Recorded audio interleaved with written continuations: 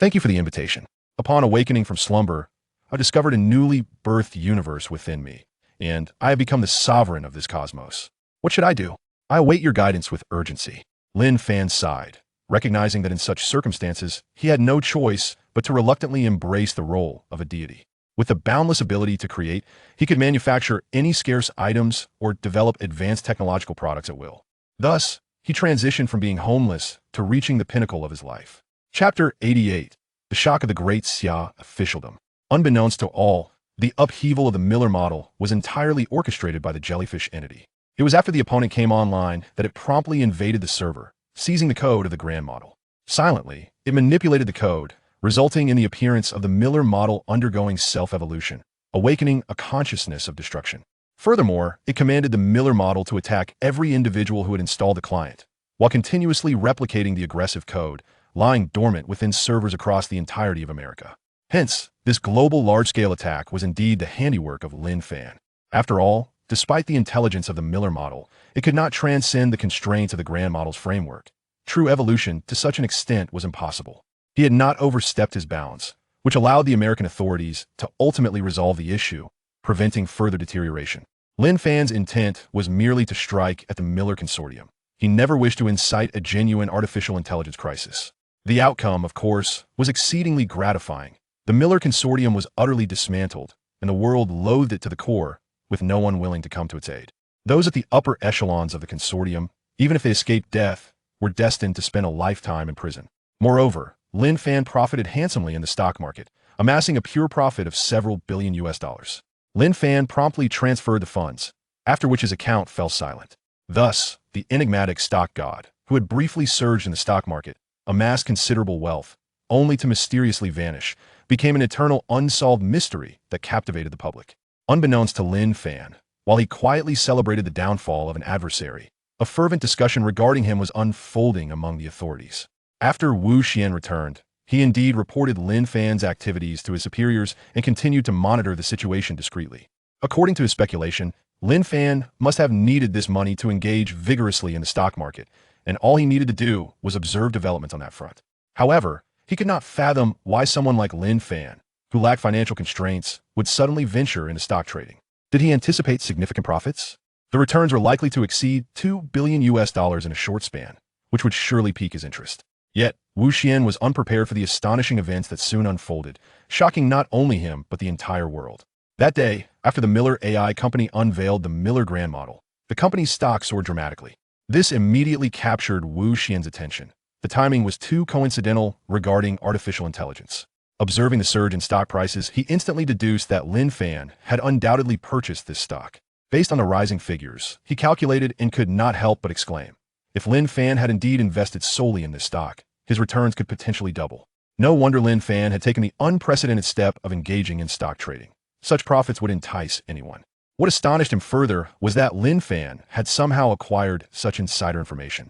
Clearly, this marked a significant advancement for the Miller Consortium, meticulously orchestrated, and they would never leak any information. Indeed, prior to the announcement of the Miller model, no one had received any information about it. Yet Lin Fan had somehow obtained this confidential news through an unknown channel. He recalled the intelligence regarding the nationwide espionage network previously acquired by the authorities. Additionally, there was the recent admission from Lin Fan that he utilized the artificial intelligence under development by his company to conduct big data analysis for information. Could it be that this latest news was also obtained through artificial intelligence? It appeared they had consistently underestimated the capabilities of the artificial intelligence Lin Fan referred to. Its abilities transcended mere prowess. They were extraordinarily formidable. At this point, Wu Xian merely considered Lin Fan to have seized a lucrative opportunity in the stock market. However, the subsequent events left him utterly astonished. The so-called artificial intelligence rebellion was about to occur.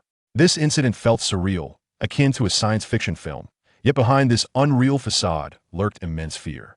He immediately connected the incident to Lin Fan. Unbeknownst to the world, this was not merely an issue with the Miller model. Rather, it was a consequence of Lin Fan's actions behind the scenes. It was inconceivable that this incident was not orchestrated by Lin Fan. Such coincidences were simply implausible. Now, several points piqued Wu Xian's curiosity immensely.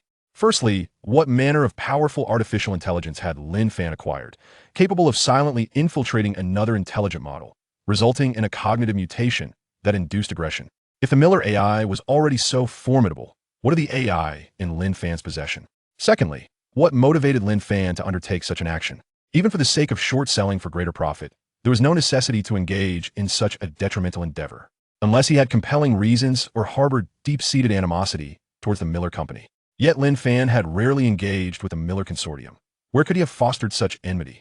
Suddenly, a realization struck him. What if the previous kidnapping incident had been a bounty issued by them? What if Lin Fan had received news about this incident through some channel? That would certainly provide him with a rationale for attacking them. With this hypothesis, he hastily activated his intelligence network to investigate the Miller Consortium. Previously, there had been no suspects, making it akin to searching for a needle in a haystack to identify the mastermind. Now, with a specific target in mind, he could piece together clues for various threads. Furthermore, the Miller Consortium had become a target of public outrage. Their various data was being exposed periodically, making it easier to collect. After gathering and analyzing the intelligence, Wu Xian was astonished to find his hypothesis confirmed. The Miller Consortium was indeed highly likely to be the puppet master behind the kidnapping incident. After reporting this discovery to the authorities, an unsettling silence enveloped everyone. It turned out that the global crisis, which had swept across the world, was in fact a manifestation of Lin Fan's clandestine quest for vengeance against the Miller Consortium. It was astonishing that Lin Fan bore such a heavy burden alone, confiding in no one and choosing to pursue his retribution in solitude. What left the authorities in a state of shock was that Lin Fan had indeed accomplished the seemingly impossible. Within a matter of days, he had completely obliterated a traditional consortium replete with immense wealth and influence, without anyone noticing his presence. Naturally, they were the exception. Now that the authorities were aware of the truth, they sought to uncover additional clues to substantiate their theories. After all, everything was merely conjecture at this point, lacking any concrete evidence. Simultaneously, they harbored a profound interest in the artificial intelligence wielded by Lin Fan. It was imperative to ascertain the true nature of this technology.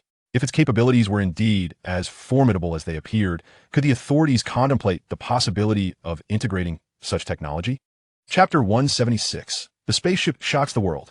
At long last, an opportunity to journey into the cosmos has arisen, and he could not possibly refrain from participating at the earliest moment. Should he wait for the next occasion, it would entail a wait of no less than several months. The construction of another vessel akin to the Chiffon would also demand considerable time. Furthermore, once he completed the official spacecraft, he had no intention of continuing production for the time being. The vastness of space may harbor other rare minerals. These natural creations of the universe could potentially yield room-temperature superconductors more readily than the fabrication of star gold. Lin Fan is now deeply intrigued by the identity of this enigmatic informant.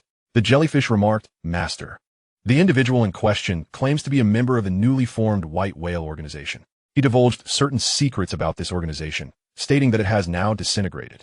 Moreover, he mentioned that the White Whale organization, through surveillance, has discovered your identity as a lizard person and realized that their resistance is doomed to failure. Consequently, he is willing to serve you in exchange for a future opportunity to be transformed into a lizard person. By the way, several members of the White Whale organization have contacted you during this time, but the previous communications lacked substance, so I chose to disregard them. Soon, the long-awaited live stream for the citizens of the Great Xia suddenly flickered to life, igniting their excitement. Wow, it's finally moving. I was wondering when it would start. But why is the broadcast focused on the warehouse instead of the launch pad? It will take time for the rocket to be transported. When will it actually launch? I'm tired. I'm going to sleep. Wake me when the rocket launches. Sigh. It's already late, so it is what it is. At that moment, everyone noticed an astonishing scene. The massive doors of the warehouse did not open. Rather, the ceiling suddenly cracked in several places, gradually parting to reveal the entire top to the open air. Huh, what is happening? Could it be that the rocket launch pad is inside? Suddenly, the colossal Chiffon appeared before everyone. Towering over 10 meters high, over 100 meters long, and several meters wide, the giant spacecraft was breathtakingly impressive, especially when contrasted with the teams of astronauts in their suits entering the cabin below. The live stream was flooded with question marks. Wow, it's actually a spaceship. Huh, it's like a festival, not a rocket landing, but a spacecraft from the cosmos. This is beyond science fiction. It seems we in the Great Xia have even constructed a spaceship. No need to worry about falling behind.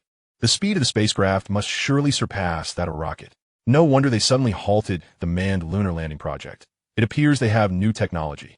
With a spaceship, who would still rely on traditional rockets to ascend? However, how could such a massive vessel take flight? What kind of engine could lift it? At that moment, the entire world was utterly astounded by the sudden emergence of the chief Fan.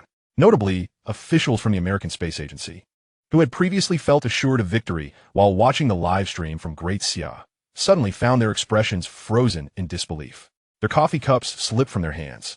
Shattering on the floor, eyes wide, they pointed at the television screen, trembling with shock. In their hearts, a bitter realization dawned.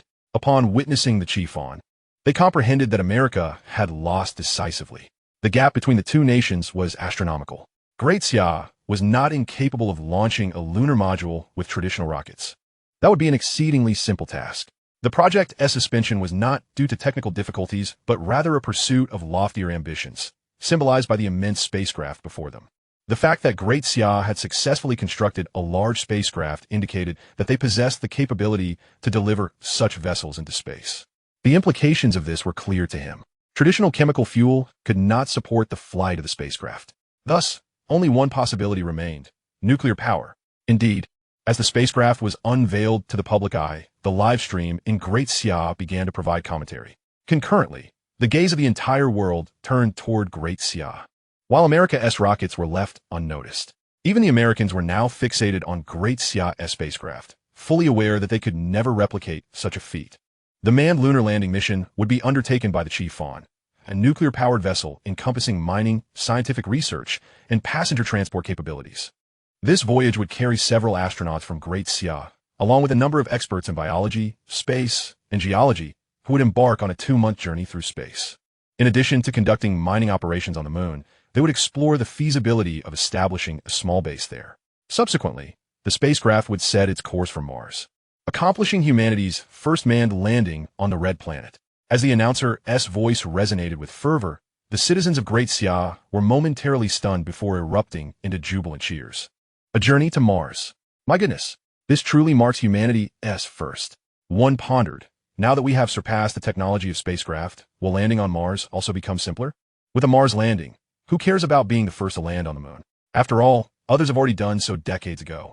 The era of interstellar colonization is upon us. It feels like a dream. I wonder if we will have the chance to set foot on Mars ourselves? Surely, this will usher in a new era of space tourism. Did you all notice? This is actually a nuclear-powered spacecraft. It is worlds apart from America's traditional fuel rockets. As news spread globally, headlines erupted with the astonishing revelation. It was utterly inconceivable. Great Sigh seemed to be enacting scenes from a science fiction film right before their eyes. While all were astounded, they also began to envision the future. Scientists from abroad were particularly fervent, enviously eyeing those who would board the chief Fan. How splendid it would be if they could be the first to venture into space. One could only imagine the wealth of invaluable information and materials that this expedition would yield, leading to significant academic contributions upon their return. The scientists embarking on this journey were destined for historical acclaim. However, they noted that some of the scientists appearing to be in less than optimal health were still allowed aboard the spacecraft. This indicated that the flight process would not subject passengers to excessive overload, permitting even those without training to embark. This implied that should they apply now, they might have a chance of being selected, much like those foreigners previously chosen to enter the Collider Research Institute. Consequently, a multitude of scientists flocked to Great Sigh, eager to engage and submit applications in hopes of joining the Space Research Initiative. Chapter 177. The enthusiastic scientists, meanwhile, in Great Sigh. As all personnel and supplies were securely aboard the vessel, the live stream displayed the interior of the spaceship. The immense space was filled with various facilities, exuding a sleek and futuristic aesthetic. Naturally, the broadcast did not reveal any classified areas, focusing instead on the living quarters, akin to cabins on a cruise ship. The array of amenities left the audience in awe. The spacecraft featured a cinema, a bar, a ballroom, and other recreational facilities, even accommodating basketball games, though this would only be possible during space travel under conditions simulating blue planet gravity or upon landing on a gravitational body. However, with the imminent launch, all individuals remained seated, fastening their seatbelts in silence. A countdown appeared on the television screen. 10, 9, 1. As the countdown reached its conclusion, the television screens suddenly trembled, revealing the spacecraft gradually ascending into the air. At each of its four corners, an engine belched forth flames. At that moment, all the aerospace scientists across the globe widened their eyes in astonishment. They attempted to gauge the technology of the nuclear-powered engine through the emitted gases, but their hopes were dashed when they observed that the flames were colored. This revelation shattered their preconceived notions. They had envisioned that a nuclear-powered rocket would only expel heated gases as propellant, which should have manifested as blue gas. A horrifying thought crossed their minds. Could it be that this nuclear-powered vessel was expelling nuclear ash? Had they truly mastered such a technology? They noted that the expulsion speed was evidently greater than conventional methods. Thus, although the 4 engines appeared relatively modest, they were capable of lifting such a hefty spacecraft effortlessly. In their original imaginings, the underside of the spacecraft would be entirely composed of exhaust ports to generate sufficient thrust. At that moment, the flames from the 4 engines flared once more, and the spacecraft accelerated, forming a luminous point in the sky within mere minutes. The scientists were once again astounded. How had sigh managed to control the power of these nuclear engines? Additionally, how had they resolved the issue of high-speed, high-temperature nuclear ash potentially damaging the spacecraft? Particularly, what materials were utilized in the conduits expelling these nuclear ashes? Today, an abundance of enigmas plagued their minds. Witnessing the spacecraft travel at such rapid speed, netizens from sigh erupted in excitement once more. This was astonishing. Could it be that they would dare to reach the moon before the American rockets? However, at this moment, the authorities in sigh were too preoccupied to revel in the success of the spacecraft's launch. They were filled with trepidation over a clandestine piece of intelligence they had just received. Moments ago, their intelligence agency had obtained information from a mysterious source, indicating that Lin Fan's presence aboard the spacecraft had been leaked at the very first opportunity. Consequently, a clandestine force in Africa possessed a missile launch site, poised to fire an anti-satellite missile at the spacecraft as it traversed into orbit, targeting it while it flew over other nations. At this juncture, Wu Xian was anxiously attempting to contact Lin Fan aboard the spacecraft, lamenting why he had received the news so late. If only he had known sooner. Lin Fan must not be allowed to board the spacecraft. Soon, Lin Fan's image appeared on the large screen. He was not clad in a spacesuit, but rather seated in his small room, arms crossed. Upon hearing Wu Xian's words, he responded with a casual "Oh." Wu Xian was in a state of panic. "Academician Lin, your situation is perilous. Can the spacecraft return? If possible, return immediately." Lin Fan shook his head, stating, "It's not feasible. We are nearing the space orbit, and it is too late now. Besides, I have no intention of returning. It's merely an anti-satellite missile, which I do not regard as a threat. If our spacecraft cannot withstand such an attack, then its construction would hold little significance." Wu Xian listened, skeptical. "Academician Lin, this is no trivial matter. Are you certain the spacecraft can handle the situation?" Lin Fan nodded confidently. The Chiefon has even devised contingency plans for meteor impacts. The kinetic energy of an anti-satellite missile is inconsequential, akin to a firecracker. Hearing this, Wu Xian released a sigh of relief. He had faith in Lin Fan's words. Moreover, the ground-based missile defense systems were sufficiently robust to intercept missiles. Hence, the systems aboard the spacecraft should be comparably effective. Yet, as he observed Lin Fan's calm demeanor, an unsettling thought crossed his mind, prompting him to ask, "Academician Lin, you didn't happen to receive advance warning about the impending attack, did you?" Lin Fan acknowledged this directly. "Yes, I received the information prior to the spacecraft's launch, but I did not take it to heart. There was no need to allow the scheming of a few rodents to disrupt my plans. Hence, I refrained from informing you to avoid unnecessary complications." Wu Xian felt a chill of sweat break out. Lin Fan's audacity was staggering. This was outer space, and, even with confidence, a slight misstep could lead to irreparable consequences. Could it be that his extraordinary abilities could handle such a predicament? After exchanging a few more words, he anxiously ended the call. Now, all that remained was to see whether the mysterious forces in Africa would indeed take action and whether Lin Fan could successfully counter the missile. At this moment, his expression hardened at the thought of that enigmatic force and the traitor who had leaked the information. Since he could not assist Lin Fan at present, he would first attend to these matters. With sigh's economic development flourishing, yet not displaying its strength, it had led many to believe it was easy to bully. This time, he would deliver a profound lesson. Meanwhile, in an underground cavern in Africa, a man gazed in shock at the live broadcast of the spacecraft, his mouth agape. He had anticipated a rocket akin to those of the United States, yet observing the spacecraft before him, he felt it was comparable. One anti-satellite missile would suffice to obliterate it. When the spacecraft ascended, its speed exceeded his expectations. He quickly placed a call to ensure preparations were made in advance. Initially, he had assumed it would take several hours for the spacecraft to reach orbit and circle before launching the missile once it was over Africa. However, the spacecraft was far too swift. He could not afford to deliberate further. If he delayed, the spacecraft might enter escape velocity and venture into deep space, potentially missing the opportunity altogether. In response to his command, a sudden burst of flames erupted from the missile launch site. A colossal missile soared into the sky, swiftly disappearing from sight. Chapter 178, The Mobile Space Fortress. At the moment the anti-satellite missile ascended, global defense systems emitted piercing alarms. News of an unannounced anti-satellite missile launch reverberated worldwide, with major media outlets broadcasting the event. Countries promptly denied any involvement in the launch, and the public quickly identified the missile's launch site, an enigmatic facility in Africa. As confusion reigned, the live feed revealed that the Chiffon had already entered space, poised to fly over Africa's orbit. At this juncture, everyone comprehended the missile's intended target. The world was astounded. The Chiffon had scarcely launched when an anti-satellite missile was dispatched to intercept it. How audacious! International netizens speculated whether this was orchestrated by the U.S. government, which promptly denied any involvement while condemning such actions. Truth be told, their officials had not anticipated such an incident, yet secretly reveled in schadenfreude. From their perspective, the Chiffon was doomed. It would be impossible for it to counter the anti-satellite missile. This would indeed be a significant blow to Sia's space endeavors.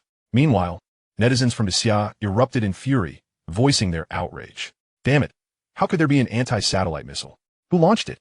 This must have been premeditated. Who else but the U.S. has the capability to establish a missile launch site in Africa? This troublemaker. We ought to declare war on the U.S. and teach them a profound lesson. What good were such sentiments now? What could be done? Would the spacecraft evade the missile's pursuit? It was a dire situation. Everyone anxiously fixated on the live broadcast, awaiting further developments, their hearts sinking. Some even dared not watch the news, fearing the next moment would bring ill tidings. At this juncture, Sia's authorities promptly issued a statement, labeling the incident as utterly unacceptable. There will be an unwavering pursuit to completely annihilate this enigmatic force, ensuring they pay dearly for their transgressions. It was stated that actions have already been initiated. At the border of the Great Sia, within an Air Force base, a flight squadron, long prepared for immediate action, promptly took to the skies aboard aging fighter aircraft, racing towards Africa. Concurrently, this aerial combat formation was accompanied by a plethora of other aircraft, including refueling tankers, early warning systems, reconnaissance planes, bombers, and the latest array of drone carriers. Meanwhile, mysterious fleets began to converge on the target area from the sea off the coast of Africa. At this moment, the foremost concern for the populace was, of course, the status of the Chiffon. A specialized television network produced a simulation akin to a video game, revealing the position of the Chiffon as it neared African airspace. Simultaneously, satellites captured the image of an anti-satellite missile hurtling towards the spacecraft at an alarming velocity, seemingly locked onto its target. Officials from the United States observed this scene with keen interest, while citizens of the Great Sia wore expressions of anger and despair, some closing their eyes, shaking their heads in disbelief, tears streaming down their faces, while others prayed silently. In an unexpected turn of events, the simulation on television abruptly changed. The missile had vanished.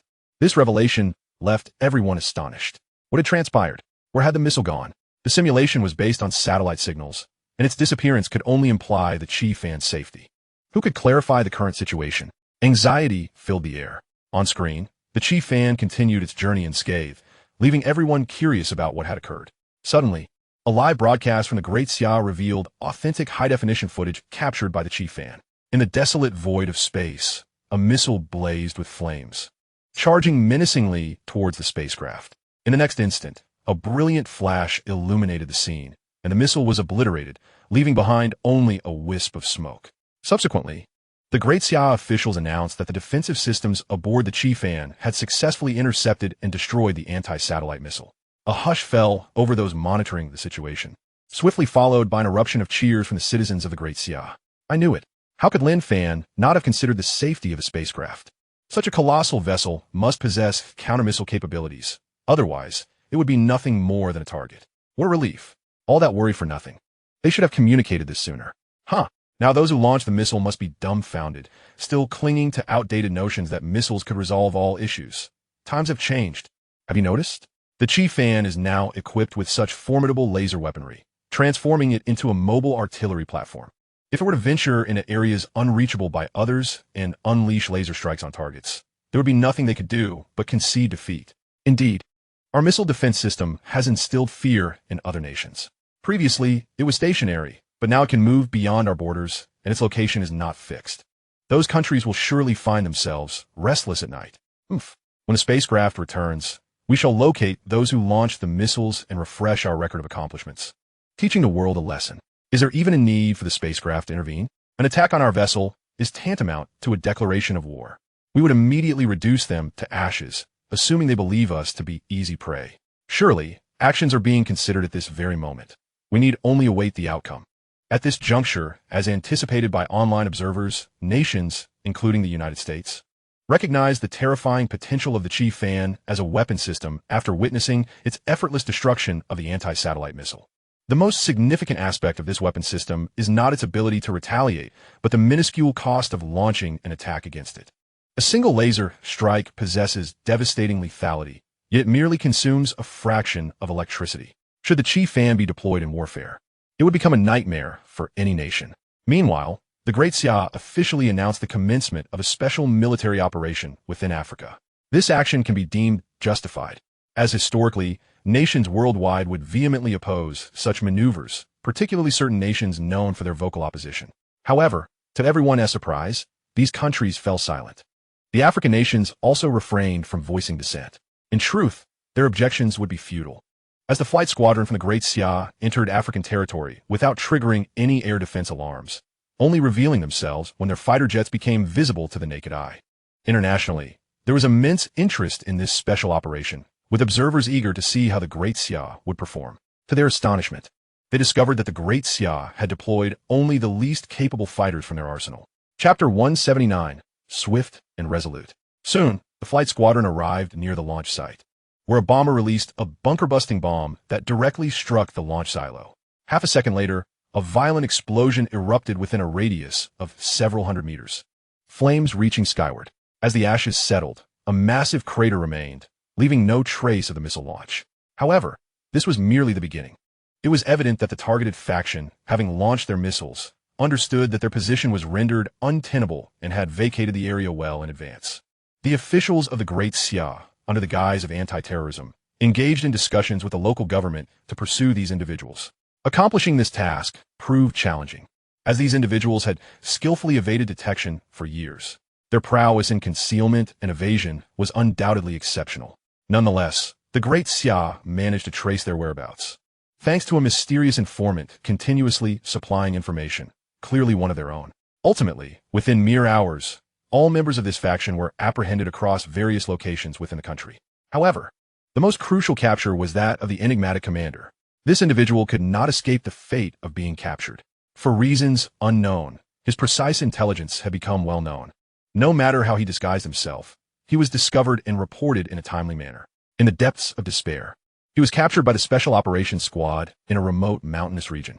At this moment, he was consumed by regret, astonished that the anti-satellite missile had failed to inflict any damage on the Chi Fan.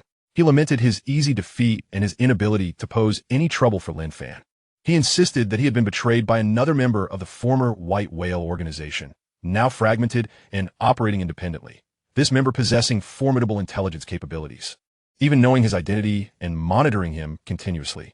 Simultaneously, in another location, a figure known as Sea Eagle received a phone call at his computer screen, nodding upon learning that their target had been successfully apprehended. The caller inquired whether such a betrayal was worthwhile, selling out their own for the sake of granting Lin Fan a favor. Sea Eagle replied, "He is hardly one of our own. The White Whale has disintegrated. We can certainly sacrifice anyone to achieve our objectives. Besides, this fool has become utterly useless, having been foolish enough to overlook the possibility of a defense system on the spacecraft, rashly making decisions that resulted in the loss of a covert launch site. It is better for such a person to meet an untimely end. We can also utilize this opportunity to grant Lin Fan a favor, gradually cultivating a relationship with him to gain more information. However, this time presents an unprecedented opportunity. Lin Fan is venturing into space, allowing us to undertake certain actions on Blue Star." The individual on the other end of the line nodded, and the two quickly conferred on various matters. Upon the return to the Great Sigh, the authorities promptly announced the obliteration of the targeted faction, apprehending all individuals involved. The television broadcasted footage of these individuals, clad in black hoods, being escorted towards Great Sigh. The online community in Great Xia expressed their satisfaction, applauding the government's swift action. This operation was a resounding success, earning astonishment from foreign officials regarding the capabilities demonstrated by the Great Xia Air Force. Although the most inferior model in Great Xia's arsenal was a fifth-generation fighter, analysis of gathered intelligence revealed that these aircraft far surpassed the performance of the most formidable warplanes possessed by other nations.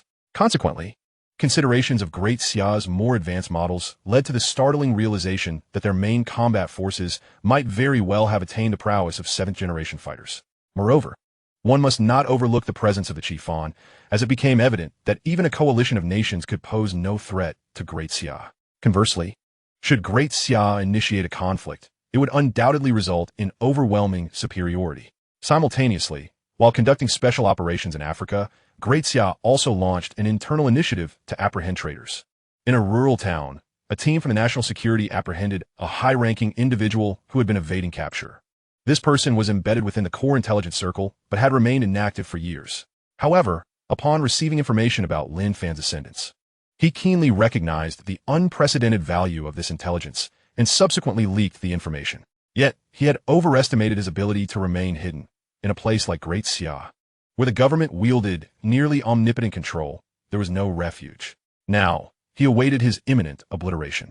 At this moment, the tumult had temporarily subsided, and all eyes turned skyward, eager to witness the second manned lunar landing in human history. Naturally, the populace of Great Xia harbored renewed expectations for the Chiffon, hoping it would reach the moon ahead of schedule. Meanwhile, both Great Xia and the United States intelligence agencies were announcing their respective progress. Great Xia's updates were particularly clear. Periodically, the Chiffon transmitted videos and data from within the spacecraft back to Blue Star. Observations revealed that the spacecraft was steadily accelerating, initially opting for a gentler ascent to accommodate some untrained scientists on board. However, upon reaching space, the Chiffon reduced its nuclear propulsion engines to a minimum, activating its ion thrusters and maintaining an acceleration akin to that of Earth's gravity. The spacecraft's velocity increased significantly, and it had already deviated from its previous trajectory, heading directly for the moon. The interior of the Chiffon astonished the inhabitants of Blue Star. Was this truly a professional and serious spaceflight? Hadn't astronauts always been neatly attired and secured in their seats? Now, the individuals aboard the Chiffon had shed their bulky space suits and were moving about the cabin. Due to the acceleration, they appeared to be in no different a situation than if they were indoors on Blue Star. They stood or sat comfortably, sipping beverages, perusing magazines, or indulging in television and mobile phone entertainment. This spectacle elicited immense envy from the people of Blue Star, further solidifying their aspirations for monetary gain to embark on space travel. Many couples planning to marry even resolved to postpone their weddings, intending to honeymoon aboard the Chiffon or on the moon once commercial space travel became a reality. Comparing data from both sides, the netizens of Great Xia were delighted to discover that the Chiffon had surpassed the progress of American rockets. After all, it had accelerated away from its orbital trajectory without the need for extensive maneuvering, unlike rockets that required winding paths.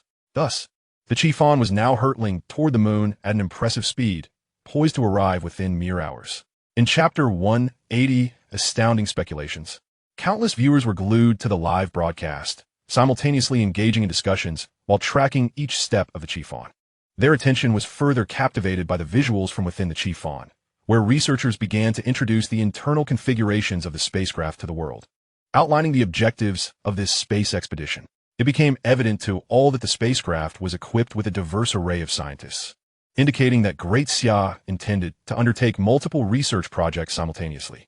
In addition to geological mining analyses of the Moon and Mars, they aim to explore in-situ resource utilization for constructing bases, conducting agricultural experiments, and executing biosphere studies, among other endeavors. Remarkably, the spacecraft housed a fully equipped laboratory and a comprehensive factory, capable of producing various industrial goods given sufficient raw materials. The manufacturing process was astonishingly straightforward and crude, eschewing traditional industrial inputs in favor of various synthetic methodologies. For instance, they would first synthesize petroleum and subsequently convert it into a range of industrial products, including plastics. Due to space constraints aboard the Chiffon, storing vast quantities of industrial goods, including crude oil, was unfeasible. Consequently, some raw materials would need to be extracted from the lunar or Martian surface. This fact left foreign aerospace professionals envious. The advantage was clear. The spacecraft required no raw material transport from Blue Star, continually sourcing materials for construction and production on extraterrestrial bodies. Theoretically, entire bases or even cities could be established on the Moon and Mars, significantly accelerating the pace of extraterrestrial exploration. However, the drawbacks were equally apparent, leading to perplexity among foreign scientists. It was inconceivable. Such an endeavor would necessitate an abundant energy supply. Unlike Blue Star, extraterrestrial locations could not generate endless power. Relying solely on solar energy to sustain industrial operations was nothing short of a fantasy. Was it possible they were relying on nuclear propulsion for power generation? Yet, even that would be limited, as the nuclear fuel must also be sufficient to enable the spacecraft to overcome gravity. Scientists began to harbor incredible speculations, though they found them hard to believe and hesitated to voice them. Furthermore, they could not fathom how Great Sigh had achieved such a feat without public disclosure. Some more astute enthusiasts were the first to raise questions. Don't you all think this spacecraft is extraordinary? I mean, the undisclosed aspect from Great Sigh, getting such a massive spacecraft into the air, is certainly not merely a matter of perfecting the nuclear engine. Moreover, how do they control the power of a nuclear reaction? This is simply astounding. Just now, I suspected that while the Chi-Fon is sustaining flight, it is somehow generating sufficient electricity to continuously support a fully equipped industrial laboratory in producing goods. Admittedly, the scale is much smaller than on Blue Star, but it is utterly remarkable. Where is this electricity sourced from? Could it be that I have conducted meticulous calculations and discovered that to accomplish this, room temperature superconductivity must be realized? Only with such materials could the spacecraft achieve these feats. Room temperature superconductivity. This is the true monumental achievement concealed behind the Chi-Fon. The Chi-Fon is merely a facade. Great Sigh has yet more hidden capabilities. This speculation rapidly spread across the globe, garnering unanimous acknowledgement from the scientific community, leaving everyone astonished. Some individuals further extrapolated. If room temperature superconductivity had indeed been achieved, the construction of such a spacecraft would be unsurprising, and many traditional technological bottlenecks would be surmountable, making the development of controllable nuclear fusion devices a feasible endeavor. The world was left in awe of these audacious conjectures, sparking a flurry of inquiries from countless netizens seeking clarification from the Great Sigh authorities. The citizens of Great Sigh, in turn, were filled with exhilaration, their pride soaring. This represented the precursor technology of the next industrial revolution, the dawn of a forthcoming technological explosion ignited by Great Sigh. However, the official authorities of Dacia have not issued any response regarding this matter, merely stating that everything must await a statement from Chi-Fon Corporation. Meanwhile, Chi-Fon Corporation has been besieged by numerous media reporters. The executive Liang Feng, with a wry smile, expressed their utter ignorance on the situation, emphasizing that all must wait for Lin Fan's reply, and at present, they are unaware of Lin Fan's whereabouts. They indicated that the Chi-Fon spacecraft and the room temperature superconductors are entirely Lin Fan's endeavors, with no involvement from anyone else in the company. Thus, the external world yearns to see Lin Fan emerge and elucidate everything. Yet, despite their efforts, they are unable to reach Lin Fan, who seems to have vanished without a trace. Unbeknownst to many, at this moment, Lin Fan is aboard the Chi-Fon spacecraft, which is now approaching the moon and gradually decelerating, having completely reversed its orientation, with its rear now facing the lunar surface. During this deceleration, the spacecraft retains a degree of gravity. Preparations aboard the vessel have commenced. The crew is no longer leisurely, diligently organizing all necessary equipment. Scientists don their space suits and ready the various extravehicular equipment. For the spacecraft's viewport, the cold, luminous moon appears, resembling a vast disk radiating a serene glow. Soon, amidst the collective anticipation, the spacecraft continues to decelerate, ultimately slowing to a halt, hovering several dozen meters above the moon's surface. The visuals from the moon are broadcast live to Blue Star, prompting an eruption of cheers and applause from the viewers in Dacia. Within the space agency, the staff, after a brief silence, also began to celebrate. At this moment on the lunar surface, the doors of the Chi-Fon spacecraft opened, and several astronauts gracefully descended, flashing peace signs at the cameras. Instantly, the internet erupted. These were the first individuals from Dacia to set foot on the moon.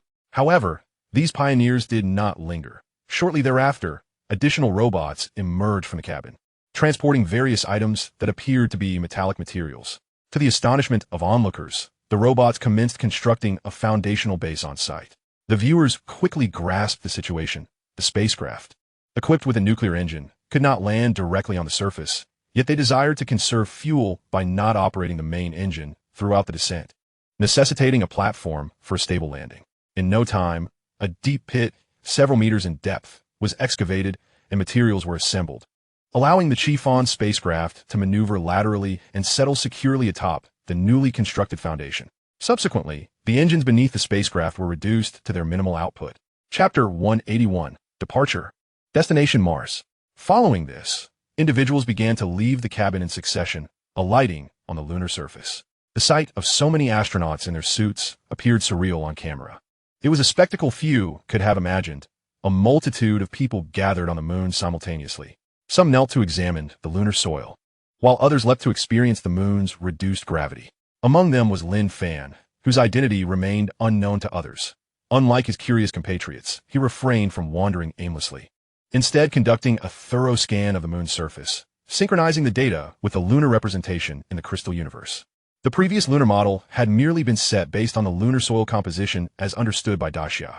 At this juncture, viewers in Daxia, witnessing the live stream, erupted into applause as astronauts retrieved a national flag from the spacecraft and planted it in a prominent location. A profound sense of pride surged within everyone's hearts. After a brief period of activity on the lunar surface, most scientists returned to the spacecraft to engage in further research. A multitude of robots subsequently exited the vessel, equipped with various intricate devices, commencing their tasks. Curiosity piqued among the viewers. The official space agency personnel clarified the situation. Our lunar mission aims not only to conduct practical explorations of the moon's surface, but also to establish an unmanned base for regular data collection. This base is intended to be constructed underground, with surface communication systems to Blue Star outfitted with various sensors, and a missile defense system to address unforeseen incidents, such as meteorite impacts. Once our official spacecraft is developed, this base will gradually expand, acquiring diverse functionalities, potentially evolving into an underground research facility or even a subterranean city. In the future, our scientists will inhabit this site, rotating every 6 months. The global audience was captivated, spellbound by Daxia's dynamism and Chi-Fan Corporation's technological prowess. At this moment, a curious netizen inquired through the chat, "How long does the Chi-Fan spacecraft plan to remain on the moon? Why not construct a manned base immediately?" The space agency representatives promptly responded, "Given that the primary objective of this mission is Mars, most research efforts are concentrated there, rendering the lunar visit as merely supplementary for scientific inquiry and data collection. Therefore, we will not linger here for too long.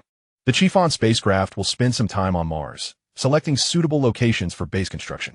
We hope you will stay tuned." This response sparked immense excitement among Daxia's netizens while evoking envy from abroad. Daxia had already accomplished significant feats on the moon, yet this was merely a secondary venture, implying that the moon hardly posed a challenge in Daxia's eyes. Nonetheless, the Western nations recognized that it would take considerable time to reach such a level. Not to mention, Daxia's impending lunar landing and base construction on Mars would represent unprecedented achievements in human history. The disparity between them and Daxia seemed utterly disheartening, as they unwittingly found themselves distanced from the forefront of scientific research. They wished fervently for their own astronauts to set foot on Mars as well. The Chi-Fan spacecraft remained on the moon for 2 days, during which an abundance of robots emerged from the vessel, tirelessly working on the lunar surface. Their efficiency was remarkable, rapidly excavating a substantial pit and constructing a sealed foundational structure, complete with an outer shielding layer and an insulating layer. The entire underground base was subsequently concealed beneath the lunar regolith, with extensive solar panels installed above, accompanied by various surface sensors and an intriguingly peculiar apparatus. As per the official statements from Daxia, this was the so-called missile defense system, albeit a basic version, intended solely to protect the vicinity of the base from meteorite impacts. International officials gazed enviously at the underground base, particularly the missile defense system, yearning for a chance to study such enigmatic technology. Yet, they could only dream. Daxia had strategically positioned these devices knowing that no one possessed the capability to transport them away for research. They had just witnessed a fleet of robots completing their tasks and directly entering the underground base, clearly indicating that these machines were equipped not only for labor and data collection, but also possessed formidable combat capabilities. Furthermore, it was evident that the missile defense system was not limited to targeting airborne threats. Anything within its line of sight could also be neutralized. rendering any attempts to send astronauts for exploration futile. It is noteworthy that during these 2 days, astronauts from the United States finally succeeded in landing on the moon.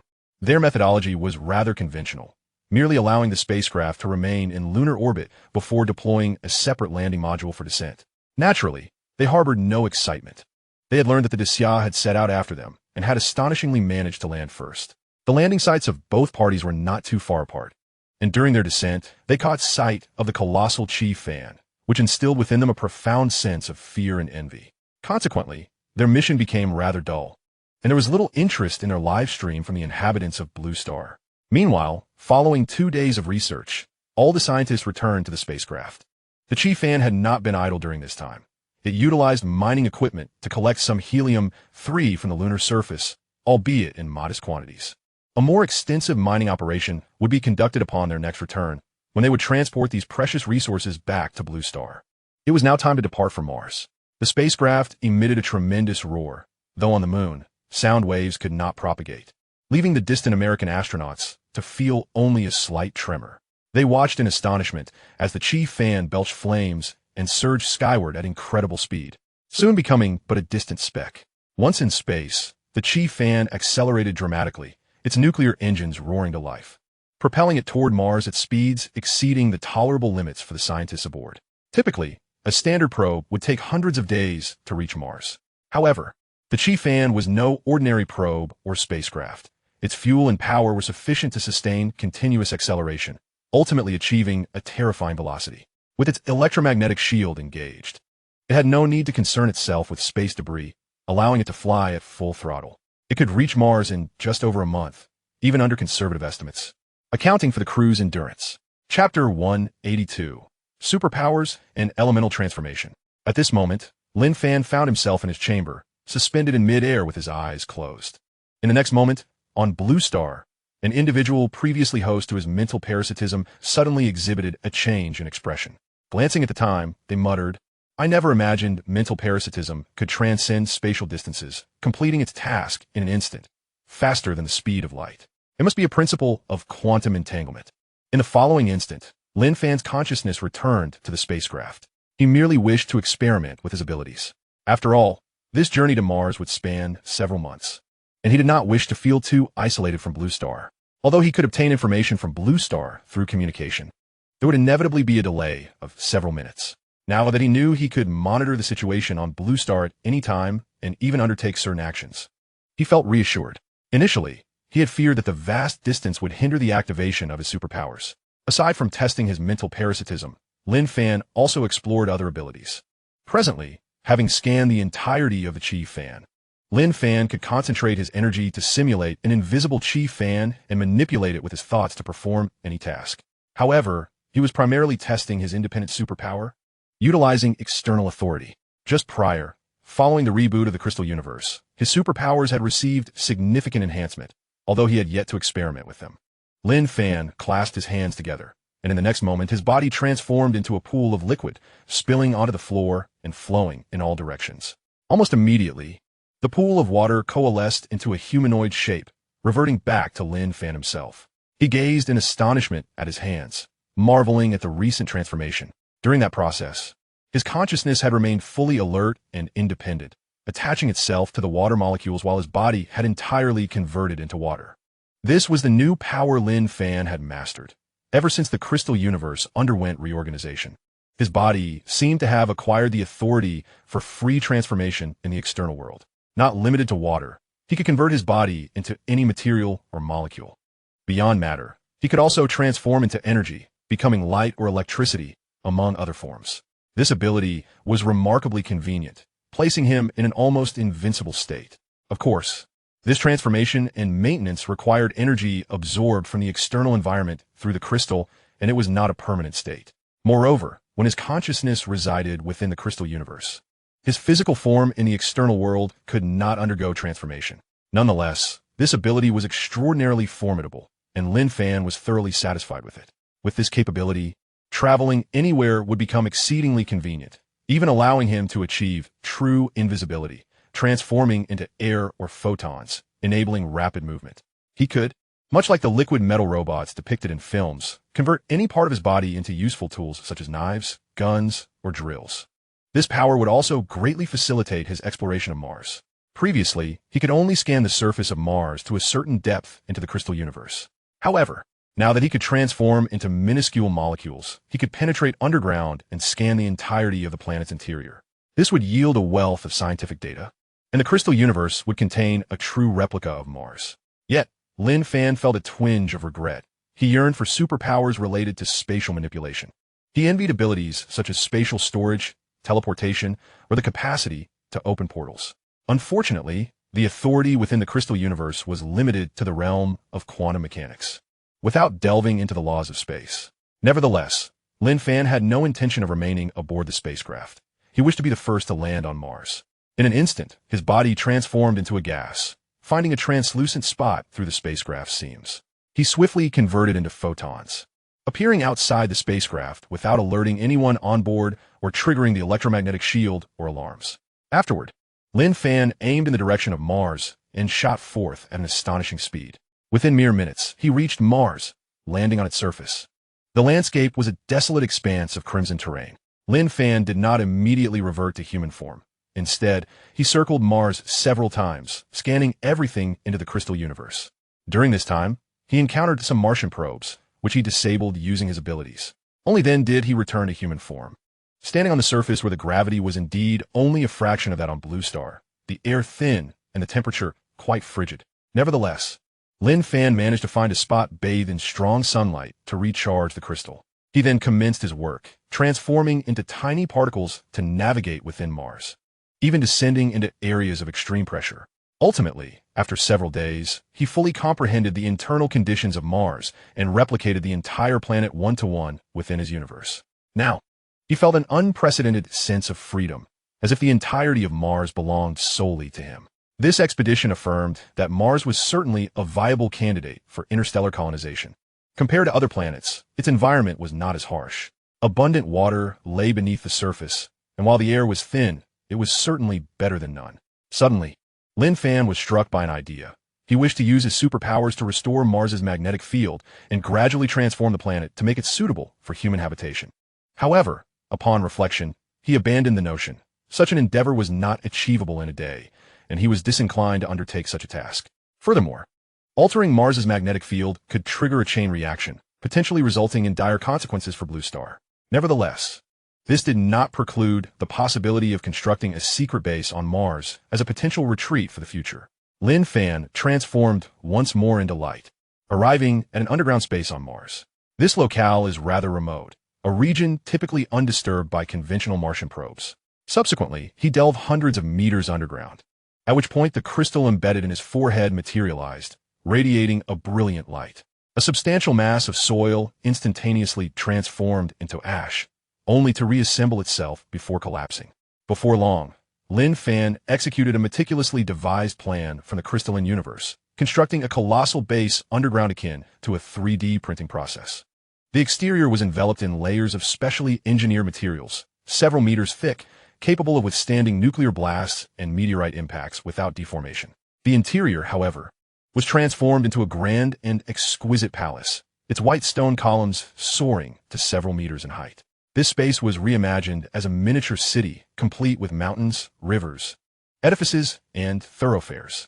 Within the city, various factories and research facilities flourished, with Lin Fan's residence nestled in a villa amidst the hills. Nearby, a gentle stream flowed, accompanied by an array of artificially cultivated greenery. The entire subterranean expanse functioned as a closed biosphere, with resources highly integrated and managed by advanced intelligent devices embedded throughout the city, ensuring the harmonious operation of this ecosystem. Chapter 183, regarding the revelation of Lin Fan as a lizard man. Having meticulously crafted this subterranean haven for some time, Lin Fan resurfaced, now fully cognizant of the Martian situation. It was time to explore other planets within the solar system. In addition to his ambition of replicating the entire solar system within the crystalline universe, he also sought resources unavailable on the blue planet. Thus, Lin Fan transformed once more into a beam of light, soaring skyward towards Venus. Meanwhile, on the blue planet, personnel from the United States Space Agency were grappling with the sudden malfunction of all Martian probes, puzzled by the circumstances. They speculated that something significant must have occurred on Mars. Had it not been for the Chi Fan spacecraft's recent journey to Mars, they might have suspected that the Daxia government had sabotaged their probes. At this moment, within the Daxia government, discussions regarding Lin Fan were underway.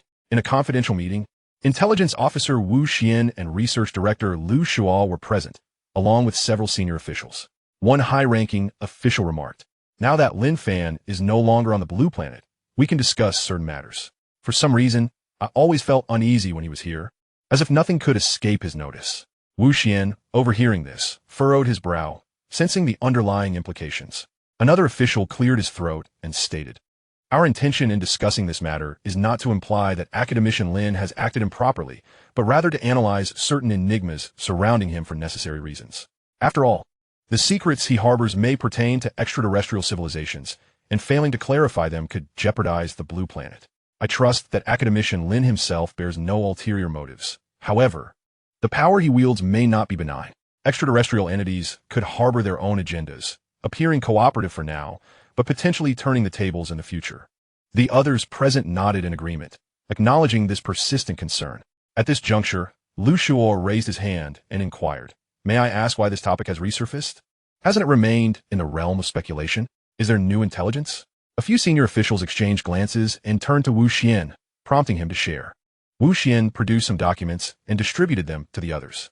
"You are aware of the mysterious African faction that attempted to use anti-satellite missiles against the Chi Fan spacecraft, correct? We have apprehended all members of that faction." Curiously, their leader, upon capture, repeatedly claimed that Lin Fan is a lizard man, as if fearing that this secret would be revealed. During interrogation, he continued to insist that the world would fall under the control of lizard men, and he maintained that his arrest was due to others aligning with Lin Fan to gain lizard man blood, leading to his betrayal. Lu Shuo frowned, expressing skepticism. "Lizard men? This sounds absurd, as though it were concocted." The high-ranking official replied, "Indeed, such claims do resemble urban legends. Yet in recent times, numerous mysterious communications have reached our intelligence agency, asserting that Lin Fan is a lizard man and urging his capture to prevent future domination of the Daxiao by him. Initially, we dismissed these as mere conspiracy theories or foreign provocations. However, this captured faction is not ordinary. They claim to belong to an international organization formed to oppose Academician Lin. Their capability to deploy anti-satellite missiles confirms their power, making their statements worthy of our attention. Moreover, we have indeed received tips from mysterious informants, raising further suspicion. If this is truly about lizardman bloodlines, we must proceed with caution." In conclusion, we reviewed the witnesses' testimony, finding the details compelling. They claimed to have discovered secrets, while trailing individuals suspected of being lizardmen subordinates. Lu Shuo, after reviewing the documents, remained troubled. "My perspective diverges from yours. Hearing your accounts only heightens my suspicion of something unusual at play. The notion of lizardmen seems far-fetched, lacking any substantiating evidence, as if entirely fabricated. I suggest we handle this cautiously, as I believe there are underlying motives, likely orchestrated by Western nations seeking to sow discord. Unable to compete with Daxia, and unable to eliminate Academician Lin, they likely aim to create turmoil and fracture our unity." One senior official nodded in agreement. "This indeed warrants careful consideration. We cannot overlook any potential risks." Another added, according to the captured individual, they had previously obtained blood samples from those who had ingested lizardman blood, and found that their genes had been altered, incorporating reptilian fragments. Thus, acquiring a biological sample from Academician Lin for testing would clarify matters. Should the tests prove negative, it would expose these foreign conspiracies as baseless. Lu Shuo frowned at this suggestion, internally opposing such actions. Yet, he recognized that the higher-ups would not be at ease without pursuing this course. He lacked the influence to halt it, and hoped that Lin Fan would remain oblivious to the investigation, fearing that even a hint of suspicion could lead to discord. Thankfully, Lin Fan was currently away, reducing the likelihood of conflict. There was no need for direct sampling from him. They could search through his office at Chi Fan Corporation or even sift through his household waste, where they might find strands of hair or bodily fluids. Suddenly, he inquired, "Given that there is an alleged lizardman-transformed individual in custody, couldn't we simply extract blood samples from him for testing?" Wu Xian awkwardly rubbed his forehead and replied, "This individual's identity is rather complex. He is a high-ranking official within the U.S. military, which is why this matter has garnered such attention, if you understand my meaning." Lu Shuo was taken aback. If Lin Fan were indeed behind this, his reach had extended remarkably far, even infiltrating U.S. High Command. Yet he soon pondered, doesn't this leave us without evidence? We cannot capture this individual, and thus can never ascertain whether he truly possesses lizardman genes. Moreover, if Academician Lin were indeed a chosen representative of lizardmen aiming for global domination, why would he seek to control U.S. officials instead of acting here in Daxia? Clearly, Daxia is currently the world's most powerful nation, and it would be far simpler and more necessary for him to exert his influence here. Chapter 184, A Farce. The other senior executives exchanged glances, fully aware of the reasonableness of Lu Shua's assertions. Nevertheless, within their ranks, they had indeed heightened their vigilance towards one another, and they now engaged in regular health checkups and comprehensive genetic testing. Naturally, these measures remained undisclosed to the outside world. They did not wish to portray Lin Fan as malevolent, aware that such thoughts could lead to conspiracy theories. Yet, the inclination to entertain such notions was difficult to resist. Complete reassurance was an impossibility. After some time, the results of Lin Fan's DNA test emerged, confirming that his genetic makeup was entirely human, devoid of any signs of modification, and utterly unrelated to that of a lizard. This revelation brought a sigh of relief to some, yet it also sparked new suspicions. If Lin Fan's genetics bore no distinction from those of a human, then his displayed abilities, such as immense strength, became perplexing. They began to wonder whether Lin Fan had deliberately placed those genes there or had manipulated them to allay suspicions. After all, a lizard person would undoubtedly excel at camouflage, unlikely to reveal their biological information. Yet traces of Lin Fan's hair could be found in both his home and office.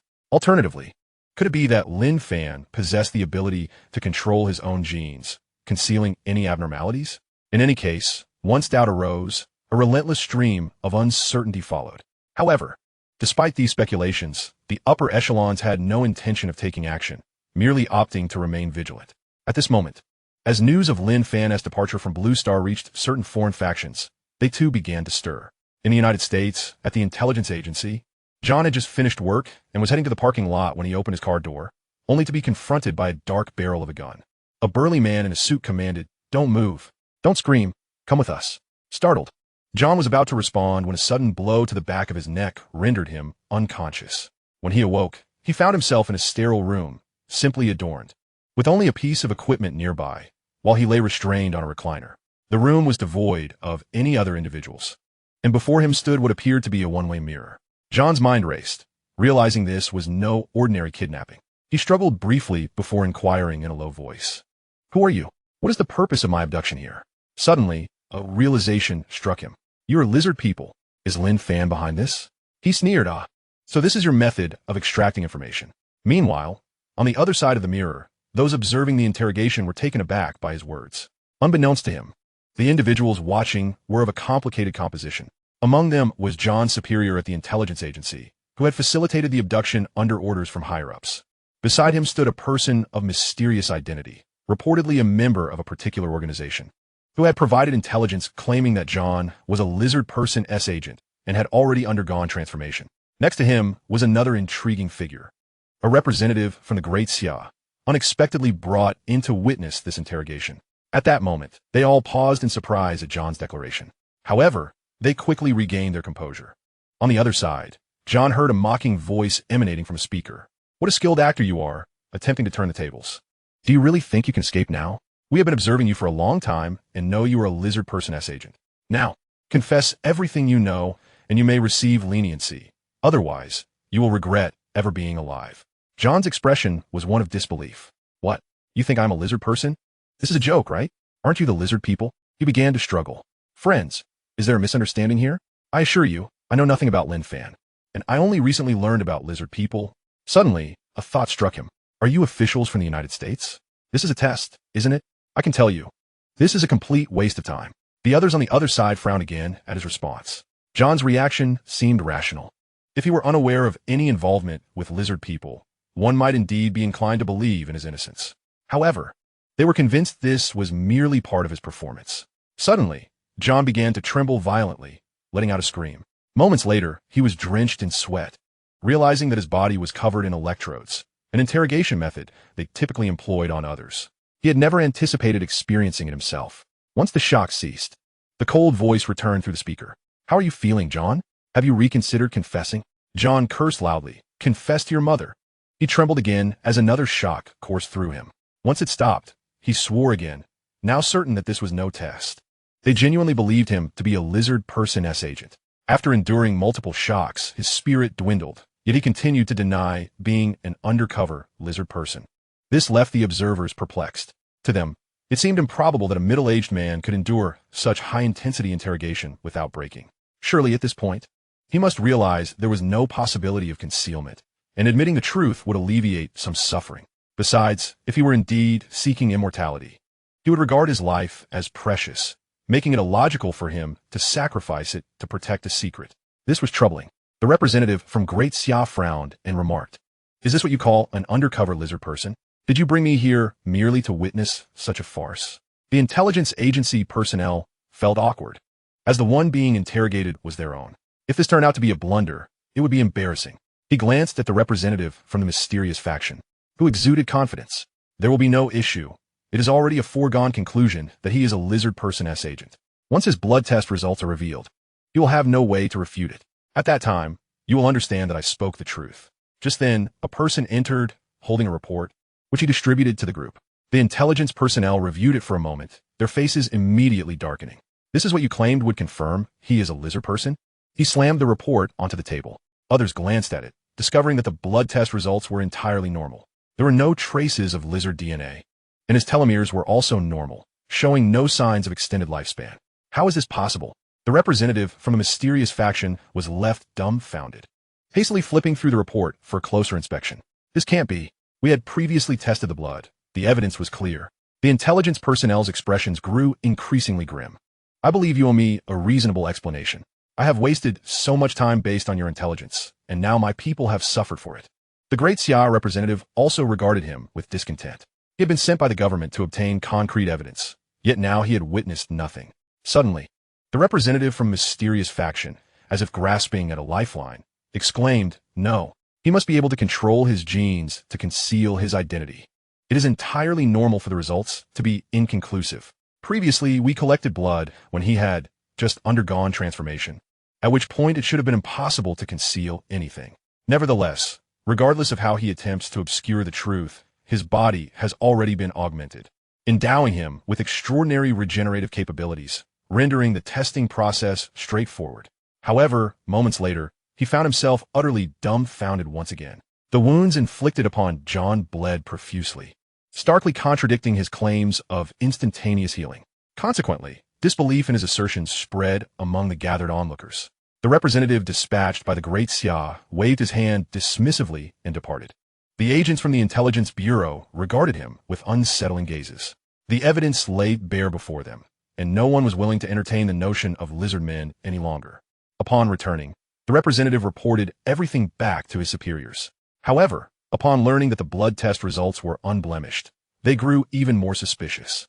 They reasoned that if this were a frame-up, it would be improbable for them to be invited only to witness the other party's humiliation. They believed the evidence might have been compromised, failing to conclusively deny the existence of lizard men. Instead, it reinforced the notion that this extraterrestrial force was far too formidable to leave behind any traces. Nonetheless, since no evidence was discovered, the matter was promptly shelved. Their stance towards Lin Fan remained unchanged. They had no intention of pursuing these doubts further. Within a clandestine underground base, the Sea Eagle learned of the interrogation's outcome through the network, and after a moment of silence, uttered, "Impressive. Our plan has once again met with failure." They had initially hoped to exploit this opportunity to incite the Great Xia to take action against Lin Fan, but it had been effortlessly defused. Everything was orchestrated according to the other party's design. It was evident that they could easily reverse the alterations made to the blood, restoring their ordinary appearance and even erasing their memories. With no evidence remaining, no one was inclined to believe in the legends of lizard men any longer. Just as the previously captured videos could not substantiate anything, being unclear and easily fabricated, so too was the very notion of lizardmen's lineage discredited, rendering the videos meaningless. This divine nation proved to be far more formidable than I had anticipated. However, it did confirm that Lin Fan had substantial support behind him. After all, he must have realized that John's predicament was a trap by the time he boarded the ship, leaving him no opportunity to erase John's bloodline. What Sea Eagle did not know was that the pill Lin Fan had administered to John was, in fact, a temporary measure. John remained in a parasitic state, devoid of any memories regarding this matter, and believed himself to be innocent.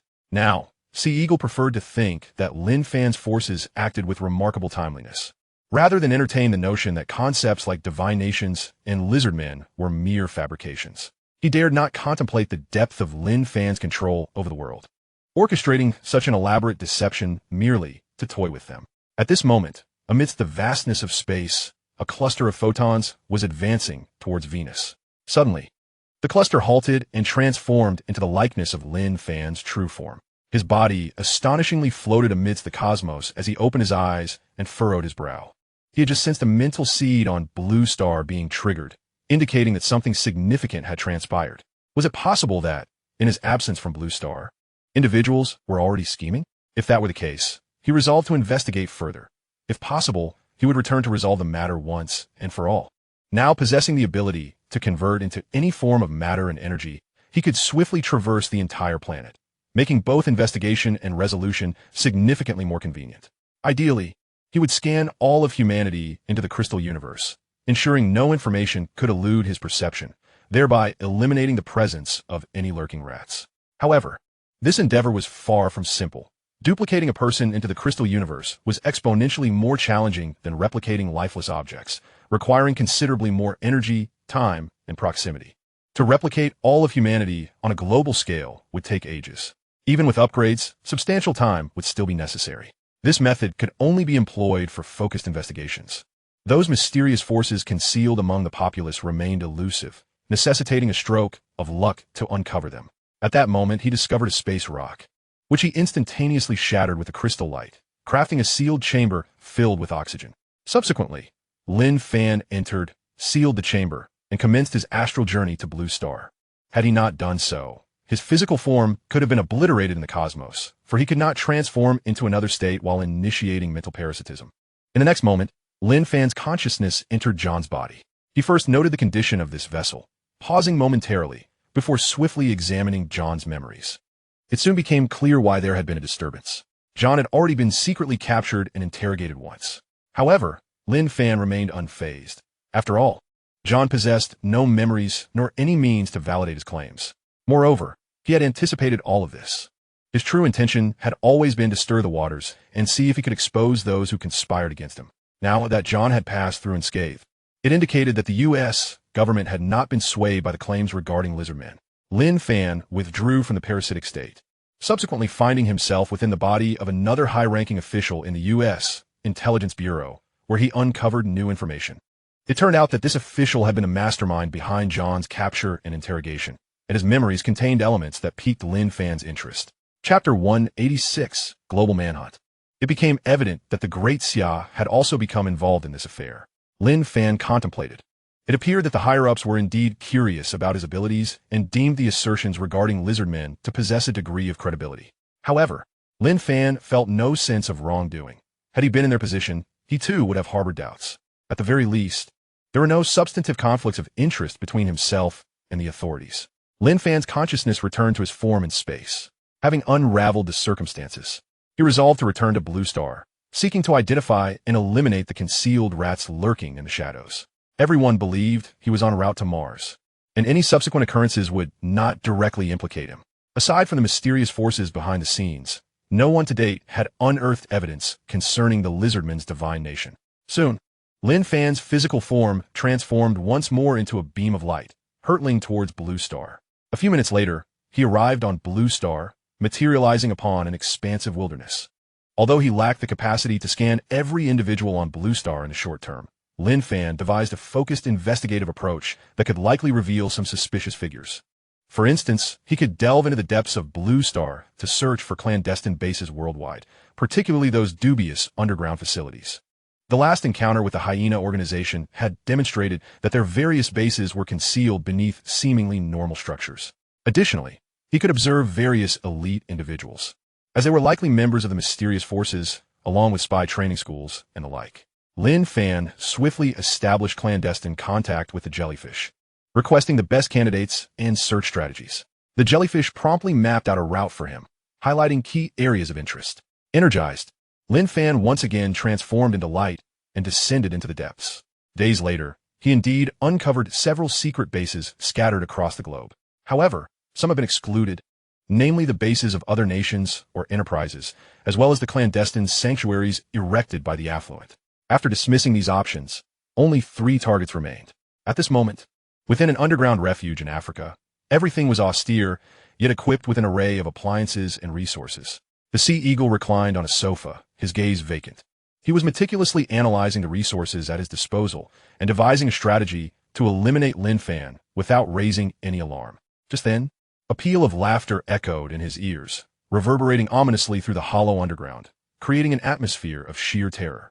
The sea eagle felt a jolt, swiftly rising to his feet, a pistol now in hand, scanning his surroundings with heightened vigilance.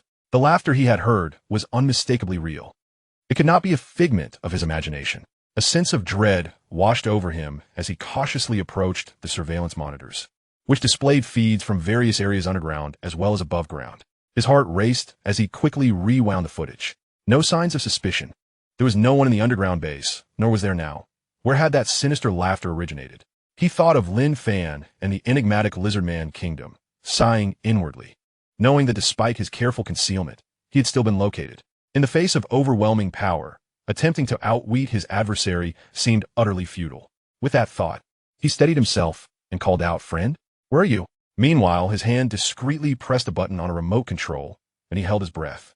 At that moment, the laughter resounded once more, now drawing nearer. The sea eagle was gripped by a chill, swiftly turning to face the source of the sound, only to find himself staring at a bare wall, devoid of any hiding place. In a sudden burst of desperation, he seized the cup from the table and splashed it toward the air before him, yet found nothing. He had entertained the notion that perhaps his opponent was invisible, hoping to reveal their presence. Unyielding, he inquired again, "Who are you? Why don't you show yourself?" The voice replied, "I have been right beside you all along. Can you blame me for your inability to see me? Turn around and take a look in the mirror." A wave of unease washed over the sea eagle as he quickly turned to a mirror, and in the next moment, goosebumps erupted across his skin. In the reflection, a figure was perched on his back. The sea eagle began thrashing wildly, striking at his own back, but when he looked again, the figure had vanished. A smirk crept across his lips. "Friend, what prowess do you possess in this charade? I concede you are indeed formidable. I do not know how you achieve this, but the fact that you have not struck first, opting instead to toy with me, will incur consequences. How do you feel now? Are your limbs heavy, devoid of strength?" Moments passed without a reply, and a flicker of joy sparked within him, believing his opponent had succumbed and was now seeking an escape. He promptly activated the fire alarm system, and water began to spray throughout the room. Yet after a prolonged period, his expression darkened once more. "No these cavities." Just then, he heard the voice again, dripping with mockery. "Oh, are you referring to the button you just pressed, releasing gas into the room? I thought you were merely jesting." Let me see, it seems to be a colorless, odorless toxin, lethal to lizards. You didn't truly believe that could harm me, did you?" At those words, the sea eagle's heart plummeted. He had thought he had ensnared his adversary with this meticulously crafted defense mechanism, devised with the knowledge that he was up against a cadre of lizard men. If they possessed lizard DNA, perhaps they would be susceptible to this specialized toxin. Yet, to his dismay, it proved utterly ineffective. Even more shocking was the realization that his every move was transparent to his opponent, who even seemed aware of the toxin he had employed. This indicated that his adversary's control was far too formidable. The only reason he was still alive was that he was being toyed with. He asked in a low voice, "Who are you truly? How is this possible? At the very least, grant me the clarity of understanding before I perish." The voice responded, "I have always been by your side. Don't believe me? Look in the mirror again, and remember to come closer, then you will see me." The sea eagle, filled with perplexity, approached the mirror, but found nothing within its depths. Moving even closer, pressing against the glass, he widened his eyes to scrutinize his reflection. A tremor coursed through him as a horrifying thought emerged. He edged nearer to the mirror, and in the next instant, he beheld a scene of terror surpassing his comprehension. Chapter 187, Absolute Domination. In his pupils, a figure stood there, laughing uproariously. Who else could it be but Lin Fan? The laughter crescendoed in his ears. The sea eagle emitted a desperate, anguished cry.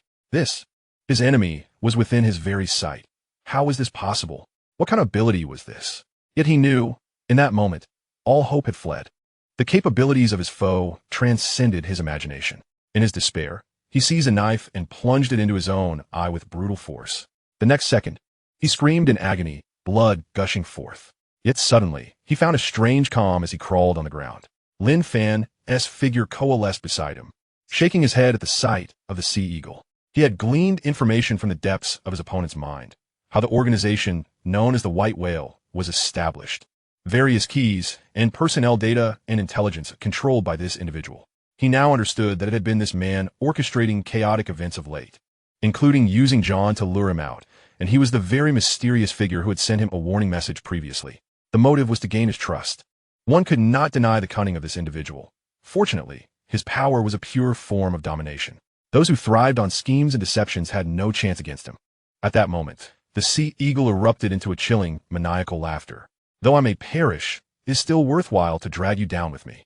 He suddenly pressed the second button on his remote. An ominous noise reverberated throughout the bunker.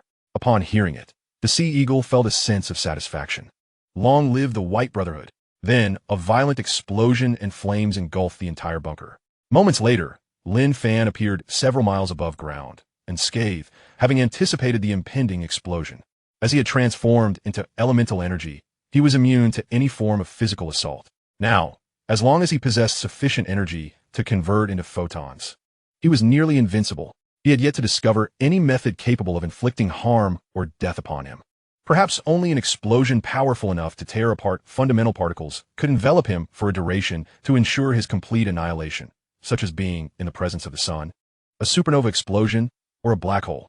Lin Fan turned and became a beam of light, seeking his next target.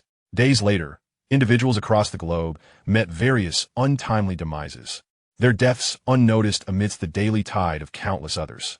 When Lin Fan's figure reemerged, he found himself once again in the expanse of outer space. He was exceedingly satisfied with this operation, having eliminated a batch of adversaries who had opposed him. These individuals had masqueraded as members of the organization by utilizing information from a mind of the sea eagle, ultimately leading to their demise. This would ensure a prolonged period of tranquility. Lin Fan was acutely aware that he could not eradicate all of his enemies. There remained numerous members of the organization lurking in the shadows, eluding his grasp. However, these elusive foes held little significance for him. His primary objective was to eliminate those who possessed organizational capabilities and controlled resources. The remaining individuals were largely inconspicuous clerks hidden among the masses, which was why they had managed to evade detection so effectively. Once prepared, Lin Fan cast a glance at the blue star before soaring once more towards the golden star. Meanwhile, on the blue star, those elusive foes were trembling in fear. They had sensed the recent upheavals. Some members of their organization had suddenly become unreachable, and strange explosions had erupted at various locations, reminiscent of the circumstances surrounding the downfall of the Hyena organization. They quickly speculated that the Divine Kingdom was conducting a manhunt for them. Consequently, they ceased all activities and destroyed any evidence that could lead back to them, effectively severing ties with the organization. Days passed, and upon realizing that they were safe, they began to feel a slight sense of relief. Yet, they understood that this was not due to their adept concealment, but rather that the opposition seemed disinterested in them, as their involvement in the organization had been minimal, allowing them to escape unscathed. Their terror of the Divine Kingdom had reached its zenith. It was astonishing that even a newly established organization could maintain such a high level of secrecy, yet still fail to prevent being discovered and exterminated. It felt as if an unseen eye was scrutinizing every corner of the blue star. They no longer dared to mention anything related to Lin Fan, let alone oppose him. Moreover, they had been thoroughly disbanded, lacking any semblance of organizational capability. Returning to Lin Fan, he had traversed the entire solar system over the course of several months. From the nearest planets to the most distant, including their moons and the myriad celestial bodies within the asteroid belt, he had meticulously explored each one. With the speed of his light incarnation, even the farthest planets could be reached in just over a day, assuming ideal conditions and boundless energy. In reality, however, Lin Fan found himself moving intermittently through the cosmos. As his energy reserves dwindled, he needed to revert to human form to recharge his crystals before resuming his journey. A significant portion of his time was devoted to recharging, and upon arriving at each planet, he required several days to conduct a comprehensive scan of the planetary structures. Thus, the extensive duration spent on preliminary scans across the numerous planets of the solar system was justified. It is noteworthy that Lin Fan did not scan Jupiter or the Sun. Merely approaching their outer regions subjected him to an overwhelming pressure that he could not withstand. His subconscious warned him that if he pressed on, even in his light form, he would face annihilation, merging with them and becoming irretrievable.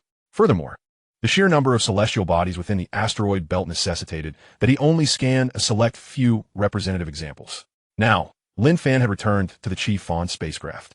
Amidst the watchful gaze of the populace on the blue star, the Chi-Fon finally entered Martian orbit, preparing for its imminent landing. Originally, the landing could have been accomplished in just over a month, but considering the passengers' endurance, the Chi-Fon had opted not to exert its maximum speed. Nevertheless, even at a reduced pace, it far surpassed the velocity of conventional rockets. Over the past 2 months, global audiences had transitioned from initial enthusiasm to dwindling interest as the journey grew monotonous, with most only sporadically checking the progress. Yet, as the landing approached, public excitement reignited, and the viewership in the live stream soared to 1 billion.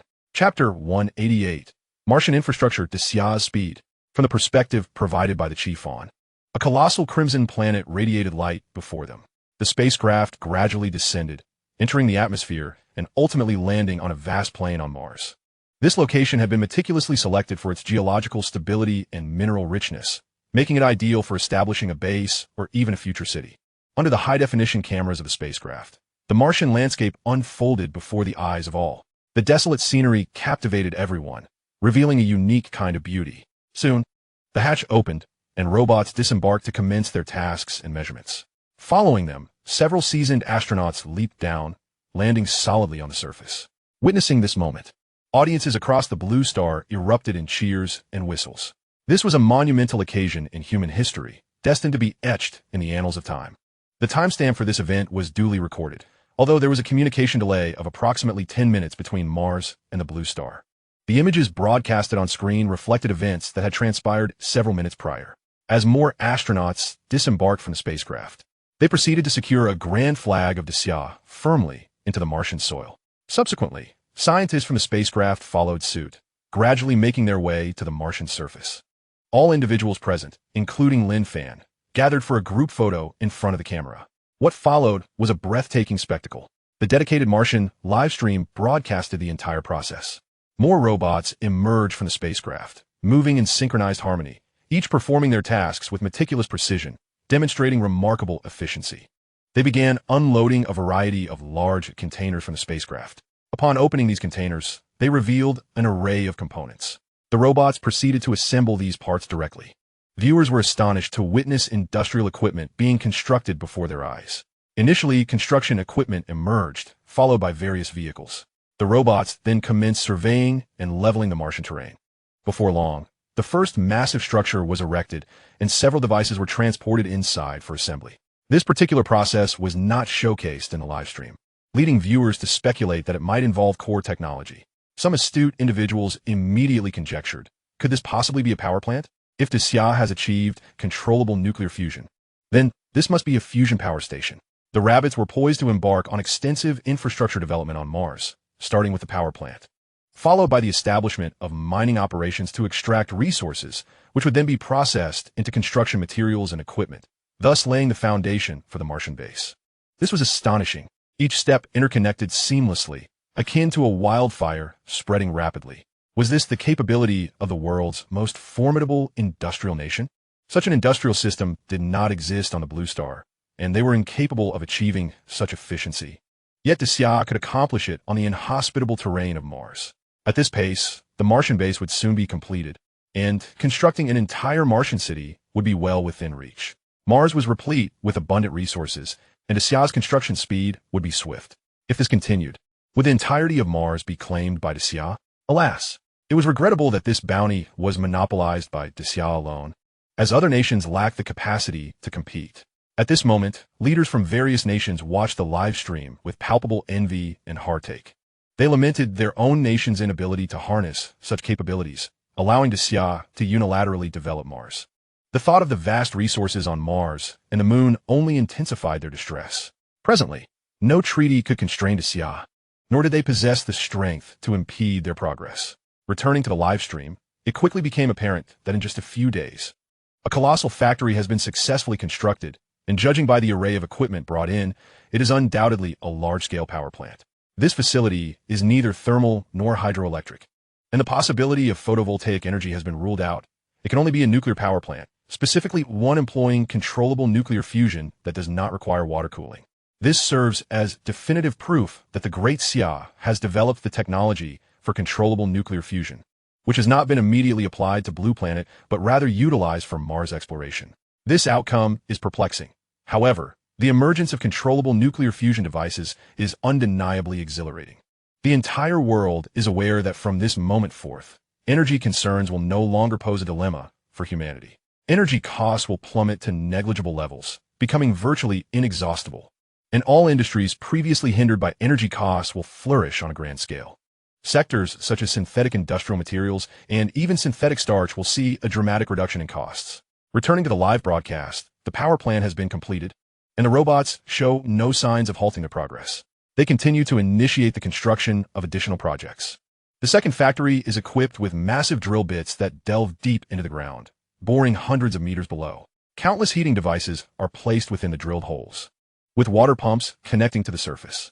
The audience immediately exclaims, "They are about to extract groundwater." Mars harbors abundant underground water, albeit in the form of ice, necessitating electrical heating to melt it. One ambitious endeavor. Just moments ago, concerns about water supply loomed large, given that industrial production requires copious amounts of water. Now, with an endless supply of electricity, using it to heat ice becomes a reasonable solution. Days later, the water treatment plant is also completed. A vast underground reservoir has been excavated, with heating devices ensuring the water remains in a liquid state, subsequently transported through insulated pipes to other factories. The construction of the third factory commences, and viewers quickly deduce its purpose: electrolyzing water to produce oxygen. Now, oxygen will be in ample supply, and the hydrogen extracted can react with carbon dioxide from the Martian atmosphere to produce methane and water, ensuring an adequate fuel supply. With a continuous provision of water, electricity, and oxygen, Mars now possesses all the conditions necessary for human habitation, paving the way for substantial colonization. Around the globe, people's hearts race with excitement. They have never anticipated that the day of extraterrestrial colonization would arrive so swiftly. While they were previously aware of the impressive technology of the Chiffon spacecraft and its capability to establish a base on Mars, they underestimated the technological prowess of the Great Sigh, which has effortlessly achieved such monumental infrastructure in record time, securing all essential resources for survival.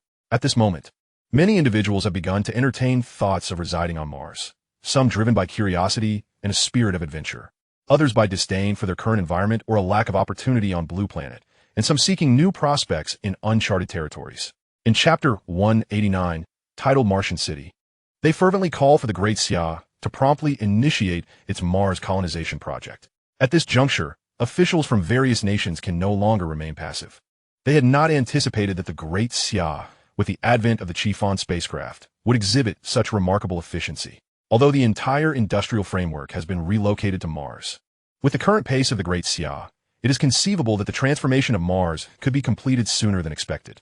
What will be left for them at that point? Mars is now relatively close to Blue Planet and considerably easier to colonize. Future endeavors to locate other planets will incur significantly higher costs. Their envy is palpable. Consequently, they unite to communicate with the Great Sigh, convening various meetings to request collaboration on extraterrestrial colonization. They demand that a portion of the residents transported to Mars by the Chiffon be allocated to them. Naturally, this request is met with a firm rejection from the Great Sigh. The officials declare that they are still in the preliminary stages, merely conducting experiments to ascertain the feasibility of colonization, and that large-scale immigration is not yet on the agenda. Furthermore, the manufacturing of the Chiffon requires staggering resources, and production is limited. Thus, it is impossible to fabricate many in the short term. Moreover, these spacecraft are currently designated solely for scientific purposes, with immigration to Mars not being contemplated at this time. The Great Sigh asserts that the technology behind the Chiffon is entirely autonomous, and transporting materials to Mars does not necessitate foreign resources or expertise. Consequently, they see no need for international collaboration, although their scientists may have the opportunity to apply for exchanges at the Martian base in the future. This leaves foreign officials in stunned silence. They are uncertain whether the Great Sigh's claims are genuine, particularly regarding short-term immigration considerations. However, regardless of the circumstances, they find themselves unable to present any compelling conditions to entice the Great Sigh. Thus, they can only watch the live broadcast, salivating at the prospect of the great sigh encountering obstacles on Mars, potentially impeding their infrastructural endeavors. After all, the Martian environment may not be as secure as that of Blue Planet, with dust storms and meteorite impacts likely to occur frequently. Yet their hopes are swiftly dashed. The Great Sigh promptly establishes a comprehensive missile defense system in the industrial zone, along with an additional system that eludes their comprehension but is undoubtedly defensive in nature. As an influx of mining equipment arrives at a ridge or deposit, countless robots commence their operations. The fourth factory begins construction, a sprawling steel mill surpassing even the largest facilities on Blue Planet. Enormous blast furnaces rise majestically as synthetic fuel is relentlessly supplied, and vast quantities of crimson iron are processed without regard for cost, ultimately yielding an array of steel products. These steel products are dispatched to various large-scale machine manufacturing plants that follow, where they undergo further processing into diverse industrial equipment. Subsequently, this equipment is transported to additional factories, such as the robotic manufacturing plants on Mars, among others. Following the completion of the mining and steel mill facilities, it seems as though a switch has been flipped, as the already rapid pace of infrastructure development accelerates dramatically, with various factories rising like wildfire. The viewers, who have been watching the live stream, are left awestruck by this overwhelming surge of industrial progress. They come to understand for the first time how captivating industrial infrastructure can be. From the barren wasteland of the first day, a seemingly endless expanse of red, to the present, where a vast industrial zone has emerged, encompassing nearly every conceivable type of factory. At this moment, they cannot help but shout in their hearts. Great Sigh is magnificent. Lin Company is remarkable. As a result, a continuous stream of robots emerges from the factories on Mars, proceeding to their designated positions to construct an entire city, beginning with the surrounding fortifications. This new city is unlike any found on Blue Planet. It is a purely intelligent city, where all public facilities and buildings are intricately integrated with smart devices. Encircled by a magnificent wall reminiscent of ancient cities, constructed from a uniquely engineered material, its height and thickness are astounding. This is designed to withstand the superstorms of Mars and other potential dangers. Within the city, the land is being leveled and roads and streets are rapidly being laid out. Various architectural designs are beginning to take shape throughout the city. Upon entering through the city gates, one is immediately greeted by a vast, transparent, enclosed botanical garden filled with a myriad of flora, serving as a sanctuary for researchers and residents to connect with nature. The road branches off, flanking the botanical garden on either side. The aesthetic design of the buildings throughout the city is both beautiful and imbued with a sense of science fiction. On either side of the road lies a vibrant area within the city, characterized by towering skyscrapers, bustling shopping malls, amusement parks, and pedestrian streets. Within the city, there exists a sprawling farm alongside a livestock facility. The farm cultivates an abundance of grains, vegetables, and fruits, while the livestock facility is home to various poultry and livestock. As of now, however, only chickens inhabit the latter. When a starship Lin departed from Blue Planet, it carried a significant number of fertilized eggs, which were kept in refrigeration until their hatching commenced on Mars. Currently, the poultry facility houses an industrialized arrangement of chicken coops, where numerous white-feathered chickens are crowded together, pecking at food and water dispensed via a conveyor belt. Their waste is collected and transformed into fertilizer, subsequently transported to the adjacent farm. Beyond these, the city features residential districts consisting of enclosed garden villas surrounded by transparent tempered glass. These accommodations are designed for the scientific personnel and future inhabitants of Mars. Each residence is encased in transparent glass, with the interior comprising a villa.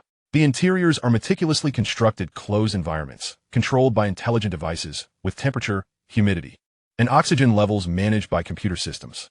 Each villa is equipped with an underground shelter, backup fuel generators, and reserves of water, fuel, oxygen, and food, as well as spacesuits and battery-powered exploration vehicles, all prepared for unforeseen emergencies. As a city focused on scientific research, vast areas are allocated to various research institutes. The state-of-the-art equipment from Blue Planet has been replicated in factories and outfitted within these institutes. Additionally, a large collider is under construction to test results obtained in the Martian environment against data from Blue Planet. Beyond the surface, underground spaces have been excavated for emergency refuge, housing a sophisticated transportation network. In the event of disasters such as storms, all buildings in the city can be completely sealed, allowing residents to traverse underground via rail cars to access any large structure within the city. Chapter 190. Mars Press Conference. On this day, a scientist on Mars conducted a personal live broadcast, taking viewers on a tour of the entire city. The design and atmosphere of the city, along with its advanced technology, left the audience envious. The scientist arrived at the botanical garden, where a dazzling array of flowers and lush greenery awaited, complemented by a serene landscape design that was truly uplifting. This venue also serves a dual purpose as a park. Subsequently, the scientist explored various facilities within the city, beginning with the future mega shopping mall, which is expected to accommodate around 100,000 residents, fulfilling all their needs and promising a bustling atmosphere. The scientist then guided the audience through the farm, where layers of wheat had already grown to impressive heights. Following this, the scientist led viewers into the villa district, accessing the cozy interiors through an underground passage equipped with a pressure relief and cleaning valve. Inside the villa, the environment resembled that of Blue Planet, yet was equipped with a plethora of smart home appliances, offering a remarkably comfortable living experience. The scientist then changed into work attire and descended to the basement via the villa's elevator. After donning a mask, he entered a communal underground space through a door, arriving at the underground rail car station. Many scientists were already waiting and greeted the camera enthusiastically. They boarded the rail car, which, with only one compartment, operated smoothly and nearly silently. After a brief journey, the car halted at a door, leading everyone inside to undergo another round of cleansing before finally entering the Research Institute. This facility houses various precision instruments and serves as a plant research institute, dedicated to studying whether diverse flora can mutate into new varieties under the unique gravitational and radiation conditions on Mars. Since the establishment and operation of the Martian city, a multitude of scientists have officially moved in to commence their work. Life on Mars gradually fell into a rhythm. Meanwhile, the Chief Fawn, after days of collecting diverse samples and data, was preparing for its return journey. However, before departing, the audience on Blue Planet was treated to an unexpected surprise. On this day, the largest conference hall in the Martian city suddenly broadcasted live to Blue Planet. A surge of viewers flocked in, eager to discover what new revelations awaited. Soon, a message appeared on the large screen in the hall: Chief Fawn Company Mars Press Conference. Instantly, the viewers erupted with excitement, particularly the many fans of Chief Fawn Company, who rushed to join the live stream upon hearing the news. They were astonished to learn that the company had not issued any prior announcements before hosting a press conference, especially one on Mars. This marked the world's first press conference held on the Martian surface, and it was none other than Chief Fawn Company's event, generating immense buzz. The audience speculated about the potential product announcements from Chief Fawn Company. Some wondered if the company would unveil breakthroughs regarding superconducting materials and controllable nuclear fusion. At that moment, another surprise unfolded, leaving everyone utterly astounded. Lin Fan gradually appeared on camera, prompting viewers to recall his familiar visage and eventually disbelief at the sight. Is that Lin Fan? How did he end up on Mars? It turned out that Lin Fan had been aboard the spaceship all along, never once revealing himself. No wonder he had been silent for so long. Lin Fan displayed remarkable courage by being the first to travel in the vessel he had created, undeterred by the prospect of unforeseen events. Thus, the missile attack on the Chief Fawn was indeed due to his presence. Good heavens! How perilous! Thankfully, the spaceship was equipped with defense mechanisms. Otherwise, nefarious individuals could have succeeded. Surviving this adventure was worthwhile, as he became one of the first humans to set foot on Mars and hosted a Martian press conference, achieving unprecedented marketing success. At that moment, the scientists on Mars were equally astonished. Lin Fan had never made an appearance before, and they only now realized his involvement in the Martian expedition.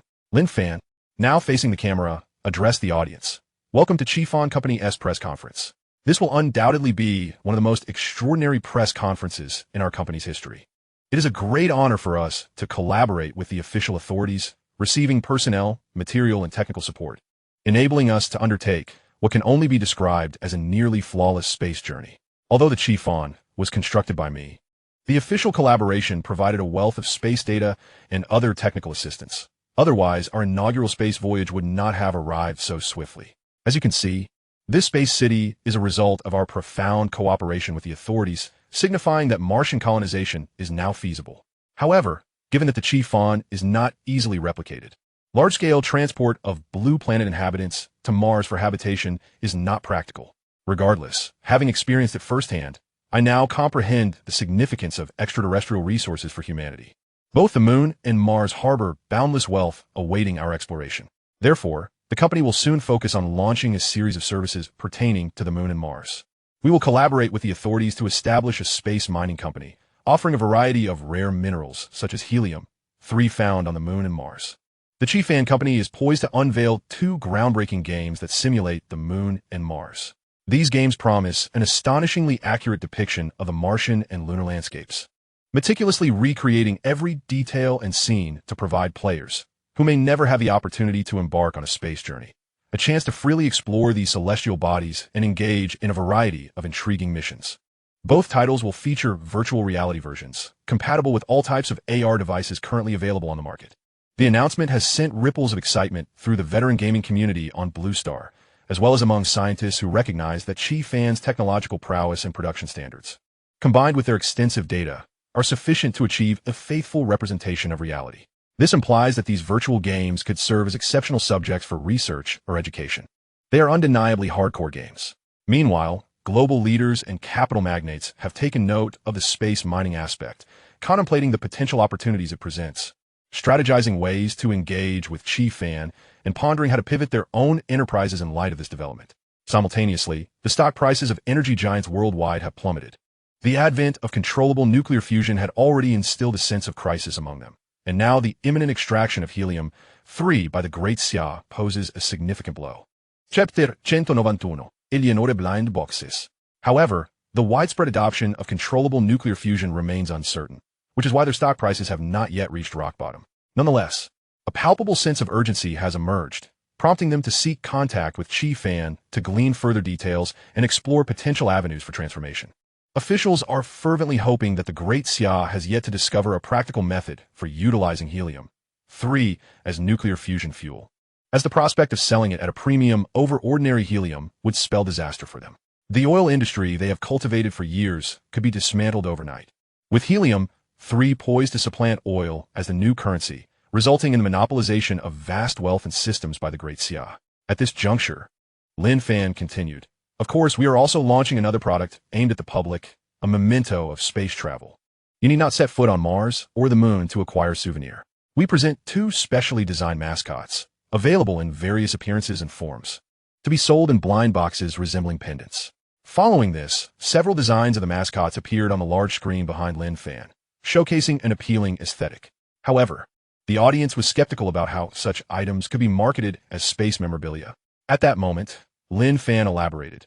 These mascots, designed as pendants, feature a hollow interior, each containing 1 gram of soil or rock samples from various locations on the Moon or Mars, whether from the surface or deeper regions. Each sample is unique.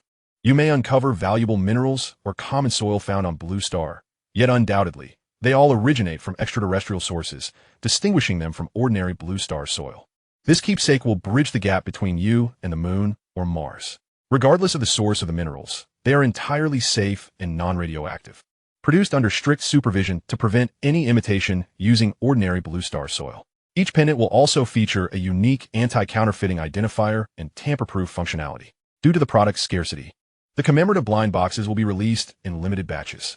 Therefore, we encourage everyone to seize this opportunity and not miss out. Upon hearing this, audiences worldwide were left astonished. Chi Fan Company had executed a masterstroke in marketing, transforming what was once mundane soil from outer space into a premium blind box. They could easily envision the frenzy surrounding the release of these blind boxes. After all, if even items like La Boo Boo could be subject to speculation, genuine extraterrestrial soil samples would surely incite fervor. Furthermore, the pendant's attractive design added to its appeal. Purchasing a pendant alone seemed worthwhile.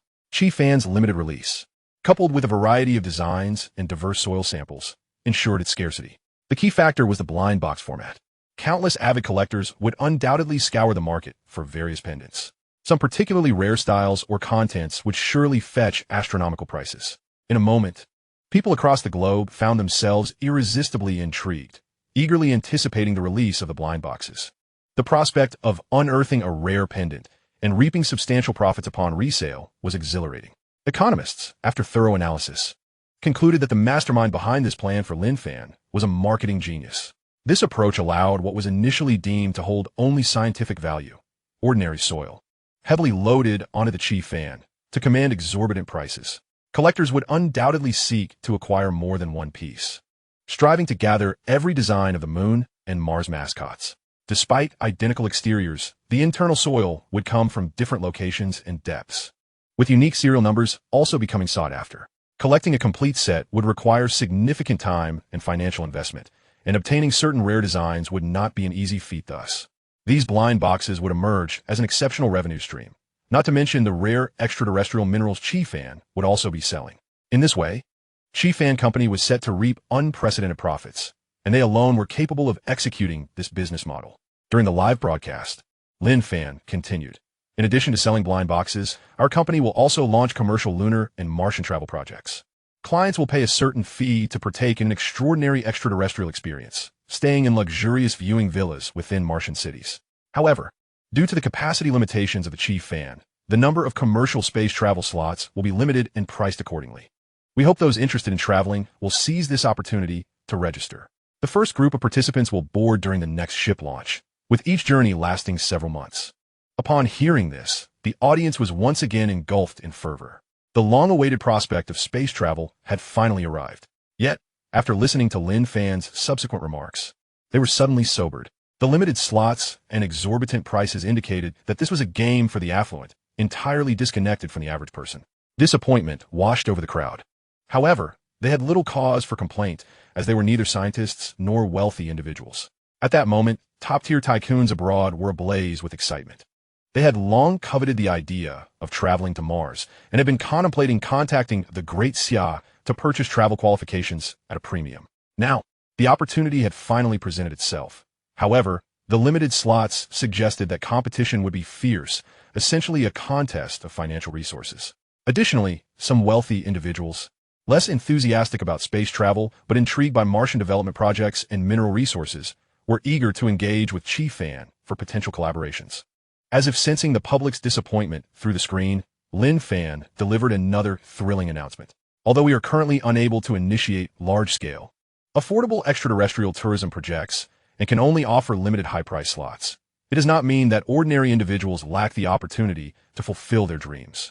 Even without money or other conditions, you still have a chance to embark on a Mars expedition. Each session, we will reserve 2 fixed slots, one of which will be a special reward for our outstanding employees at Lin Fan. Another opportunity is open to the general public, where the chance to secure this coveted spot relies solely on fortune. Each batch of slots will be randomly drawn from the anti-counterfeit codes of the commemorative pendants sold in that particular round, with one fortunate individual emerging as the winner of a priceless complimentary ticket for a journey to Mars. This slot is non-transferable. Naturally, the fortunate passengers who win these slots will not enjoy the exclusive privileges afforded to paying customers during their stay on Mars. Lin Fan continued, stating that paying users will indulge in luxurious services, ranging from private cabins on the spacecraft to opulent villas on Mars. Furthermore, each paying customer will receive an entire collection of limited edition mascot sets for their enjoyment, which will include all collectible mascots and various extraterrestrial soil samples. Additionally, these esteemed clients will be presented with a sculpted portrait crafted from Martian rock, along with a permanent commemorative certificate marking their status as one of the early humans to land on Mars, among numerous other lavish rewards. Upon hearing Lin Fan's words, audiences around the globe were swept into a frenzy of excitement. They began to eagerly anticipate the forthcoming sale of blind boxes, and even those who were initially indifferent found themselves intrigued. The allure of potentially winning such a rare opportunity for a space tourism ticket was undeniable. It is worth noting that the commercial slots for the next journey are exceedingly limited, attainable only by the world's wealthiest individuals. Thus, the value of one such slot can be measured in hundreds of millions, and it is indeed a staggering sum. The prospect of acquiring a ticket of such monumental worth simply by purchasing a blind box felt like an extraordinary windfall. It was akin to a lottery, offering a prize pool greater than the ticket cost, and with significantly better odds than winning the lottery, considering the limited number of blind boxes available in each batch. Of course, the purchase slots are non-transferable, preventing individuals from selling them at exorbitant prices. However, the chance to realize a long-cherished dream of extraterrestrial travel is indeed a rare experience in life. At this moment, countless individuals envied the employees of Lin Fan Company, whose employee benefits appeared remarkably generous. Exceptional staff could earn rewards in the form of extraterrestrial travel. Many resolved to strive for self-improvement, aspiring to secure a position at Lin Fan Company, as the pathway to becoming a leading scientist and automatically obtaining a ticket for Martian research seemed far more arduous. Meanwhile, within the Lin Fan Company, all employees were equally exhilarated, dedicating themselves to outstanding performance. Particularly, those with exceptional achievements were brimming with enthusiasm, vowing to exert themselves to earn the title of the year's most outstanding employee. They were unconcerned about favoritism or performance suppression, as all evaluations within Lin Fan Company are conducted by the AI system, which solely judges based on work efficiency and results, ensuring that every individual is accountable for their own responsibilities. Returning to the live broadcast, Lin Fan announced, "Additionally, I am pleased to declare that Lin Fan Company will establish its own city on Mars, serving as the headquarters of the company. In the future, we will gradually relocate a portion of our employees to live and work on Mars. Those senior staff members who enthusiastically volunteer and are selected will receive enhanced rewards, including a 5-fold salary increase and luxurious accommodations on Mars." He concluded, "This press conference is drawing to an end. We will now enter a period of open Q&A. So please submit your questions in the comment section all at once. I will select a few to answer." Instantly, the audience began to inquire about various topics of interest. After several minutes, Lin Fan commenced answering the questions.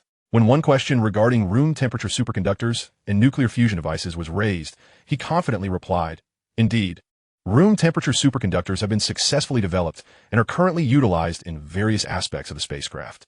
The controllable nuclear fusion device has also been produced, powering the city on Mars. However, both technologies are still in their infancy and not yet ready for mass commercial use. Nevertheless, I believe that day is not far off." Lin Fan's recent ventures into the solar system were motivated by the quest for unique materials that have mutated in the cosmic environment, which can be processed to achieve superconducting properties at a lower cost and with greater convenience. During his expedition, he indeed discovered a special metal on a remote asteroid in the Kuiper Belt. With minimal processing, it could form a stable room temperature superconductor, allowing for versatile manipulation without compromising performance. He named this remarkable discovery Star Silver, which is destined to become a key resource mined and sold at a premium back on Earth. While Star Silver may not possess the diverse applications of Star Gold, which has unique properties applicable to high-end fields, its lower cost and abundant availability on this asteroid mean it can be utilized extensively by humanity. However, Lin Fan intends to keep the coordinates of this asteroid confidential to monopolize the extraction of Star Silver.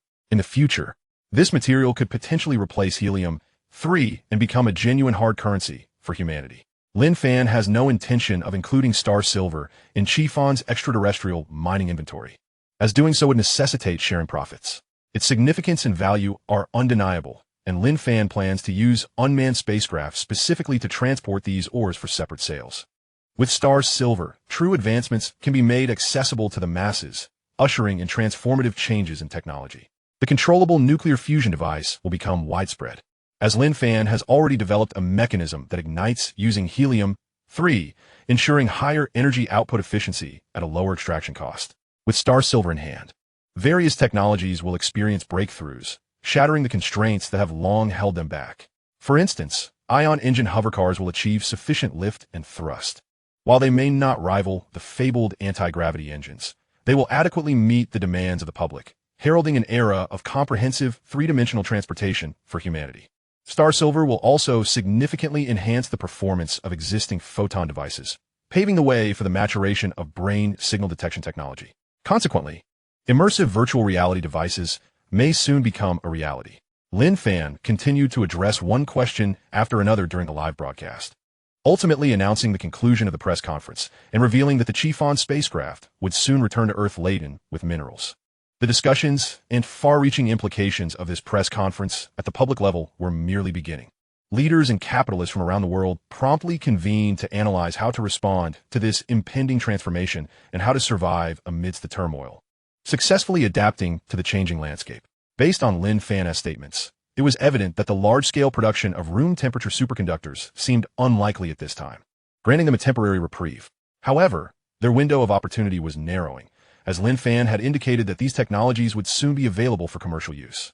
Chapter 193, The Return. Based on their experience, whenever Lin Fan makes such declarations, it is possible that he will unveil related technologies the very next day. However, given that he is currently on Mars, it will take approximately 2 months for him to return.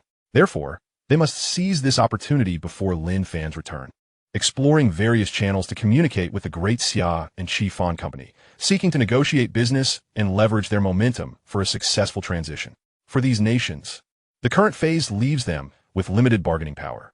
The Great Xia has surpassed other nations in both resources and technological advancements, to the point where these countries find themselves in a position of dependency, reliant on various technologies from the Great Xia. For instance, the photon device system and the ubiquitous Qi Fan artificial intelligence have become indispensable to everyone. Moreover, technologies for combating desertification and advancements in medicine, including a range of rehabilitation pharmaceuticals, are also heavily reliant on Great Xia's innovations. If one were to assess the situation, it appears that the only assets these nations possess are some scarce resources that are native to Great Xia. Even the gradually declining energy source of oil is not lacking within Great Xia, as several Gulf nations have long established amicable relations and signed agreements to ensure stable oil supplies to Great Xia. Other resources, such as helium, are non-renewable, and while they are used sparingly, ordinary helium still retains a significant industrial value. Therefore, these nations can leverage these resources as bargaining chips, but aside from that, they possess few cards to play and have no real strategy to counter Great Xia's space initiatives. They cannot even resort to condemnation or moral coercion, as they are not genuinely inclined to sever ties, nor do they have the audacity to do so. Presently, the technological gap between the two sides remains substantial, rendering it impossible for them to independently exploit extraterrestrial resources in the foreseeable future. Thus, a formal agreement is inevitable as they commence their endeavors. The Qi Fan spacecraft had not been idle on Mars over the past few months, conducting extensive explorations, gathering data, and collecting soil samples, alongside mining minerals that are absent on Blue Planet. By the conclusion of the press conference, the spacecraft was laden with cargo and embarked on its return journey with Lin Fan aboard. With no other scientists or astronauts on board, Lin Fan immediately activated the high overload acceleration mode, maintaining acceleration as long as the spacecraft could withstand it. Ultimately, to the astonishment of the inhabitants of Blue Planet, the Qi Fan successfully returned in a mere 20 days, landing at the Qi Fan Mining Company. This duration was primarily due to the considerable time consumed during the initial acceleration and eventual deceleration phases. In the midst of global anticipation, the Qi Fan entered the atmosphere and gently descended onto a platform. Countless onlookers gathered nearby to witness the landing, erupting in applause to celebrate the triumphant return of the Qi Fan. Journalists on site captured the moment, their flashbulbs popping incessantly. As the cabin door slowly opened, a plume of white gas was released, and Lin Fan emerged, greeted by the eager gazes of the crowd as he stepped onto the red carpet. Present were several high-ranking officials from Great Xia, who smiled warmly as they shook hands with Lin Fan and presented him with flowers. Lin Fan briefly recounted the experiences and findings from this extraordinary space voyage while responding to media inquiries before heading home to rest. With Lin Fan's return, a whirlwind of excitement swept across Blue Planet. The soil samples from Mars and the Moon that Lin Fan brought back captivated the attention of scientists worldwide. In recent times, Mars had transmitted a wealth of invaluable data, significantly enhancing human understanding of the planet in a few months compared to millennia of prior knowledge. The collected samples evidently hold substantial research value, and research institutions globally yearn to obtain them. However, Great Xia has chosen to safeguard these samples, offering only a limited quantity as gifts to friendly nations, necessitating further research at Great Xia's institutions. Since the launch of the Qi Fan, nearly all experts in the aerospace field have converged upon Great Xia, anticipating this momentous opportunity. The Qi Fan Mining Company officially commenced operations, having brought back a significant quantity of refined and liquefied helium-3, alongside various other rare minerals from the Moon and Mars. It remains unclear what agreements were reached between Great Xia and other nations, but it is evident that developed foreign countries secured certain purchasing quotas, undoubtedly exchanging their own rare resources as compensation. Notably, the minerals sold by Qi Fan Company constitute only a fraction of the total, as helium-3 is in high demand, with the majority stored in their own warehouses. Simultaneously, the virtual reality games Simulate, Moon, and Simulate Mars were launched across major platforms, instantly achieving explosive sales. With millions of copies sold within the first hour, these games are substantial in size, each requiring over 1 terabyte of storage and developed using a new programming language, showcasing remarkable efficiency. They can only be played on photon devices or virtual reality machines equipped with photon chips. The game content is exceptionally detailed, faithfully recreating the terrain and environment of the Moon and Mars, utilizing a blend of actual scanning data and virtual generation, resulting in an incredibly realistic experience. When compared to actual extraterrestrial landscapes, every crevice and grain of sand is rendered with astonishing clarity, supported by a hyper-realistic physics engine that immerses players in the experience. Players can assume the role of space scientists, freely exploring these two celestial bodies with various spacecraft and instruments, engaging in communication, and completing random tasks. The game has high playability and freedom made it an immediate sensation upon release. At the same time, the Chief Fan Company was diligently crafting souvenirs under strict supervision, meticulously documenting the production of each collectible. The quantity and internal samples of soil were subjected to stringent regulations to prevent any deceit. The finished pendants, varying in design, were crafted from high-quality materials, showcasing excellent design and workmanship, not to mention the special value they possess. Once all the blind boxes were completed, they were simultaneously released worldwide. Stores began lining up for days in advance, with some individuals even camping out with tents. When the official launch occurred, customers surged into the stores. Even though each individual had to register and bind packaging identifiers for a lottery and could purchase a maximum of 5 blind boxes, the stock was sold out within an hour. Chapter 194, Profound Profits. Those fortunate enough to secure blind boxes eagerly shared their unboxing experiences online. When they unveiled rare designs and soil types, their excitement soared, attracting envy from many viewers. Numerous individuals even offered high prices for these unique items. Conversely, those who were unable to purchase were left despondent, waiting for the next batch, which would coincide with the spacecraft's return to Mars, likely several months away. Lin Fan excelled in the realm of scarcity marketing, ensuring product exclusivity. After selling a few batches, production would cease entirely, lest collectors lose interest. Remarkably, even the most ordinary soil could fetch astronomical prices. The initial batch sold out on the same day, generating sales in the hundreds of billions of meters of gold globally. Each blind box held considerable value, and even after selling out, its popularity remained undiminished online, with many individuals donning the necklaces, including top influencers and fashionistas. Moreover, many collectors scoured the market for rare pendants, driving prices skyward, with some even taking to auction houses to sell them. Concurrently, a competition for Mars tourism slots was ignited, attracting numerous wealthy individuals to great sigh under the guise of business discussions, eager to vie for these coveted opportunities. Ultimately, 20 slots were sold at an average price of 1 billion meters of gold, sending shockwaves throughout the world. The ease with which this money is earned is astonishing. Perhaps this is the most exorbitant ticket price in history, even surpassing that of the Ark in the movies. The sale of these tickets alone has generated hundreds of billions. And when combined with the pure profits from previous merchandise sales, the estimated total reaches several trillions. This Mars project has yielded such bountiful profits even in its preliminary stages. Not to mention, the ores on Mars have yet to be sold, representing another substantial source of income. Should space tourism and other ventures be launched in the future, this endeavor will undoubtedly become a colossal money-making machine. The affluent individuals fortunate enough to secure tickets are elated.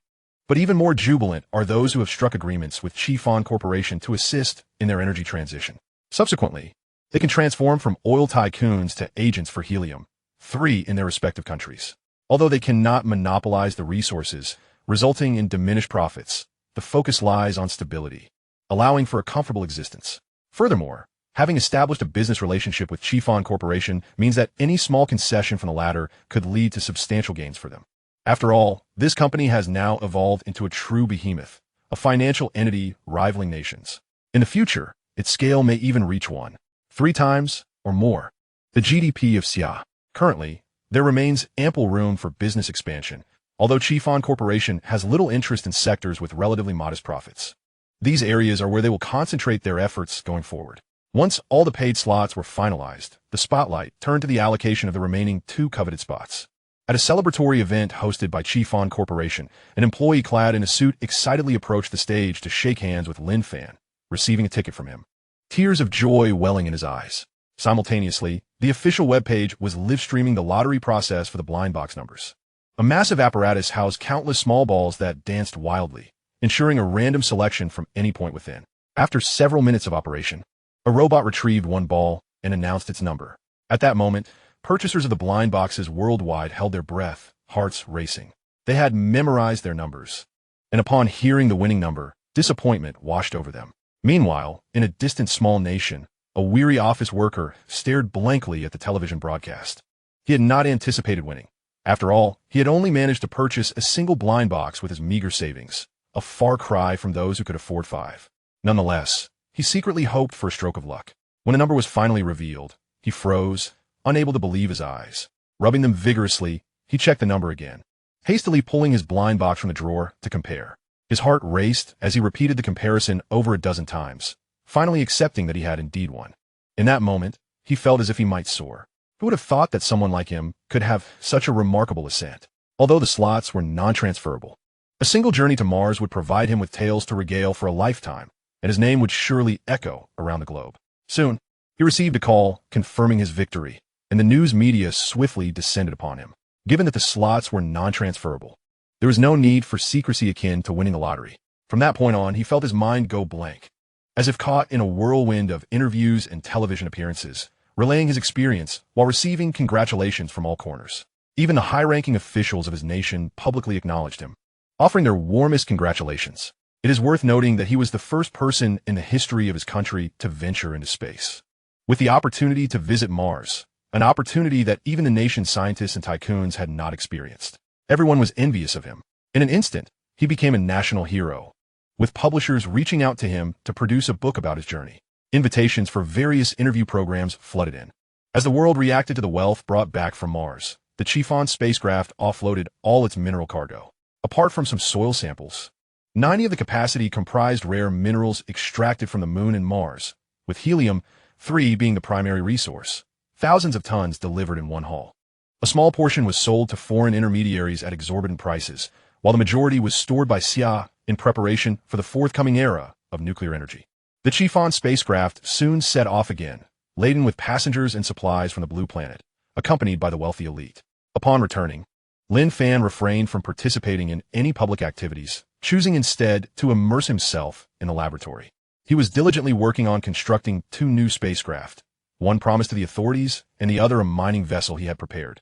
This ship would be dedicated to ferrying minerals between the Blue Planet and a mysterious asteroid. Now, with the ability to produce vast quantities of star gold daily, thanks to the enhanced controllable nuclear fusion device fueled by helium-3, he possessed an endless supply of energy, allowing for swift and convenient charging. Previously, he had hesitated due to the slow charging times, which had contributed to his reluctance. Chapter 195, the specialized mining vessel. To his left stood a colossal apparatus, from which he gripped a thick electrical cable. Above him, a crystal was fervently absorbing the current from the device, and due to the apparatus's immense power, the crystal swiftly reached full charge. At that moment, the crystal illuminated once more, projecting a concentrated beam of light that struck a nearby pile of assorted rare mineral ores. The ores erupted into a fervent transformation, instantly morphing into star gold. It turned out that after upgrading his abilities, Lin Fan no longer needed to follow the steps of destruction and reorganization to create an item. He could directly convert materials into the desired form, thereby conserving a significant amount of energy. In a flash, he exhausted all the energy within the crystal, generating a substantial yield of star gold. Yet this was still insufficient, for numerous ores awaited processing, and he needed to complete the entire batch to manufacture enough star gold for the 2 spacecraft. Taking a deep breath, he resumed his energy absorption. Days later, Lin Fan exhaled in relief, gazing at the 2 massive spacecraft in the factory before him. He had finally completed them. He vowed not to engage in such monotonous work for a while. After all, the speed of charging had constrained his creative pace, particularly for objects like star gold that required immense energy consumption. The spacecraft designated for the authorities matched the specifications of the Chiffon vessel, while the other, a specially crafted mining ship, was larger, more spacious, and faster, capable of accommodating several tens of thousands of tons of ore. Furthermore, this vessel lacked any life-supporting systems. Apart from mining operations, its functions were minimalistic. It was an unmanned spacecraft. Lin Fan had already relayed the coordinates to the onboard artificial intelligence, which would subsequently control the vessel to perform repetitive tasks. Not long after, Lin Fan informed Lu Shua, who was thrilled and rushed over immediately. He had not expected Lin Fan to complete the promised spacecraft so swiftly. Wasn't star gold production supposed to be challenging? Clearly, Lin Fan had discovered a better method, enabling the rapid manufacture of more spacecraft. However, upon arrival, Liu Shua's initial excitement at seeing the spacecraft was overshadowed by concern for Lin Fan's pale complexion. Lin Yuan, what is wrong? You look unwell. Do you need to see a doctor? Lin Fan waved his hand dismissively. I have exhausted my capabilities, enabling me to swiftly produce your spacecraft.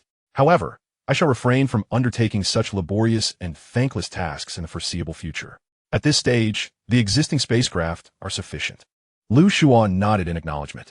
Indeed, academician Lin, your well-being is paramount. If it proves too taxing, do not force yourself. He then eagerly began to inspect the ordered spacecraft. It was at this moment he discovered a larger, uniquely designed vessel alongside the Daxia. In astonishment, he pointed at the mining ship and inquired, Academician Lin, is this an upgraded version? Lin Fan shook his head. This is an unmanned mining vessel, solely intended for extraction, as it is uninhabitable for humans. I plan to utilize it to explore other celestial bodies within the solar system in search of the ores I require. In doing so, we shall be spared the arduous labor and will be able to produce superconductors. Liu Shua was taken aback by Lin Fan's unwavering confidence. Generally speaking, with the abundance of valuable minerals on Mars, one would need to deploy countless vessels for mining and transport, especially since each trip could yield at least several trillion meters of gold. Yet, Lin Fan audaciously crafted a ship to explore further planets. From a broader perspective, this seemed an utterly inconceivable and cost-inefficient endeavor, unless Lin Fan was certain he could locate the desired resources. Liu Shua was filled with curiosity about Lin Fan's certainty. Did he possess information regarding extraterrestrial minerals? He recalled the rumors of reptilians, though these had long been dismissed as mere fanciful tales without any supporting evidence. Nevertheless, it was undeniable that Lin Fan had engaged with alien civilizations. Could he have acquired coordinates or detailed information about these celestial bodies? He refrained from inquiring directly, yet he felt a sense of anticipation. The ores compelling enough to motivate Lin Fan to construct a dedicated spacecraft must be of immense significance. Could they be a substitute for star gold? If so, the widespread application of room-temperature superconducting materials across various fields would be imminent, heralding a new technological explosion for Daxia. Soon, the world discovered that two spacecraft had simultaneously emerged from Lin Fan's factory, igniting a wave of excitement. Numerous media outlets promptly reported on this development, and both domestic and international audiences were taken aback by the appearance of these two new vessels. Previously, the Chiffon had occupied the factory for docking, and now, out of nowhere, two more spacecraft had appeared. Was this a recent rush job? Lin Fan's efficiency was astonishing. Nevertheless, the public was highly intrigued by the subsequent movements of these new spacecraft. Some individuals from abroad eagerly contacted the Daxia authorities, believing they might secure new passenger slots. However, their requests were met with swift rejection from the Daxia officials. This ship was solely designated for executing scientific mining tasks, leaving no room for outsiders. Moreover, all commercial rights to Chiffon Company's technology resided with Lin Fan. Hence, the official vessels were precluded from engaging in any commercial activities from the outset. After the Daxia was delivered to their base, it underwent thorough inspection and familiarization before immediate task assignments were allocated. Merely 2 days later, the Daxia embarked for Mars, carrying a contingent of official scientists and high-ranking officials. The Martian mining sites had amassed a substantial stockpile of minerals, and the primary objective of this mission was to transport back the minerals allocated to the official share.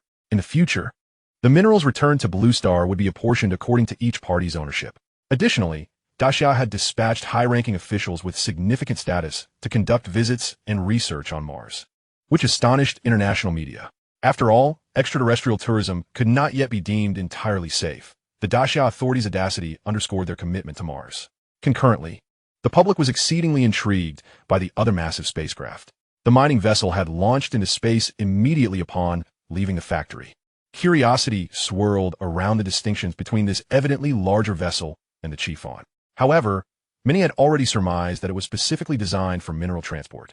Yet, no one anticipated that this vessel's destination was not Mars, but the distant Kuiper Belt. Chapter 196. Undersea Anomalies. At this moment, while the world was engrossed in news of the new spacecraft, Lin Fan had arrived at the Chiffon Genius School. This institution had long since garnered worldwide acclaim, nurturing countless top-tier scientists during this period. Its educational model had proven entirely effective, primarily due to Lin Fan's comprehensive textbooks, regarded as the quintessential avenue for acquiring knowledge. Presently, not only were all textbook series widely adopted both domestically and internationally, but foreign students also aspired fervently to attend the genius school, drawn by its unparalleled high-tech teaching facilities. Among these, one device immerses students in various educational scenarios, ensuring they are continually exposed to information relevant to their disciplines. This constant, subtle influence harnesses the brain's natural learning patterns, drastically enhancing their learning efficiency. Now, the Qifan school had expanded its scale several-fold and had cultivated generations of students. It enrolled students from elementary school onward, focusing on nurturing their innate talents, with the expectation that, under normal circumstances, they could be thrust into research roles within a few years. Currently, Daxia boasted an overwhelming number of elite scientists, all genuinely talented, with fierce competition among them. It was precisely due to the high efficiency of the Qifan Genius School that the world bore witness to the fact that humanity has never lacked for brilliant scientists. Rather, it has been deficient in identifying and nurturing their potential. Previous educational systems, whether in Daxia or the West, had demonstrated alarmingly low efficiency, failing to provide tailored instruction. At this moment, Lin Fan was delivering a lecture on the profound understanding of topology in a large auditorium. Utilizing his high-dimensional awareness, he elucidated the complexities of this discipline with remarkable clarity. The students listened attentively, feeling as though they had deepened their comprehension of the textbooks after attending Lin Fan's class, as if they had gained profound insights. As he concluded his lecture, amidst the applause of the audience, Lin Fan, adhering to tradition, presented a new conjecture. This conjecture stemmed from a high-level formula he had encountered while contemplating the laws of the universe, inherently linked to topology, and thus constituted an unproven hypothesis. He assigned this as homework to his students, intending for them to engage in thought training while attempting to solve it. This elicited great excitement among the attending teachers and students, who eagerly anticipated these moments. Each time Lin Fan proposed a formula, it was an unverified yet profoundly intricate concept. Should they unravel it, they could resolve certain dilemmas within the discipline, advancing its development, and potentially applying it to numerous technological fields. Historically, every time Lin Fan introduced a challenge, scientists worldwide would dedicate their focus to the task, each desiring to be the first to solve the enigma and etch their name into history. In the past, all the questions Lin Fan posed became renowned conjectures, with only a select few being resolved by students of the genius school or foreign scientists. Without exception, these individuals were exceptional prodigies who gained fame and prestigious awards through their achievements. After inscribing the formula, Lin Fan elaborated on his understanding of it, transforming the formula into a series of questions. He then took his leave. He had previously scanned all the students through close, face-to-face interaction, which was the reason for his periodic lectures. This time, having absorbed the talents of several hundred high IQ students, Lin Fan anticipated a significant elevation in his own intellect. Indeed, his IQ had already reached such lofty heights that any further improvement seemed exceedingly challenging. Upon returning home, Lin Fan promptly entered the crystal universe. At this moment, the crystal universe mirrored the external world of Blue Star in every detail, with all terrains and cities meticulously replicated. In the bustling cities, countless bodies stood motionless, their gazes vacant, while a multitude of sentient humans tended to them, ensuring their bodily functions remained intact. These individuals had all perished at Lin Fan's hands, their souls naturally transitioning into the crystal universe. After the initial shock and a futile rebellion against Lin Fan's manipulations, they succumbed to a state of numbness. They understood that escaping Lin Fan's control was impossible, and having witnessed his secrets, their will to fight dissipated. Such an entity was beyond their capacity to confront, and it appeared that they had inadvertently gained a second life. Surrounding Lin Fan were throngs of newly scanned students, from whom he absorbed their intellectual endowments, enveloping his entire brain in a radiant white light. As the light faded, Lin Fan opened his eyes, a deep satisfaction coursing through him. Indeed, his IQ had risen, and this increment translated into an overall enhancement of 20 points. His thought processes were now more profound and strategic, seemingly capable of penetrating the superficial to grasp the essence of matters. Upon exiting the crystal universe, he swiftly made his way to the particle collider, eager to experience a collision experiment and glean further insights. To continue his comprehension of the laws governing the universe, he realized he must repeatedly transcend his limits, alternating between enhancing his IQ and advancing technological experimentation, progressing incrementally. Before him lay a collider that, if constructed with superconducting materials, such as utilizing star gold to support the acceleration channels, would yield explosive results. Alas, The creation of such a vast quantity of star gold was a distant prospect. Fortunately, in 6 months, he would acquire a substantial amount of star silver, which would elevate the technological ceiling globally, thereby enhancing the Collider's performance. Meanwhile, unbeknownst to Lin Fan, a significant event was unfolding in a remote corner of the world, one that would irrevocably alter the course of human history. In the depths of the Indonesian Sea, a realm of darkness reigned, steeped in an eerie silence. At this moment, a diving apparatus emitted a faint glow as it descended gradually. Within this device were 2 young foreign men in their 30s, engaged in light-hearted banter, their attire and demeanor betraying their privileged status. In truth, they were heirs to affluent families, ranked among the world's elite. They were known for their penchant for exploring extremes, leveraging their wealth to accomplish what others could not. On this occasion, they had financed a top-tier team to construct this diving apparatus, plunging it to unprecedented depths. In this secluded abyss, they felt a profound tranquility, far removed from the world above. Suddenly, Jack, who was monitoring the external scenery via display, exclaimed, "Look, what is that?" Ed quickly leaned in, momentarily taken aback. The screen revealed an astonishing sight, an unexpected object, or perhaps it was more accurate to call it a phenomenon. Presented as a rectangular shape, its surface an absolute void of blackness, as if a piece of color had been forcibly extracted. If Lin Fan were present, he would undoubtedly recognize this as the mysterious slab previously encountered by the high-ranking members of the Hyena organization. Yet this object had been located in the Mariana Trench. How it had come to be here was unfathomable. Ed furrowed his brow and inquired, "Is the display malfunctioning?" Jack shook his head vigorously. No, look. As our submersible moves, that black patch is shifting in the image. It's not a static screen issue. There is something in the water. A sense of unease washed over Ed. Would it be so dark? If we can capture it, surely we should be able to see something, but it appears as if it's an abyss itself. How could it be so perfectly geometric? What kind of prankster would create something like this and discard it here? As they gazed at the shadow on the screen, unsettling thoughts reminiscent of indescribable novels crept into their minds, sending shivers down their spines. Ed suddenly voiced a chilling thought. Could this be related to extraterrestrial civilization? The idea sparked a flicker of excitement within him. Thanks to Lin Fan, the existence of other civilizations in the cosmos had become an accepted notion. No longer did he find the thought absurd.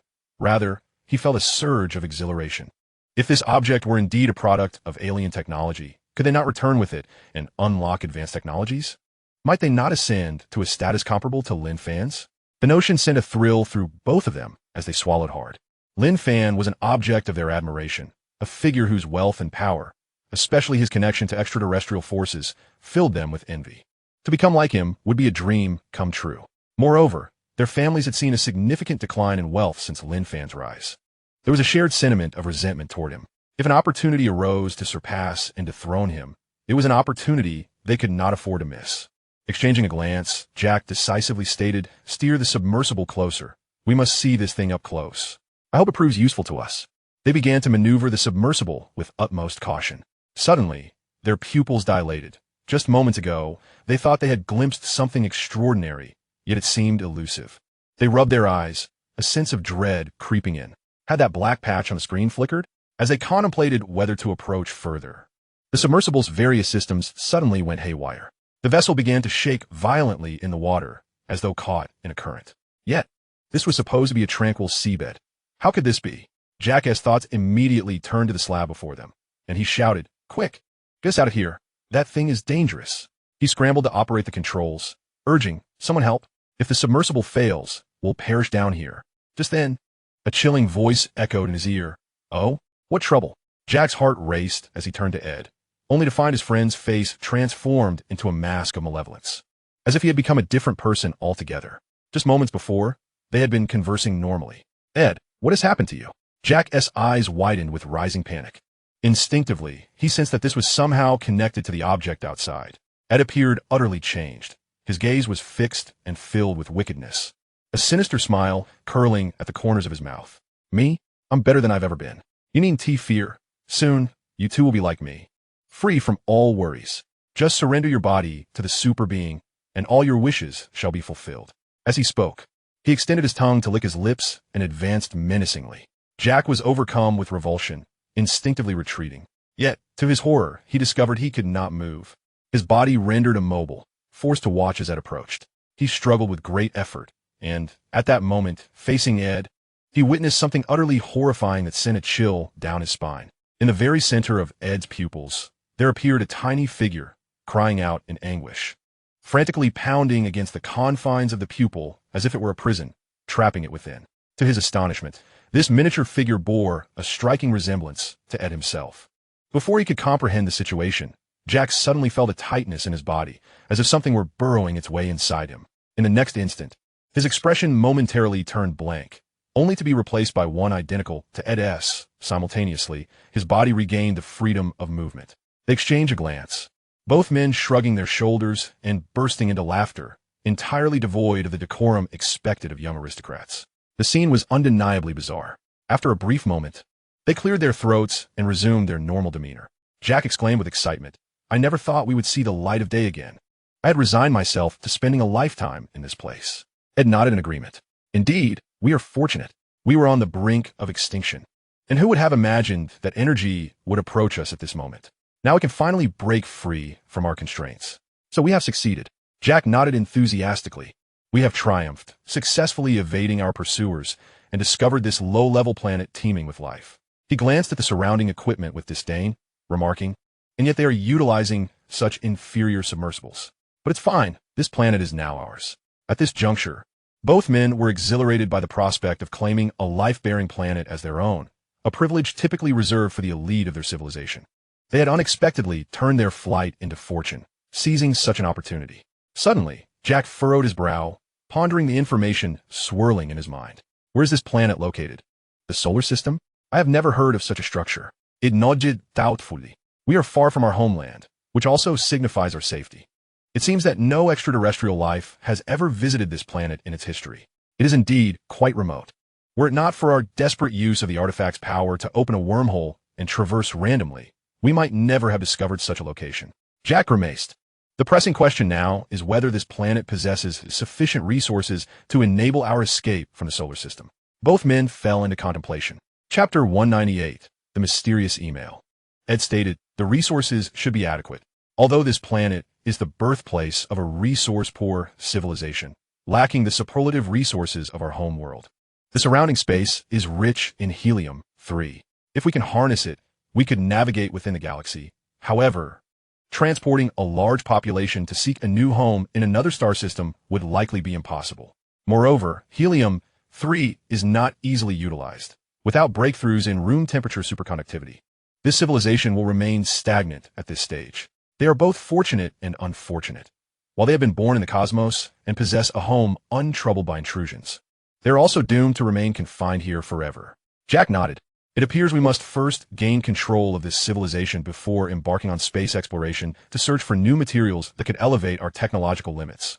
Otherwise, we cannot enhance our processes, as the powers of the artifact alone cannot conjure objects from thin air. It only possesses knowledge." At that moment, Ed suddenly clutched his head in pain, having finally digested all the memories swirling in his mind, revealing some intriguing information. Wait, has the breakthrough in room temperature superconductivity actually occurred? How is that possible? This planet's resources cannot produce such materials. His expression shifted suddenly. Is there really such a thing? This planet has already been claimed by other civilizations. Jack paused, startled by the revelation, and promptly began to sift through his memories. To his astonishment, he discovered the peculiar existence of Lin Fan, who had single-handedly advanced technology and embarked on extraterrestrial exploration ahead of others. How strange to transform into a super scientist overnight, achieving incredible results that could only be attributed to extraterrestrial inspiration. Who could it be? From his perspective, Lin Fan's accomplishments could not solely be attributed to intelligence. The capacity to generate vast amounts of code overnight and rapidly develop technologies such as artificial intelligence and spacecraft undoubtedly required external assistance. His expression darkened. It seemed this planet had already caught the attention of extraterrestrials, placing them in a precarious position. If this civilization were to discover them, conflict could arise. Although their existence was unique and not easily extinguished, the strength of their adversaries was unknown, leaving the outcome of a confrontation uncertain. The two men exchanged glances, compiling the information they had on Lin Fan. It was clear that the other party had established a firm foothold and possibly possessed mysterious superpowers, having clandestinely eliminated many adversaries over time. Clearly, they were a formidable force. Jack suggested, Let's observe for now. We are still unclear about their civilization's level and strength. We must not directly confront them. They abandoned the notion of overtly seizing control of Blue Star, opting instead to remain cautious. At that moment, Jack waved his hand, and the stone slab outside the submersible suddenly moved, vanishing from sight. In the next instant, it materialized between the two of them inside the submersible. Ed glanced at the remaining fuel in the submersible, noting it was running low. He remarked, "Let us recharge once we are outside. We are not in a hurry now." Jack nodded as the stone slab ceased its energy absorption and rapidly shrank to the size of a palm, which he then tucked away. The electromagnetic environment within the submersible stabilized, returning to normal. The two men stood there, having no intention of taking any further action, when the submersible unexpectedly began to operate autonomously, swiftly ascending towards the ocean's surface. Upon reaching the surface, both men momentarily froze, clutching their heads, momentarily bewildered by their sudden presence in this location. Yet, after 2 seconds, a series of memories flooded into their minds. According to these memories, nothing had transpired underwater prior. After their sightseeing, it was only natural they returned to the surface. They had returned to their vacation spot, and unbeknownst to them, a peculiar black stone slab had materialized on Jack's person. It was as though it were entirely non-existent. Whenever they glanced at it, they would instinctively overlook it, yet they would not discard it, subconsciously keeping it close. In the vacation villa, Jack opened his computer, intending to check the latest news. At that moment, he received a mysterious email. Just as he assumed it was spam and intended to drag it to the trash, his eyes flickered. A voice in his head urged him to read the email. Thus compelled, he opened it, unsure of what he was about to read. However, after perusing just 2 lines, he found himself frozen in shock. The email contained information about the development of longevity drugs, with detailed technical specifications attached. Shaking his head, Jack dismissed it as a prank or an unusually styled marketing advertisement. Surely, there would be contact information for the sender, and contacting them would lead to a high-priced purchase of their drugs. Such sales tactics were not uncommon. However, upon flipping through the email, he found it strange that no such information was present. It appeared to be merely an academic correspondence that had been sent to him by mistake. He glanced again at the sender, rubbed his eyes, and was astonished to discover that it was an anonymous email. At that moment, his brow furrowed as he instinctively downloaded and opened the attachment. After reading for a brief while, he was utterly bewildered. The document was remarkably detailed and highly professional, with profound content. He found it difficult to ascertain its reliability, yet he sensed he might have stumbled upon something extraordinary. Such comprehensive technical information could hardly be a mere prank. With this thought, his heart raced. If it were genuine, it would be remarkable. Perhaps he would achieve unparalleled success and dominate the global market, amassing immense wealth. He could directly vanquish the Lin Fan company, which, to his knowledge, had yet to develop longevity-related pharmaceuticals. If they were the first to launch such a product, it would signify yet another triumph of the West over the East, and he would undoubtedly become a messianic figure in the West. With this in mind, he hastily summoned Ed, and they engaged in a thorough analysis. Ed, too, found it astonishing. How could such a bizarre circumstance arise? This kind of research should have been developed by Lin Fan company. Why had it been sent to him? And what was the sender's ulterior motive? Nevertheless, confronted with the tantalizing prospect of longevity, he half resolved to give it a try. What if it were true? Chapter 199. The Resurgence of the West. The two men abandoned their vacation plans and flew directly back to the United States with the data. Upon arrival, they immediately contacted their family and arranged for a specialized biological research team.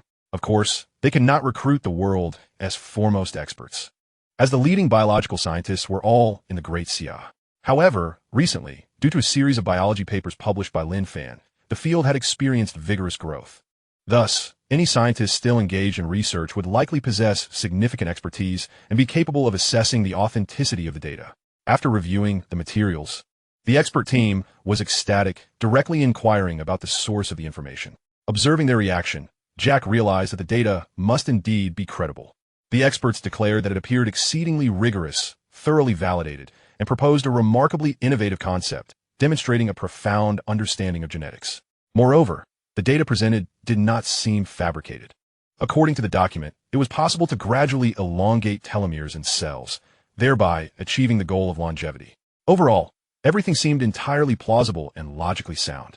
With the design of some experiments, the veracity could be established. Jack was utterly exhilarated, having completely cast aside thoughts of the document's origin. He regarded it as a divine gift, a sign that the heavens could no longer tolerate the Great Siah's splendor and had thus granted them this opportunity. Once the longevity serum was released, it would incite global frenzy. All the profits previously garnered by Lin Fan Company would have to be returned. Jack promptly organized the research team to commence experiments, while on the other side, he and Ed initiated a promotional campaign before any results emerged. In no time, advertisements for a new pharmaceutical company named Unicorn spread across the globe. Jack invested heavily in various channels worldwide, including television, the internet, and public spaces like streets and subways, capturing everyone's attention. The content of the advertisements left audiences astonished. In the advertisement video, a person clad in a lab coat, exuding an elite demeanor, spoke eloquently to the camera in what appeared to be a medical laboratory. Are you weary of aging? Do you fear death? Even in this era of rapid technological advancement, humanity remains shackled by the limits of lifespan. Before the boundary of longevity, all beings are equal. Have you ever envisioned a day when immortality could be realized? He smiled slightly as he continued. Unicorn Company was born to alleviate your concerns. At that moment, he gestured to an empty space, and special effects revealed lines of text in the air, accompanied by swirling genetic helices, creating an impressive display of high-end elements. The research team at Unicorn Company has assembled the world's most elite biologists, and we have achieved significant breakthroughs in extending human lifespan. The scene then transitioned to a laboratory featuring elderly monkeys. After administering a peculiar drug, the following footage depicted the monkeys appearing more spirited and lively. The impact of this advertisement was explosive. Upon viewing the ad, wealthy individuals worldwide immediately conducted background checks on Unicorn Company, scrutinizing its funding sources, research team, and the reliability of its products. Officials from several Western nations also promptly reached out to the company to gather information. The globe was engulfed in fervent discussion, especially among citizens of Western countries, who extolled Unicorn Company to the heavens. Unicorn Company? A longevity serum? My goodness, how can such a thing exist? Has technology progressed this far? Can human lifespans actually be extended? This is incredible. I always knew this day would come. Will everyone soon be able to live effortlessly beyond 100 years? Wouldn't immortality be splendid? The tales of movies have become reality. It's utterly fantastical. But how is it that this technology has emerged from the West? I always assumed Lin Fan Company would be the first to achieve this breakthrough. I've been waiting for them to accomplish such feats, yet it seems they have no new products in the medical field lately. What's so strange about that? Shouldn't the great Sigh be the first to develop this technology? Let us not forget that not long ago, they were merely imitators of the West. We have always been the true leaders. I'm delighted we have made such a significant breakthrough. It signifies our resurgence. Finally, we have bested Lin Fan. The longevity serum was developed by us first. Unicorn Company is extraordinary. We must safeguard our technological secrets. We cannot allow them to leak. Lin Fan has only achieved so much by stealing our research secrets. I hope we can monopolize the longevity serum. This is an opportunity for the West. If foreigners wish to purchase the longevity serum, they must open up their technologies. Surely, they will soon buckle under the pressure from their wealthy elite, allowing us to catch up entirely. Other companies must strive as well. I hope you can create groundbreaking technologies that the great Sigh lacks. I'm solely concerned with when the longevity serum will be released and its price. Don't get your hopes up too high. Such a product will undoubtedly be sold at an exorbitant price, accessible only to the wealthy, while ordinary people will have no part in it. Meanwhile, in the great Sigh, public opinion told a different story. This is laughable. Those foreigners are getting all worked up over an advertisement. It's just a poorly executed marketing ploy. Merely a scheme to swindle money. I guarantee that in due time, the project will fizzle out, and it will be revealed as nothing more than a shell project designed to deceive investors. A longevity serum? If such a thing truly existed, wouldn't it defy the laws of nature? It's terrifying to even contemplate. When the product is released, will those wealthy individuals dare to consume it? Let's hope they don't end up harming themselves. They still fantasize about regaining their former glory, dreaming of using the longevity serum to gain leverage over us. Even if the longevity serum does exist, I believe that once Lin Fan obtains a sample, he will swiftly surpass this technology. Overall, in the great Sigh, very few people believe in this advertisement, while many are merely waiting and watching. At this moment, within a laboratory in the United States, a group of experts was leaping with joy and cheering exuberantly. They meticulously followed the prescribed steps to concoct the drug, subsequently administering it to a group of monkeys. This time, it was not a mere fabrication akin to previous advertising campaigns. In summary, these elderly monkeys exhibited a remarkable improvement after ingesting the medication. observable to the naked eye. Chapter 200. Academician Lin. What is your perspective on this? With this, the final apprehensions have dissipated. Their promotional efforts are undeniably sound. In fact, the world's elite and the upper echelons of Western nations have begun to ardently support the Unicorn Company after becoming privy to these revelations.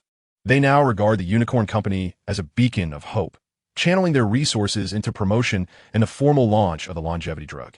Soon, the internal testing records for the longevity drug were released, with research papers published in the most prestigious scientific journals worldwide, garnering widespread attention. The biologists were exhilarated by the results, deeming it the most significant invention in the medical field to date, a milestone achievement in Western medicine. In essence, the academic community held it in high esteem.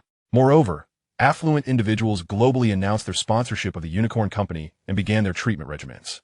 The reason for refraining from investments, holdings, or acquisitions was due to warnings from the U.S. government, which prohibited unscrupulous capital maneuvers.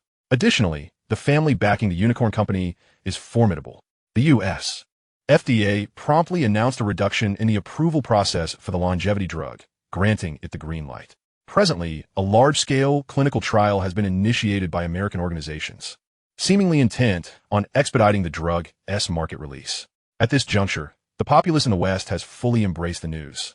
Previously harboring skepticism regarding the authenticity of this marketing spectacle, they have now witnessed all parties affirming the drug's credibility. Their doubts have vanished, replaced by a sense of exhilaration.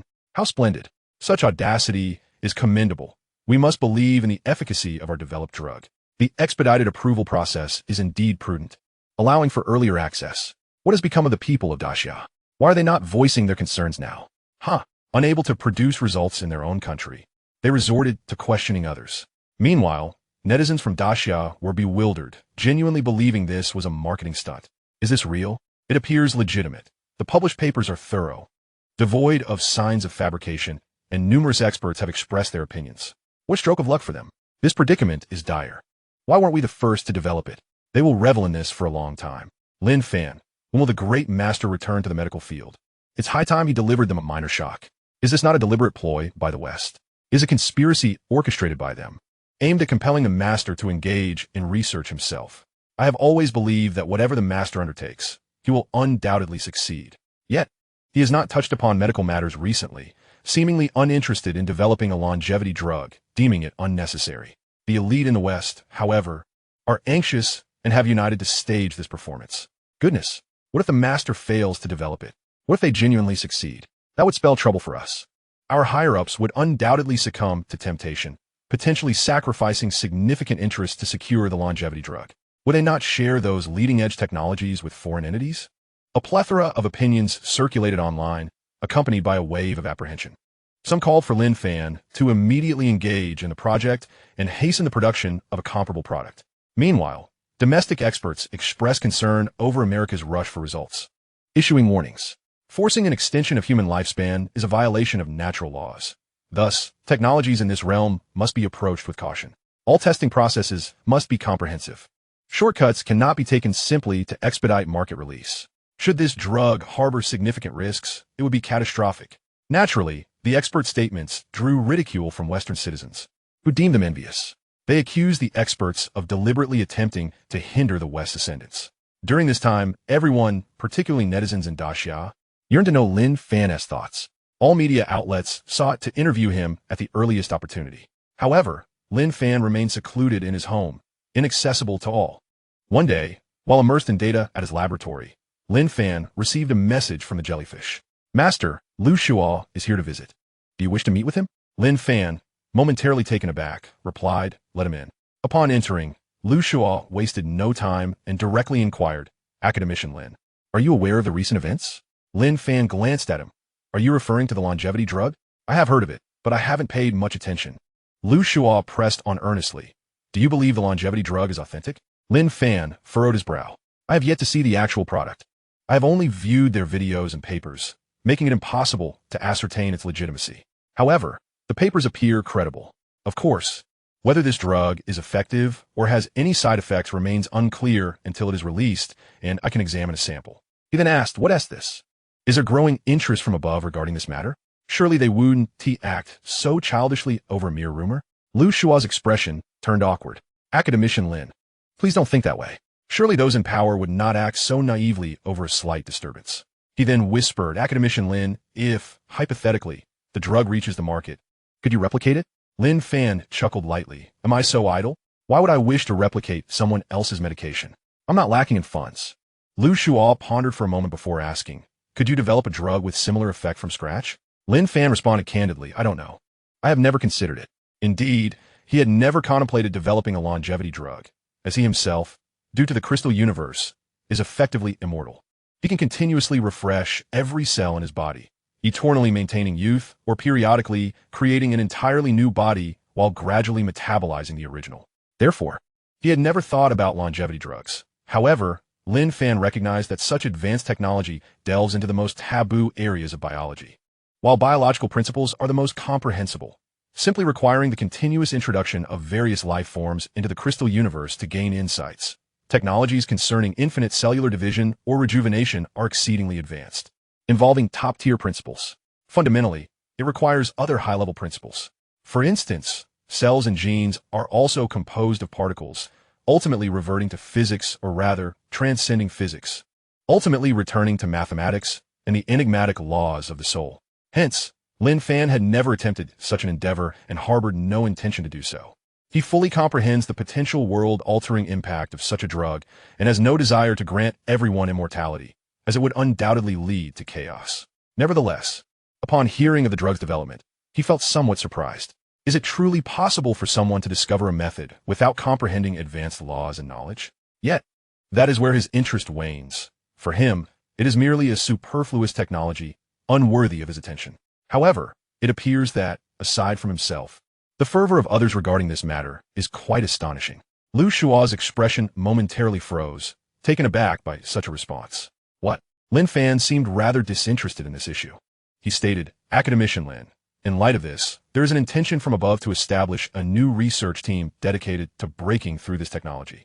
This initiative could enable us to catch up with their progress in this field and prevent future constraints.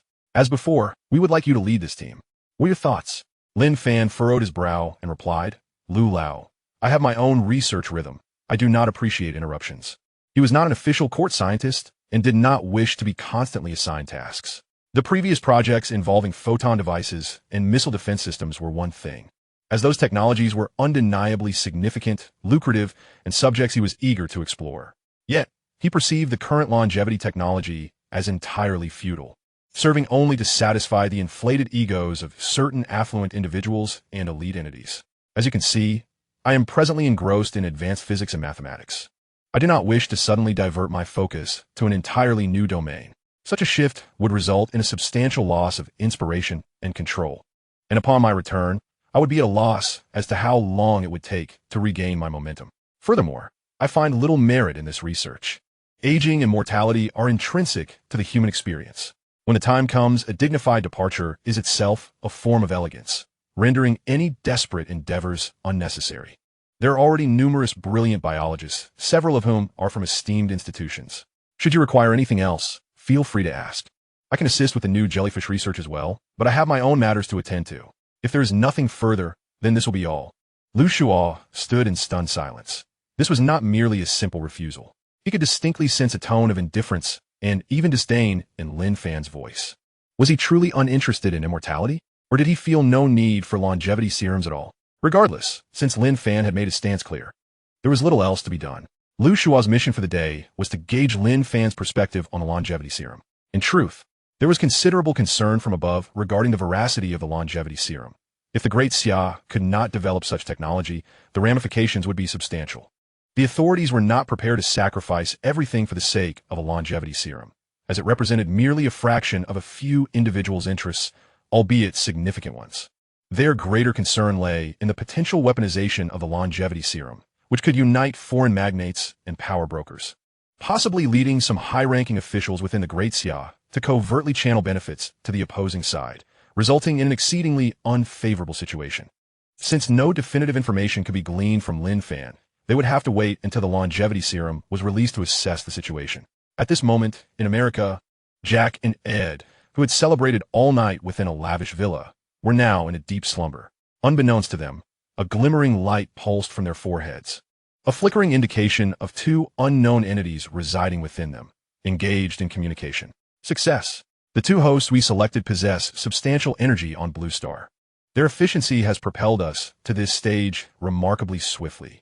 Indeed, the previous mysterious email had been directly sent to Jack by these two entities. Ever since they resurfaced from the depths of the ocean, they had been scheming to gain full control of this planet. Initially, they had intended to manipulate the two individuals' bodies directly, but with the emergence of Lin Fan, especially upon learning of his purported superpowers, their strategy had shifted. They opted to remain in the shadows, casting stones to gauge the waters, waiting for Lin Fan to approach them, so they could assess the extent of his abilities. Their reluctance to approach him stemmed not only from a wariness of Lin Fan, but also because they were temporarily bound to the sacred object. Akin to how ghosts in movies cannot stray far from their urns. They believed that someone like Lin Fan would certainly wield control over the entire Blue Star and would not permit any unforeseen circumstances to arise. At that moment, he would undoubtedly take action. The stones they had chosen pertained to genetic technology. The reasoning was simple, much like Lin Fan's initial venture into the realm of restorative agents. This branch of technology was sufficiently groundbreaking, and its craftsmanship was relatively accessible, unlike other fields of science, where subpar craftsmanship would render progress nearly impossible. Having barely escaped from peril, the sacred object was, for them, merely a means of survival and a repository of extensive knowledge, not yet a source of premier craftsmanship. Therefore, embarking on a journey through genetic science was eminently reasonable. Moreover, this was precisely Lin Fan's area of expertise. They speculated that he would be more invested and thus more susceptible to their machinations. Once he encountered the longevity serum, he would surely seek them out, whether to obtain the recipe or out of curiosity regarding Jack's technological origins. Their choice of longevity serum also served as a threshold, a benchmark, within their civilization's standards. Any entity capable of producing such a substance must be of considerable strength. Should Lin Fan find himself unable to decipher the longevity serum or incapable of crafting something akin to it, they would have a clearer understanding of the situation. Naturally, there were additional reasons for their approach, which shall not be mentioned at this time. Let us observe what this enigmatic Mr. Lin Fan is truly capable of. Shortly thereafter, due to ongoing external interest in the advancements of the longevity serum, the drug had entered the animal testing phase, reportedly progressing smoothly. Furthermore, news broke that numerous wealthy individuals facing imminent demise had secretly sponsored a course of treatment. Journalists revealed transformations observed in some of these individuals before and after using the serum, which astonished the public. Chapter 202, Dining Shattering Pots. Among those revealed was a world-renowned tycoon who had been on the brink of death, yet the captured images showed him appearing significantly more spirited. Although he had not visibly regained youth, his demeanor was markedly different, imbued with vitality. These disclosed facts piqued the world's interest. Those of advanced age, who had previously been mere observers, began inquiring into how they could join the clinical trials. The general populace eagerly anticipated the official release of this drug, even if a single course would cost upwards of hundreds of thousands. After all, they still clung to the hope of immortality, perhaps envisioning a payment plan to gradually repay over their lifetimes. On the side of Qifeng Company, the great Xia had yet to express any opinions, leading the world to believe that Lin Fan had capitulated, opting for a more subdued approach. Numerous media outlets began reporting that several wealthy individuals from the Great Xia had made their way to America, intending to undergo experimental treatment. The costs were considerable, especially since it was said that fees for citizens of the Great Xia were significantly higher than for those from other nations. Even those affluent individuals who had discreetly acquired foreign citizenship found that their lineage mattered more. Nevertheless, these magnates harbored no grievances. Instead, they wore beaming smiles. After undergoing treatment, during public media appearances, they extolled the virtues of a longevity serum, proclaiming it humanity's most remarkable invention and lauding the West as the beacon of civilization. They even suggested that the Great Xia should reflect on why, despite its advanced technological prowess, it could not produce such a drug. In summary, their statements relegated the Great Xia to the depths of disgrace. Such comments ignited a maelstrom of outrage, inviting scorn from netizens. Wow, this is extraordinarily condescending. How can the Great Xia, now the foremost power, still harbor such sycophantic attitudes towards the West? Are they living in a parallel universe? Wasn't this tycoon previously marketing himself as a patriot? What has caused such a sudden shift in demeanor? Is a longevity serum truly that enticing? Even for the sake of this elixir, is it necessary to turn against one's own? Is this a form of allegiance? Perhaps he has always harbored such thoughts, only tempering them while profiting into sigh. His reputation has long been tarnished. Did he not donate billions to foreign universities? His charitable endeavors into sigh are merely a facade for publicity, yet he remains stingy, already exposed for his duplicity. How infuriating! To indulge in both worlds while undermining one. How many more of such two-faced individuals exist? Meanwhile, foreign netizens mock this situation. Are the people of sigh truly that fragile? Is it not said that one should aspire to greater heights? Indeed, he is simply adapting to the times, recognizing the imminent rise of the West and aligning himself accordingly. Alas, some citizens of certain nations still believe they are the world's foremost power, lost in a dream. I urge you to embrace the West soon, lest you face reckoning in the future. Regardless of the controversy stirred, this tycoon remains unfazed. His assets have long been transferred, and after receiving treatment, he feels invigorated. He believes he is embracing civilization. The lack of condemnation from the CIS authorities indicates that this trivial matter will not affect him in the slightest. In fact, upon hearing of his treatment, officials from the CIS have reached out periodically to inquire about the longevity serum and its effects. This thought brings a smirk to his face. In his view, no one can resist the allure of the longevity serum. What the authorities? They too will eventually yield. He merely took the initiative. Meanwhile, Jack and Ed, concealed within their hosts, have been waiting in vain for Lin Fan to arrive. Their confusion deepened. Were they discovered? Or was Lin Fan simply too adept to detect their plot? Or perhaps he held no interest in the longevity serum, dismissing it as mere hype? They believed they had remained well hidden, unlikely to be exposed without drawing attention. To maintain their secrecy, they seldom inhabited Jack and Ed's bodies, mostly residing within a sacred artifact. They held unwavering confidence in this object. If even the sacred artifact could not thwart their adversary, they stood no chance. Yet, the likelihood of such an occurrence seemed slim. What was the current state of affairs? Ultimately, Jack and Ed concluded that Lin Fan might be overly confident. Disregarding these Westerners altogether, it appeared they needed to stoke the flames further. One day, Jack, the enigmatic mastermind behind the Unicorn Company, suddenly emerged into the public eye, convening a press conference. During the event, he addressed questions regarding the longevity serum that piqued public interest. One reporter directly inquired, "Sir, the outside world is curious about the origins of your longevity serum technology, which seems to have emerged from nowhere. Given your lack of a scientific background, could you clarify how the serum was developed?" Everyone knew the longevity serum was no mere concoction of natural ingredients. It required a highly complex manufacturing process. A layperson could not simply whip it up. The reporter continued, "Some have drawn parallels between you and Lin Fan of Chi Company, noting similarities in your situations. What are your thoughts?" Jack's expression remained unchanged. He had anticipated such inquiries. It would be odd if no one raised such doubts. "I have repeatedly stated that I possess a highly professional research team. This endeavor requires extraordinary talent and a touch of fortune. I must admit, Lady Luck has favored me. Science can never be monopolized. Even a formidable entity like Chi Company will eventually decline, just as the West will. Furthermore, I see no resemblance between myself and Lin Fan. Our technology is entirely self-developed, without any external assistance." At that moment, Lin Fan, meditating beneath a tree in his villa-esque garden, was abruptly awakened by the voice of the jellyfish, which transmitted the press conference footage to his smart glasses. After viewing it, his expression remained neutral, though he felt a twinge of displeasure. Initially, he had dismissed them. However, it was evident that his low profile had not brought him peace. Certain individuals seemed to have inflated egos. Chapter 203, The Will of the Gods. In light of this, let me uncover your true nature. Lin Fan had always found it peculiar that ordinary individuals could suddenly develop such advanced technology, akin to a chimpanzee unexpectedly crafting a nuclear bomb. Now, he was eager to discern the true nature of their machinations. He transformed into a whirlwind and sped outside, shortly arriving in a vast expanse of wilderness. Here, he morphed into a beam of light, traversing half of Blue Star in an instant, arriving at the opposite side.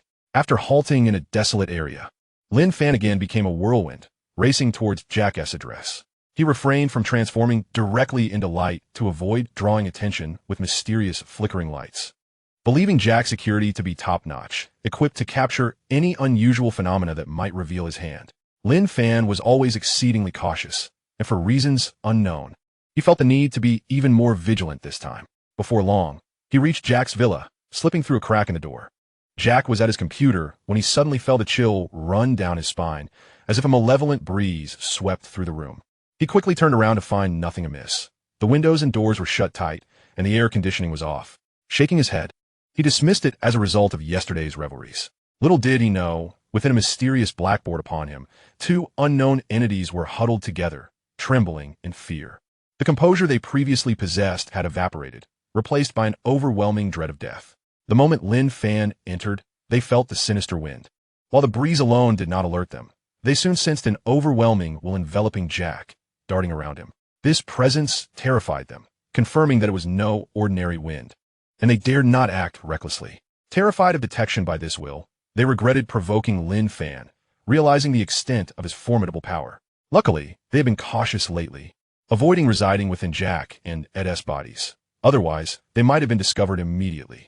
Now, they could only rely on the strength of the sacred artifact. After a while, they felt the presence dissipate, but still refrained from moving, opting to remain still and vigilant for any anomalies in their surroundings. Despite noticing a breeze departing in the direction it had come, they remained cautious, fearing that Lin Fan might already know of their existence and strike back. It was not until half a day had passed, confirming that all was well, that they dared to converse. My heavens, is that divine power? We have encountered divine power. Another individual, still trembling with trepidation, remarked, indeed, who would have anticipated that Lin Fan possesses divine power. No wonder his growth has been so rapid.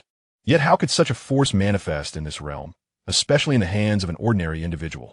Typically, divine civilizations disdain such barren territories, let alone idly lurking within such primitive societies. Their will can instantaneously alter reality, even exerting influence across entire star systems.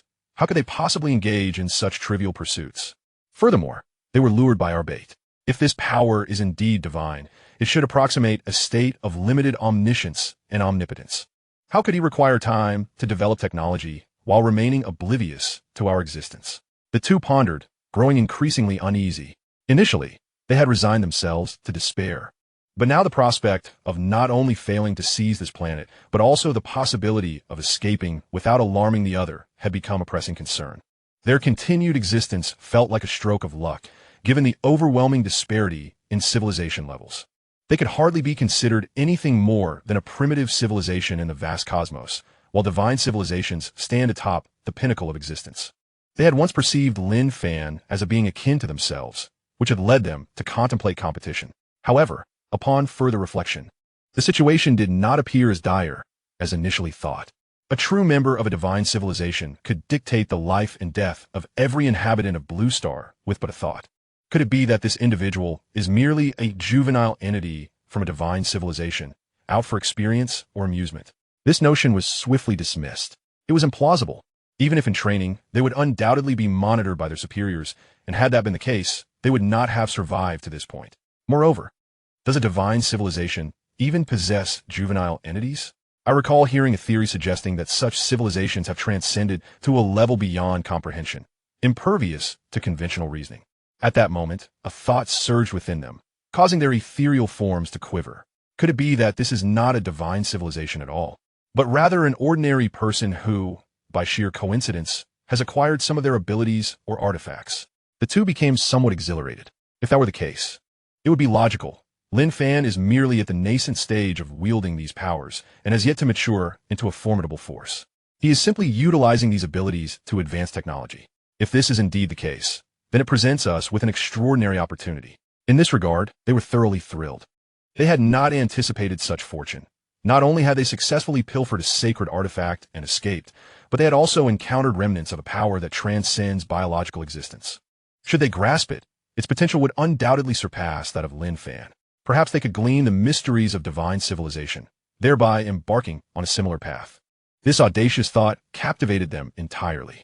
With no other recourse available, they concluded that eliminating Lin Fan and seizing his opportunity was imperative for their survival. Moreover, they needed to act swiftly. Otherwise, once Lin Fan matured, their fate would be sealed. At present, Lin Fan's abilities could not be exceedingly potent. If they were, he would not relinquish control over all of Blue Star. As it stands, he seems capable of transforming into air and employing divine power for scanning, yet unable to penetrate the defenses of the sacred artifact. Furthermore, his combat prowess likely remains limited, His transformations cannot persist indefinitely. Otherwise, he could simply obliterate the planet with sheer force, wreaking havoc like a relentless tempest. Given this, I have formulated a plan to confront him. We can leverage the artifact's cloaking capabilities to approach him and strike decisively. The two promptly clarified their strategy and devised a method to deal with Lin Fan. At this juncture, it was crucial to expedite the recharging of the sacred artifact, restoring its full capabilities. Chapter 204: The Terrifying Side Effects of the Longevity Serum. Meanwhile, Lin Fan had returned to his abode, processing the revelations he had just encountered. He had scanned Jack's mind, acquiring not only information on the Longevity Serum, but also uncovering some peculiarities. This data had evidently originated from an anonymous email received by Jack, indicating that it was indeed not the product of his team's research. But who authored this material? He had gleaned no useful information from Jack's mind. Even Jack himself remained in the realm of speculation. Lin Fan's thoughts surged. Could it be that there exists an invisible research organization in this world? Why would they create such information only to send it to Jack instead of making it public? Reflecting on the discord stirred by this situation, could this mysterious organization be orchestrating events to facilitate the resurgence of the West? The emergence of yet another enigmatic force left Lin Fan feeling agitated. Yet, he resolved to examine the data further. Having read through the documents in their entirety, his eyes widened in astonishment. Not only was the information genuine, but it was also profoundly intricate, containing concepts he had not previously considered. This appeared to be a technological pathway accessible only after attaining mastery of advanced principles, something he would not have conceived on his own. The technological prowess of this entity was astonishing. Why had it only surfaced now? In the next moment, Lin Fan found himself in the crystalline universe. A vial of the longevity serum materialized in his hand, generated in accordance with the methods outlined in the documents. Instantly, thousands of genetically diverse humans appeared before him. He replicated the longevity serum numerous times and administered it to these individuals. With a mere thought, time swiftly advanced several months into the future.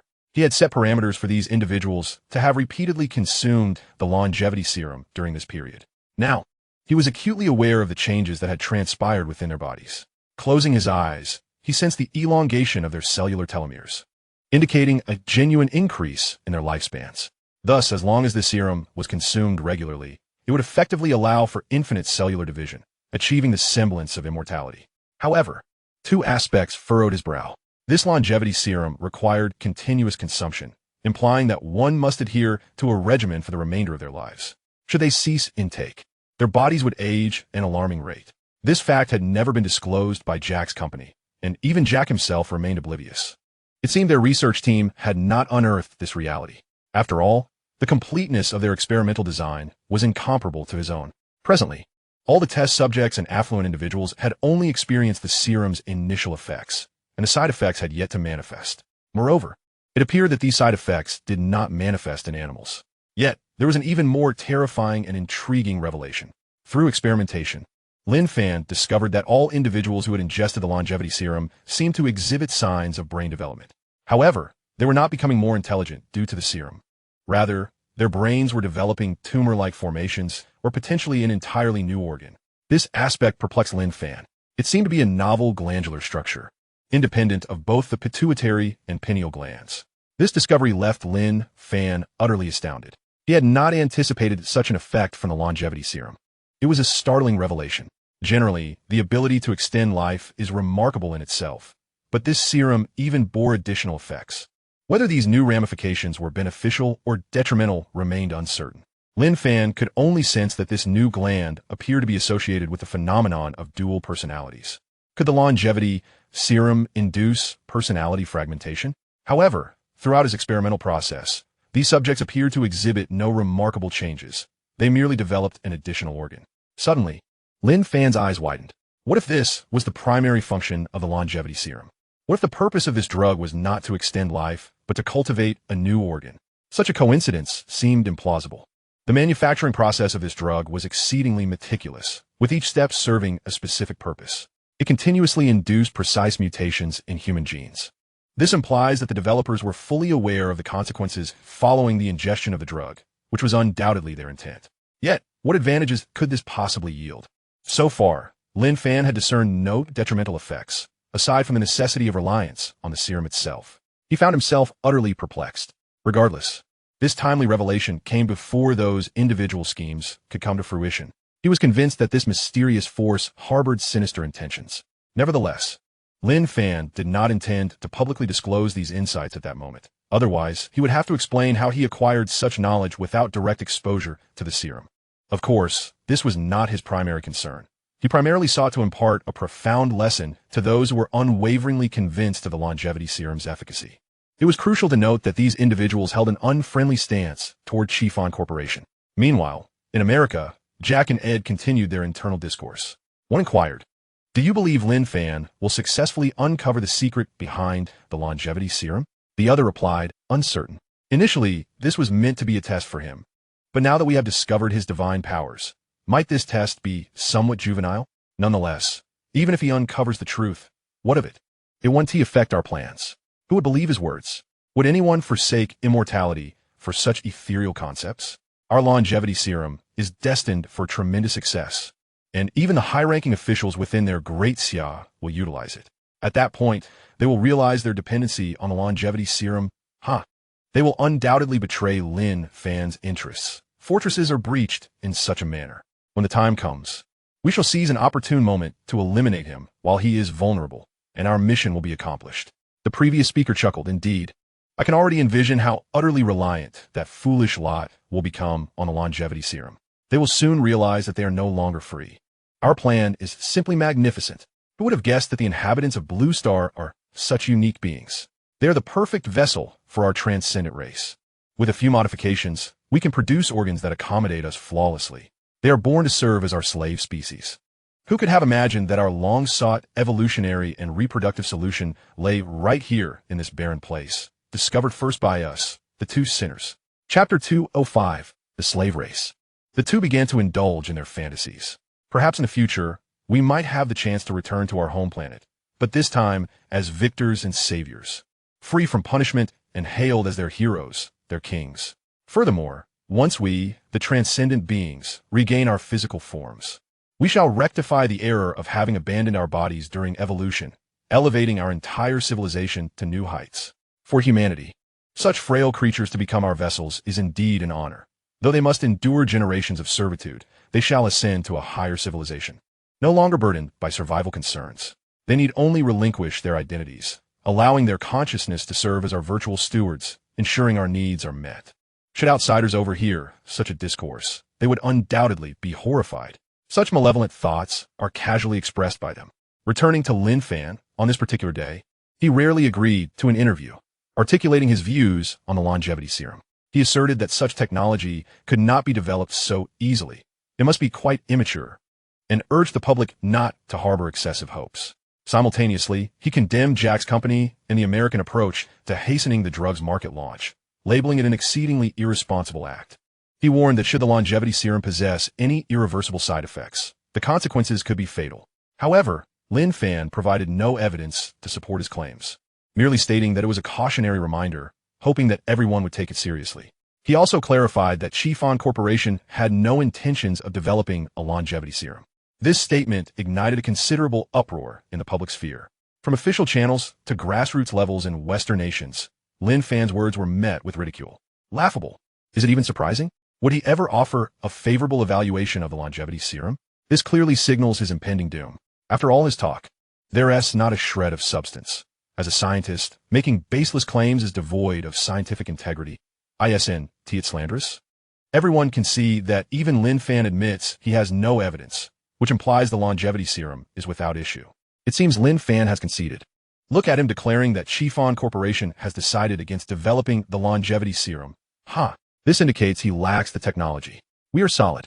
This truly marks the onset of our Western fortunes. Indeed, following this statement, it was evident that foreign magnates exhibited increased trust in the longevity serum. So far, numerous individuals who had previously been hesitant began to engage with the longevity serum project, resulting in Jack's company reaping substantial profits. Conversely, in Great Sigh, the majority of netizens supported Lin Fan. Yet, it appeared that the wealthy elite in Great Sigh were not swayed by his words.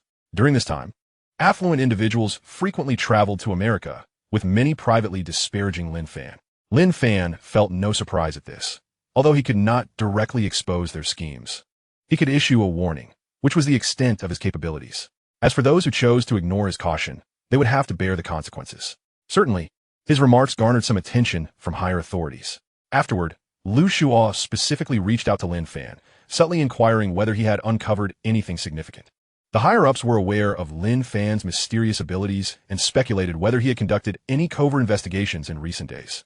Lin Fan did not respond directly, but cautioned the authorities that if they wished to avoid health complications or permanent dependencies, they should refrain from engaging with the longevity serum.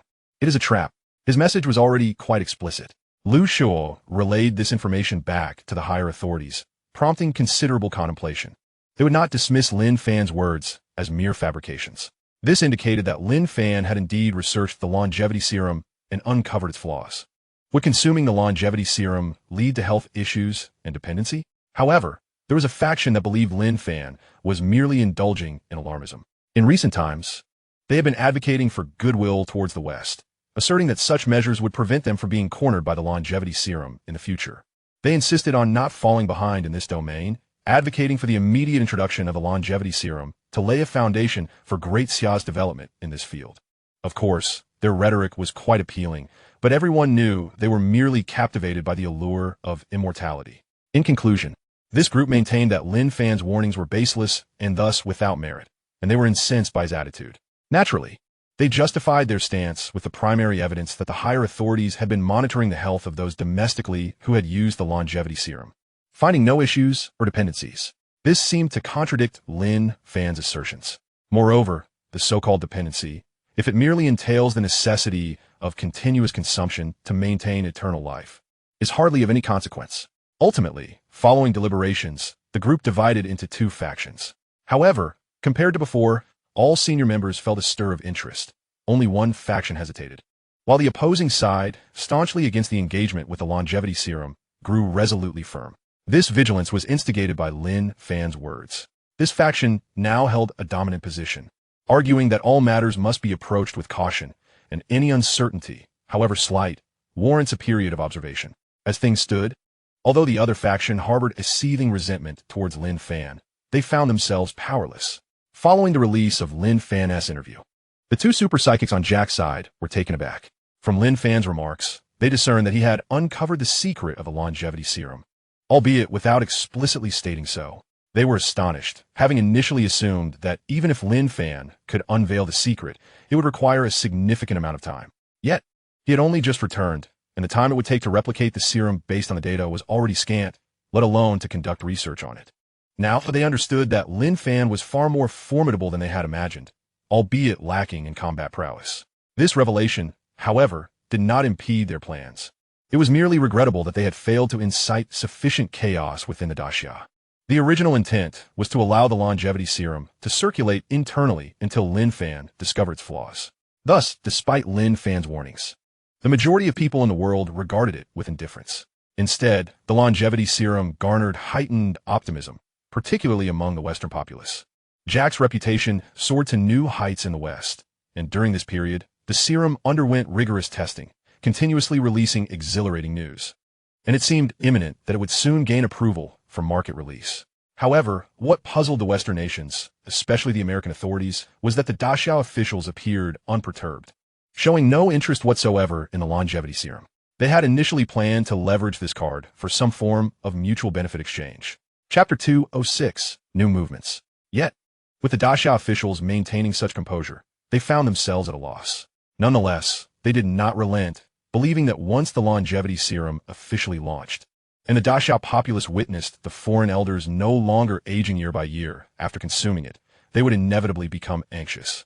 Hence, the American authorities expedited the approval process for the longevity serum.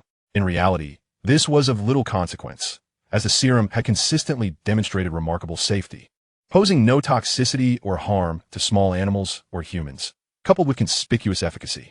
Thus, from the American perspective, it was a surefire remedy, akin to the miraculous recovery serum that had previously emerged from Qifan Corporation. On Lin Fan's side, he had been far from idle during this time. Upon learning of the side effects of the longevity serum, he dedicated time to obtaining a list of individuals who had consumed it, subsequently locating each one.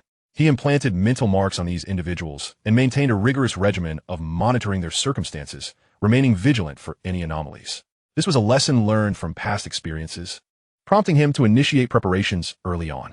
Currently, a mysterious force was operating in the shadows.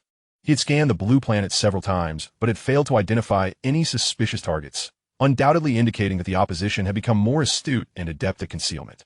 Therefore, he resolved to seek clues from the victims themselves, convinced that the adversaries had their own intentions for transforming these individuals. Regardless of their schemes, he believed that changes would inevitably manifest. His lack of findings regarding anomalies in the experimental subjects within the crystalline universe did not imply that these individuals would not undergo any mutations in the external world. The peculiar organs within them surely had newfound purposes. Thus, he chose to observe the unfolding events with patience. His primary focus remained on Jack, the individual responsible for the serum's release, as he trusted that the mysterious force would soon make further moves. Lin Fan harbored an instinctive feeling that the crux of the issue lay with Jack, despite having meticulously scanned all information regarding him over the past few days. He had yet to uncover anything unusual. The enigmatic email remained an enigma, as he could not trace its origin. However, had Lin Fan been aware of the current thoughts of the super psychics, he would surely have been disappointed, for they were no longer in Jack's vicinity. Following Lin Fan's swift approach to Jack and the subsequent unraveling of the secret behind the Flame Beast serum, the two entities sensed that their plans were no longer proceeding smoothly and that they had fallen into peril. Thus, they seized an opportunity to relocate to another site. Presently, they found refuge in Haishi, having transferred to a public server room. Utilizing the servers there, they conducted various operations, as their layout was nearly complete. They merely needed to provide information to manipulate the external workings. Their plan now entered its next phase. Once this step was successfully implemented, they would possess a multitude of resources at their disposal worldwide. On this day, in the United States, Hans was engrossed in tinkering with peculiar devices in his home laboratory. Hans was a quintessential rich second generation, yet he harbored no interest in the pursuits typically favored by affluent individuals. Instead, he had transformed into a bookish recluse. Captivated by the study of strange technologies, he possessed considerable talent in this domain, frequently inventing novel contraptions. His family, unable to deter him, merely established a laboratory for him at home, investing funds as if purchasing toys, provided he did not demolish the house in the process. One day, while Hans was engaged in welding, he suddenly heard the notification sound of an email on his computer. He promptly commanded the email to display on the large screen using voice control. To his astonishment, the screen revealed the strikingly simple yet eye-catching phrase, "Large-scale virtual reality pod technical documentation." He momentarily froze, suspecting it might be a prank. However, as a self-proclaimed scientific oddball, he could not resist such temptation and clicked to explore the contents of the email. Inside, he uncovered a technical guide spanning thousands of pages, meticulously formatted. As he downloaded and perused the document, he became utterly engrossed. Hours later, he finally regained his senses, his face a canvas of shock and excitement. He was left wondering who had developed such coveted black technology, which had evidently not been kept confidential and was sent directly to him. He swiftly checked the sender of the email, only to find it was blank. This piqued his interest even further, prompting him to employ technical means to investigate. Yet he discovered no anomalies. This left him frowning, his demeanor growing more composed. Clearly, there was some conspiracy afoot. Had the sender intended for him to use the information to launch a business, only to later demand exorbitant compensation for ownership of the technology? After some contemplation, he dismissed the notion as far-fetched. Anyone possessing such technology could simply release the virtual reality pod, undoubtedly creating a global sensation and reaping immense profits without resorting to such underhanded tactics. After much deliberation, he remained perplexed as to the underlying motive. Nevertheless, upon discovering that the relevant patents were unregistered, he ultimately succumbed to the allure of the technology and resolved to create the device. Since it had been sent to him, it must belong to him, he reasoned. On that day, the world was abruptly shaken by another astonishing event. A newly registered company in the United States has abruptly announced a breakthrough in a pivotal technology, successfully developing a virtual reality pod. This is not the ordinary technology where human consciousness awakens within a realm surrounded by screens. Instead, it allows individuals to enter a state of semi-consciousness, wherein the virtual reality pod takes over all sensory perceptions, enabling an immersive experience within a synthetic electronic world and replicating all five senses through advanced technology. Upon a revelation of this news, it sparked widespread discussion among netizens. Currently, photonic devices have reached unprecedented levels of sophistication, with computational power achieving remarkable heights. theoretically fulfilling the real-time generation demands of virtual reality apparatus. The graphical quality of various games has ascended to an exemplary standard, leading individuals to eagerly anticipate genuine virtual reality gaming. However, the existing virtual reality devices on the market are merely head-mounted displays, with virtual reality games in existence, including grand productions simulating Mars and the Moon. Yet, the experience remains somewhat lackluster. At this juncture, netizens learned from scientific research that the realization of a truly immersive virtual reality device presents numerous formidable challenges. The crux lies in establishing a seamless connection between the human brain and electronic devices, facilitating high-speed information transfer without interference from extraneous signals. This is a daunting task, given that humans rely on their senses to receive external information, and the nerves penetrate deeply into the brain.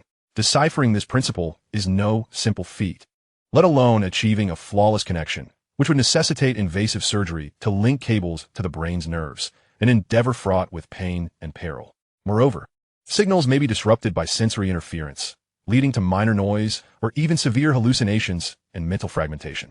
Thus, scientists within this industry have tirelessly endeavored to overcome these challenges. Yet no mature solutions have emerged to date. Even with brain-computer interfaces, only rudimentary signal transmissions have been achievable, allowing for basic computer operations. Now, a company boldly claims to have conquered these technological hurdles, particularly as it is a Western enterprise, which naturally incites astonishment. Upon a news breaking, Western media erupted in fervor, exalting the announcement. The populace rejoiced, proclaiming, "Oh, how splendid! This is our Western era. The glory we once lost shall be reclaimed," affirming that we, the West, are the true beacon of human civilization. Following the longevity serum, this represents another monumental invention of Western civilization. I previously asserted that the longevity serum was merely the beginning. More Western firms will unveil groundbreaking technologies. We hope that soon we will transcend the technological blockade of photonic devices and surpass the great sigh in various realms. Indeed, the West is formidable. Although great sigh recently outstripped us, we all understand the underlying reasons. Lin Fan's reliance on extraterrestrial technology. Now, however, we ordinary folk have developed technology he lacks. The assistance of aliens cannot thwart our Western resurgence. It is truly lamentable that great sigh has yet to develop a longevity serum. I urge everyone to minimize their use of Lin Fan Corporation's technology. Who knows what alien conspiracies may lurk behind it? The news reached great sigh, igniting fervent discussions there as well. Netizens expressed their frustration over why the West appears to be invigorated, rapidly unveiling such advanced technologies. Unlike the previous longevity serum, which was accessible only to the elite, this virtual reality pod seems destined for the masses. Furthermore, its applications are extensive, heralding the realization of a genuine metaverse. Various shopping games and activities that traditional internet can facilitate will be possible in the metaverse, enhanced by superior experiences and the development of novel interactive scenarios through virtual reality technology. The netizens of great sigh have long awaited this advancement, and upon learning of the West's invention, their feelings are mixed. All netizens began urging Lin Fan Corporation to accelerate their progress. Surely, they cannot be left behind this time. After all, Lin Fan has consistently produced astonishing technological marvels. It was already surprising that he could not develop the longevity serum. This time, the challenge of the virtual reality pod should not be insurmountable, should it? Upon learning of this news, Lin Fan furrowed his brow and promptly traveled to the United States, seeking out the mastermind behind the group, Hans, and scanning him along with everything around him. As expected, this technology was still communicated to Hans via a mysterious email. It appears that this shadowy force is merely supporting certain individuals to unveil their black technologies, without favoring any one person as an agent. Both Jack and Hans are but mere pawns in this game. Lin Fan focused on scrutinizing Hans's computer, even scanning it into the crystal universe. However, he found no relevant traces. Typically, even a most adept hacker leaves some evidence behind. There should be indications of interactions with the computer, as long as the email was received through the network. Yet now, even probing into the crystal universe yields no related evidence, prompting Lin Fan to ponder. Could it be that this email materialized out of thin air on his computer? Such a scientifically implausible existence could possibly be a ghost? Indeed, the reality is that the two entities sending emails do not utilize conventional network transmission. Rather, they generate them directly within the target computer using their mental prowess upon nearing their objective. This also serves to prevent detection by Lin Fan's surveillance system. After all, It is common knowledge that Lin Fan possesses several supercomputers that have never been publicly released. It could be said that as long as the devices are connected to a public network, they cannot escape the scrutiny of his surveillance. However, these two entities did not anticipate that Lin Fan could penetrate this with the omniscient capabilities of the crystal universe, thus revealing their methods without a hint of suspicion regarding their exceptional hacking skills. At present, Lin Fan finds this unusual occurrence exceedingly perplexing. His gaze flickers as a bold idea ignites in his mind. He had always believed this to be an underground organization endowed with formidable scientific prowess. Yet, the method of email transmission is far too unscientific and illogical. It leads him to consider that such a means may only be possessed by an extraterrestrial civilization, entirely surpassing the understanding and detection capabilities of the inhabitants of Blue Star. With this thought, his heart races. Could it be that extraterrestrial civilizations now inhabit Blue Star? Was the earlier endeavor of cultivating a new organ within the human body through the longevity serum merely a precursor to their true objectives? What then? Is the purpose of the current virtual reality pod? Lin Fan senses that this is part of a broader scheme, and there must be something that connects these two threads. Yet at this moment, another idea captivates his thoughts. He had previously felt something amiss with Jack, but could not articulate it at the time. Now, associating it with the notion of extraterrestrial civilizations, he immediately recalls certain matters. That mysterious stone slab on the ocean floor comes to mind. Similarly, during his scan of Jack's brain, he discovered Jack's previous passion for diving, having constructed a professional-grade submersible. Coincidentally, after diving in the ocean, Jack returned to the United States and suddenly received an email. It now appears that this is no mere coincidence. Previously, the reason he had not connected these two matters was that, in his perception, the enigmatic black stone tablet should reside in the Mariana Trench, whereas the location where Jack and his companion were diving lay beneath the Indonesian seabed. Yet, what if this stone tablet was not fixed to a singular location, but rather had the ability to relocate? The more he pondered, the more he felt the likelihood of this possibility was exceedingly high. At this moment, a shiver coursed through him. Chapter 208. Lin Fan takes action. Performance overwhelms. Without a moment's hesitation, Lin Fan transformed into a molecule of water and personally descended into the Mariana Trench. He could not afford to consider the potential dangers posed by the tablet. He must uncover the truth. Moments later, he returned home, his expression grim. Indeed, the tablet, which had always instilled a sense of trepidation within him, eluded his grasp entirely. Now, a more terrifying thought plagued Lin Fan. Even if the tablet remained in its original location, would he possess the ability to detect it? Previously, he had scoured Blue Star several times in search of this mysterious research organization, yet he had found no object resembling the tablet. This suggested that either the tablet existed in a realm he could not access, or that even if it stood before him, he would remain oblivious. Its capabilities had evidently transcended understanding. This was now a formidable challenge. Simultaneously, he was intrigued. Did the tablet possess self-awareness, detecting the approach of individuals and subsequently causing disturbances in the external world? Or had it been awakened and established contact with an extraterrestrial civilization, orchestrating a series of events on Blue Star? Regardless, it was certain that this alien civilization had now set its sights on him, as he represented their greatest obstacle to dominating Blue Star. They were either temporarily incapable of confronting him directly or harbored reservations, opting instead to act covertly while seeking to ascertain his capabilities. At this juncture, Lin Fan was suddenly struck with alarm. If he were that extraterrestrial civilization, he would undoubtedly devise ways to comprehend his abilities. The most effective strategy would be to set a trap, luring him out and analyzing him through observation. Thus, the longevity serum was a trap. It was designed to entice him into seeking information. Upon realizing this, his expression darkened. Having discovered that both Jack's and Hans's computers were generating automatic emails, he speculated that perhaps the alien civilization or the stone tablet had been in their vicinity all along. They had undoubtedly been monitoring the two, waiting for him to approach. This implied that his investigation had been entirely under their scrutiny. His ability to manifest as matter had been recorded and understood by them. Such cunning machinations left Lin Fan feeling thoroughly outmaneuvered. However, this was also a consequence of information asymmetry. Now that he was aware, he felt a strange calmness. If they had indeed acquired the means to subdue him, their previous actions would not merely have been observational, but rather direct intervention. In any case, they were exceedingly cautious, aware that they lacked the capacity to overpower him at the moment. Yet, they did not wish to concede easily. They aimed for gradual development and data accumulation, indicating they were not intimidated by him.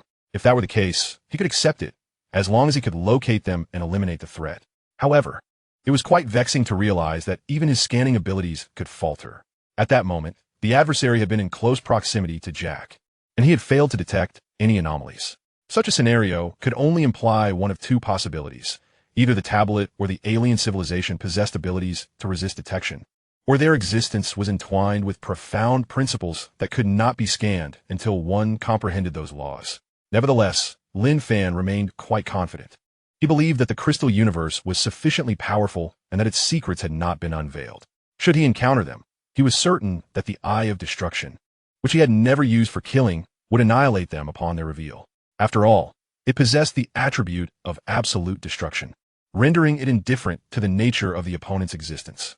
Yet, he still felt a twinge of headache. This clandestine force had evaded his search.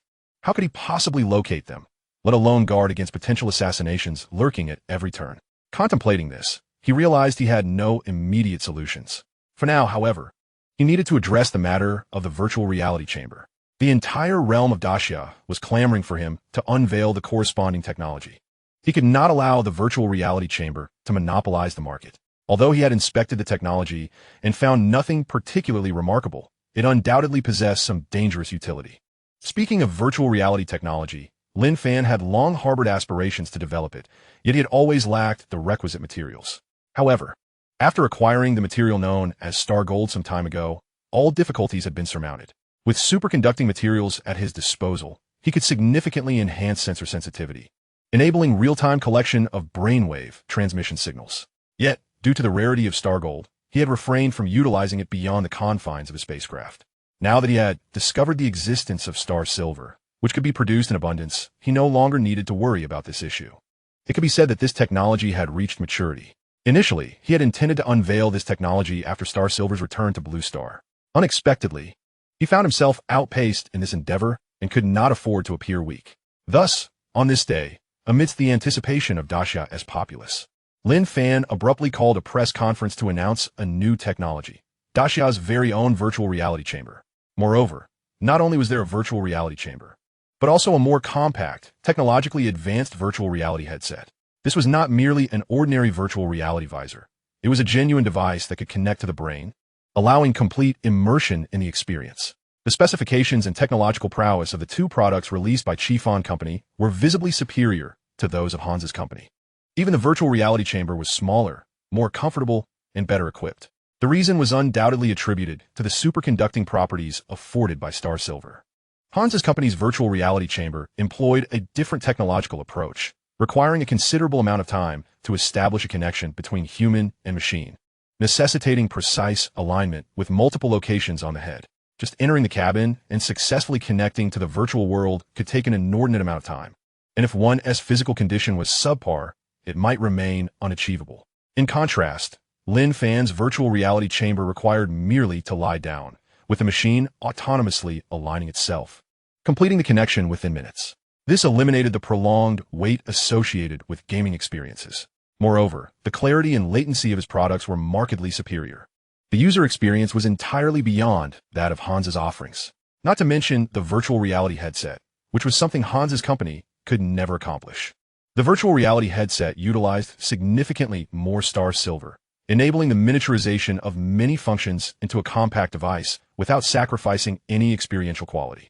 This equipment was far more portable, no longer confined to a stationary location for play. With a headset, one could enjoy gaming on the couch or while traveling. Chapter 209, Unsuitable for Civilian Use. At the press conference, Lin Fan presented a comparative analysis of the technical parameters of both companies' products. This starkly visualized disparity in data thrilled netizens and gaming enthusiasts worldwide. Simply by glancing at the numbers, it was abundantly clear that Fan Company's virtual gaming chamber was the unequivocal superior choice for purchase. Indeed, the affluent have their choices when it comes to headgear, and it can be said that Fan Company has seamlessly integrated this technology without any drawbacks. Previously, when Hans unveiled the virtual reality pod, it was fraught with numerous shortcomings. However, at that time, the absence of competitors led many to overlook these flaws. Now that Lin Fan has introduced corresponding technology, it renders Hans's products somewhat inadequate. How splendid! At last, Our great Xia possesses a virtual reality gaming console, freeing us from the constraints imposed by others. The technological prowess is astonishing. It utterly eclipses Hans's offering. Without a doubt, this is the one to purchase. When will it hit the market? I can hardly contain my eagerness to immerse myself in various virtual games. While the current offerings are commendable, they merely scratch the surface with VR devices, lacking the immersive experience one craves. I wonder how the Westerners will react now. I mean, as soon as Hans' company launched, Lin Fan was quick to respond, suggesting he has always held this technology in reserve, right? Is this just a case of squeezing out every last drop? Perhaps the rise of the West is not entirely detrimental to us. It instills a sense of urgency in Lin Fan, preventing complacency, thus leading to a continual stream of high-tech innovations that ultimately benefit us. In the span of a single launch event, Lin Fan staged a triumphant return, dramatically shifting the tide. It is widely acknowledged that not only does hardware lead, but in software as well, such as the development of virtual games and other applications of virtual environments, Great Xia holds a significant advantage. For instance, Great Xia boasts the world's largest and most sophisticated virtual shopping platform, consistently outpacing global competitors, who remain in a state of imitation. Furthermore, let us not forget that Great Xia recently unveiled various virtual educational institutions aimed at providing learning platforms for the uneducated seeking alternative avenues. These encompass a wide range of subjects and skills from the real world, even including intangible cultural heritage projects, utilizing the model and curriculum of genius academies. This approach aligns perfectly with the human brain's learning patterns, thereby enhancing educational efficiency. Additionally, there are various innovations, such as virtual laboratories and hospitals. To ensure the competitiveness of these virtual applications, Lin Fan has employed scanning techniques to gather data directly from the real world. It can be said that these virtual environments simulate reality infinitely, an achievement unattainable through foreign modeling efforts. These applications are the true trump cards, combined with a virtual reality pod, achieving an unparalleled experience. Lin Fan also announced at the launch that all of Great Xia's games and scenario platforms will be exclusive in the future, accessible only through the purchase of Chi Fan Company's virtual pod and headgear. This delivers a fatal blow to Hans' company. Following Lin Fan's press conference, foreign netizens were left in disarray. What now? It seems Hans's products genuinely cannot compete with Lin Fan's. How unfortunate. They clearly possess this technology, yet waited for us Westerners to make a breakthrough before swiftly launching superior technology, rendering our investments futile, a decidedly malicious strategy. We hope everyone will enthusiastically support domestic products and resist capitalists like Lin Fan. The idea of an exclusive platform is utterly distasteful. Those expressing such sentiments fail to recall that previously, each Western gaming console platform also monopolized certain content as selling points. Now that it is Great Xia's turn, they become unwilling. No matter how advanced. Was it not us Westerners who first invented the virtual reality pod? This will surely be recorded in history. With no mention of the opposition, no one remembers the runner-up. Let us not forget, although Chi Fan Company's equipment may be more advanced, it is based on extraterrestrial technology. And given the connection to the brain, there could be unforeseen risks. Aliens do not harbor benevolent intentions. They may exploit machines for mind control. And we must not fall prey to this. Indeed, we must resist Lin Fan's products. Perhaps this has been his scheme all along, now finally revealed. If Lin Fan were to hear such words, he would undoubtedly be amused. These Western netizens show a complete lack of discernment. Ironically, the products developed by their most trusted local technology firms are their lifeline. The Westerners remain ensnared in their dreams of ascendance, oblivious to the fact that they have already sunk into a quagmire. Meanwhile, Lin Fan, having just launched the virtual reality pod, was approached by Lu Shua. Coincidentally, Lin Fan had matters to communicate to the higher-ups through him. Lu Shua bore an expression of discomfort, as Lin Fan's announcement of the virtual reality pod had come without any prior indication, which concerned the authorities. He inquired, "Academician Lin, did you employ materials akin to Star Gold for your virtual limited pod? Such materials would surely ensure performance superiority over Hans's products." Lin Fan nodded. "Not Star Gold, but rather other room-temperature superconducting materials. If it were Star Gold, I would not be able to afford it." Lu Shua suddenly seized Lin Fan's arm with great excitement. "Academician Lin, does this mean your extraterrestrial mining vessel has located room-temperature superconductors? Can this material be mass-produced in the future?" Lin Fan nodded. "I previously mentioned that this day would not be far off. Recently, I received news from the mining vessel that a substantial quantity of ore was discovered on an uncharted asteroid, an ore that does not exist on Blue Star and formed under very unique conditions. With minimal refinement, it can be transformed into stable room-temperature superconductors. While its capabilities may not rival star gold, at least its superconducting properties are reliable. The ship should return in a few months, bringing back tens of thousands of tons, sufficient for Blue Star's needs for a while. By then, the virtual reality pod will be ready for mass production and market release. Lu Shuo was elated upon hearing this good news, yet his expression soon soured. Rubbing his hands, he seemed somewhat embarrassed as he said, Academician Lin, why did you not inform us prior to your launch of the virtual reality pod? I understand you wanted to respond immediately to Han's Company's product release.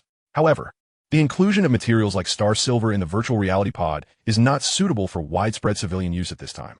Lin Fan then comprehended Lu Shuo's and the higher-ups' concerns. Chapter 210. He was deceived. After all, superconducting materials can unlock numerous technological advancements. Great Xia was able to construct its spacecraft precisely because of this. Moreover, these materials hold immense potential in various military applications. Now, Lin Fan's sudden decision to transition this technology to civilian use, particularly for entertainment-focused virtual reality products, may be viewed as wasteful by the authorities. If sold widely, foreign entities could potentially acquire vast quantities of virtual headgear, dismantle the superconductors within, and repurpose them for satellites, spacecraft, fighter jets, and other applications, all of which pose threats to Great Xia. To maintain technological superiority, the higher-ups believe this technology should remain under a technological embargo for at least 20 years. Only when signs of foreign breakthroughs in superconducting technology emerge should the time for civilian use arrive. Lin Fan sighed. What if there are compelling reasons for such action? Perhaps even vital ones that pertain to the survival of the Blue Star inhabitants, making it necessary? I cannot allow Han's Company's virtual reality devices to dominate the market. Without utilizing superconductors, I will be unable to develop equipment that rivals Hans's performance.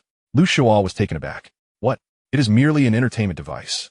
How can it escalate to this level? Suddenly, his expression turned serious as he grasped Lin Fan's arm. Academician Lin, are you aware of any developments? Please, do share the truth behind this matter with us. If there are any difficulties, the higher-ups must be informed, and resources can be mobilized to resolve the issue promptly. You should not bear this burden alone. Suddenly, he inquired, is this related to the longevity serum that emerged recently? Lin Fan was taken aback and replied, this isn't a suitable venue. Let us find a more appropriate place to converse. Lu Shuo glanced around, recognizing that they were in Lin Fan's residence, which was spacious, and there were guards patrolling in the distance. The notion that this place was not suitable struck him with gravity. Subsequently, Lin Fan led him into a secret passage within the house, entering an elevator that descended for several seconds. They arrived at a vast subterranean chamber, a refuge that Lu Shuo was familiar with. However, the area was now filled with an array of sophisticated equipment. Lu Shuo felt perplexed, and Lin Fan elucidated. These are high-precision sensors, far superior to those utilized in research institutes, constructed from superconducting materials. They can detect even the slightest fluctuations in particle waves, and I am confident that any anomalies will be detected by them. This is Lin Fan's devised method to detect extraterrestrial tablets or related entities. He believed that no presence could remain entirely undetectable, and he was more convinced that his previous detection capabilities had faltered due to the possibility of the entity being in a state of quantum locking. In other words, it may not exist during his scanning process. As long as it does not interfere with the reality, it should not be observable. It only enters this realm the moment it moves. Regardless, this is a fitting place for a discussion. Of course, Lin Fan was unaware if the extraterrestrials possessed the ability to read minds or if they had been surveilling the Daxia officials all along. Even if he revealed the truth here, they could still alert the extraterrestrials upon re-emerging into the outside world. Nevertheless, he could only proceed with caution. What if the extraterrestrials did not extend their reach that far? He did not wish to view them as overwhelmingly powerful, lest he become paralyzed by fear. Lu Shuo was deep in thought regarding Lin Fan's mention of anomalies. At that moment, Lin Fan spoke again. Therefore, if extraterrestrials were monitoring our conversation by some means, they would likely fail in their endeavor. Upon hearing this, Lu Shuo could no longer contain himself, standing up with a look of horror on his face. Extraterrestrials? His heart raced, and he found it difficult to breathe, taking a moment to compose himself. Academician Lin, are you suggesting that the recent new technologies developed abroad were provided by extraterrestrials, and they are supporting the United States in competing against us? Lin Fan responded, not just that. Both technologies harbor their insidious schemes. I have yet to ascertain their ultimate objective, But the release of these technologies undoubtedly serves some hidden agenda. They aim to utilize the proliferation of these technologies to transform the inhabitants of Blue Star, thereby exerting control over them, particularly the wealthy and powerful. Lu Shua's mind was in turmoil. What side effects does the longevity serum possess? Lin Fan replied. Prolonged use leads to dependency. Once the medication is ceased, the body ages rapidly. Moreover, after a period of consumption, a new gland appears in the subject's brain. Lin Fan divulged his experimental results, including the suspicion that this gland could induce dissociative identity disorder. Lu Shua felt somewhat numb. This information exceeded his comprehension. He had not anticipated the gravity of the situation. What about the virtual reality pod? What side effects does it entail? Lin Fan paused before responding. This technology seemingly possesses no side effects. Yet, I suspect it is part of their elaborate conspiracy. And thus, I must prevent the implementation of this technology at all costs. Lu Shua inquired further. How did you deduce that this is the work of extraterrestrials?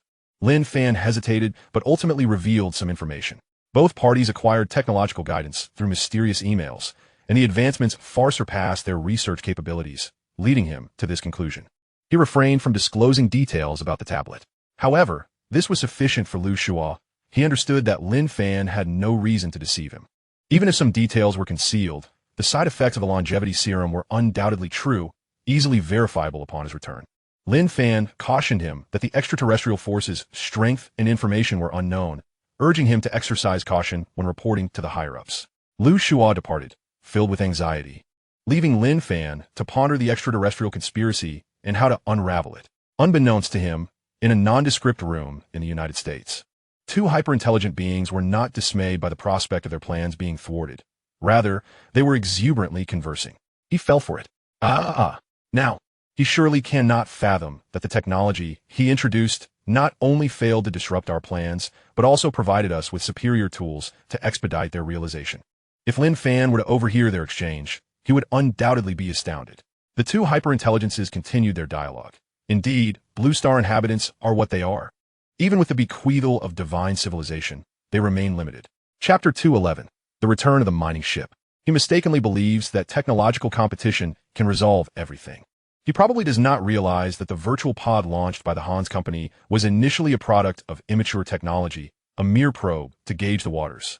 Lacking superconductive performance, its connection speed is slow, rendering it unsuitable for our purposes of casting a wide net through virtual networks. However, once this technology is released, it will undoubtedly incite panic in Lin Fan, compelling him to engage in technological competition and unveil the long-awaited advancements we desire. We merely sought to test the waters.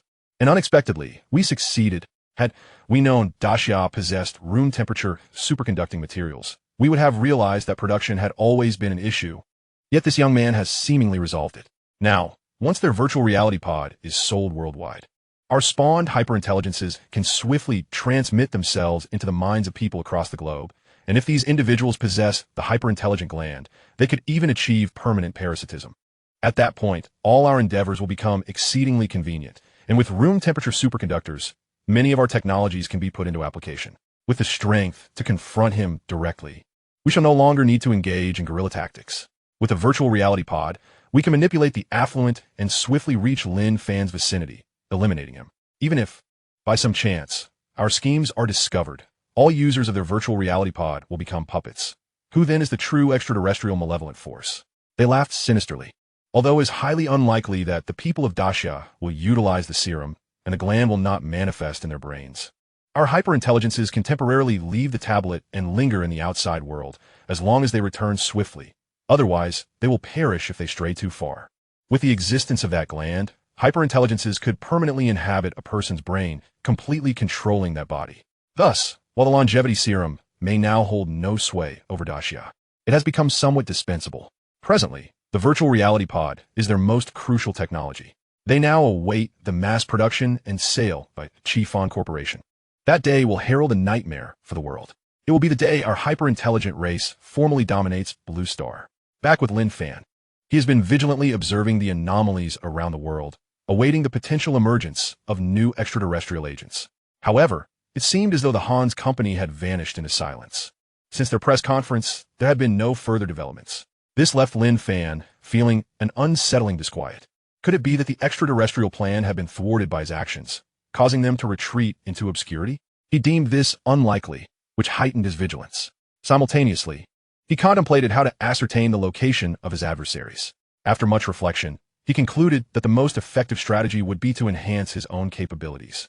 For his current fears stemmed from the unknown nature of his opponents. This ignorance arose from the inadequacy of his understanding of the laws governing their existence, rendering him incapable of perceiving them. Confronted by an unseen foe, even the most diverse tactics would remain largely ineffective.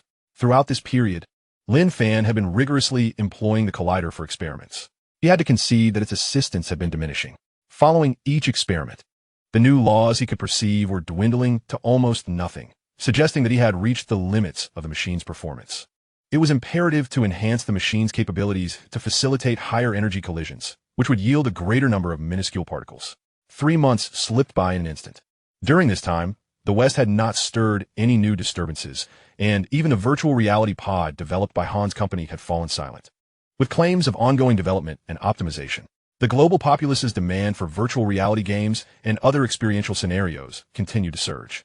They were eagerly anticipating the launch of the virtual reality pod from Fan company. Yet, Fan's efficiency had notably slowed. Typically, when they announced a new product, it was already in the mass production phase. Within a week of the announcement, at most within half a month, there would be a substantial rollout. However, months had passed since the announcement of the virtual reality pod, and it had yet to enter production. This led many to speculate whether Fan company truly possessed the requisite technology, pondering if they had merely inflated their capabilities to compete with Han's company. This situation undoubtedly tarnished Fan's reputation, as they had never before made such grandiose claims. Nonetheless, Fan company consistently asserted that the product would indeed launch, emphasizing from the outset that the technology involved was complex and that mass production would require several months. They had previously released prototype models and even enlisted players for testing. These players, upon experiencing the pod, felt as if they had unlocked the door to a new world, extolling the pod's virtues. Thus, there was ample evidence of the pod's existence, albeit it appeared that Fan company was grappling with significant manufacturing challenges. Unexpectedly, on one particular day, an immensely colossal spaceship descended upon Fan company, instantly capturing the attention of media outlets worldwide. This was no ordinary vessel like the Fan or Daxia, which traversed the space between Mars and Earth. From the outset, this new ship emanated an air of mystery. Daxia offered no explanation regarding the ship's purpose or destination. Initially, many speculated it to be a new mining ship intended for extensive mineral extraction on Mars and the Moon. However, subsequent reports from the celestial bodies confirmed that the ship had not landed there at all. This indicated that it was on a different mission, yet nearly a year later, it astonishingly returned to Earth. According to whispers from reporters at Fan, the ship was reportedly laden with ores upon its return. This revelation sparked worldwide intrigue. What type of mineral could warrant the construction of an entirely new ship and the investment of such time for extraction and transport back to Earth? Commonly, valuable minerals could be found on Mars and the Moon, suggesting that the ores aboard this ship were of even greater worth than those on Mars. Consequently, global curiosity intensified regarding the identity of this mineral. Suddenly, experts began to speculate whether this was connected to Fan company's impending mass production of the virtual reality pod. This notion awakened everyone to a startling realization.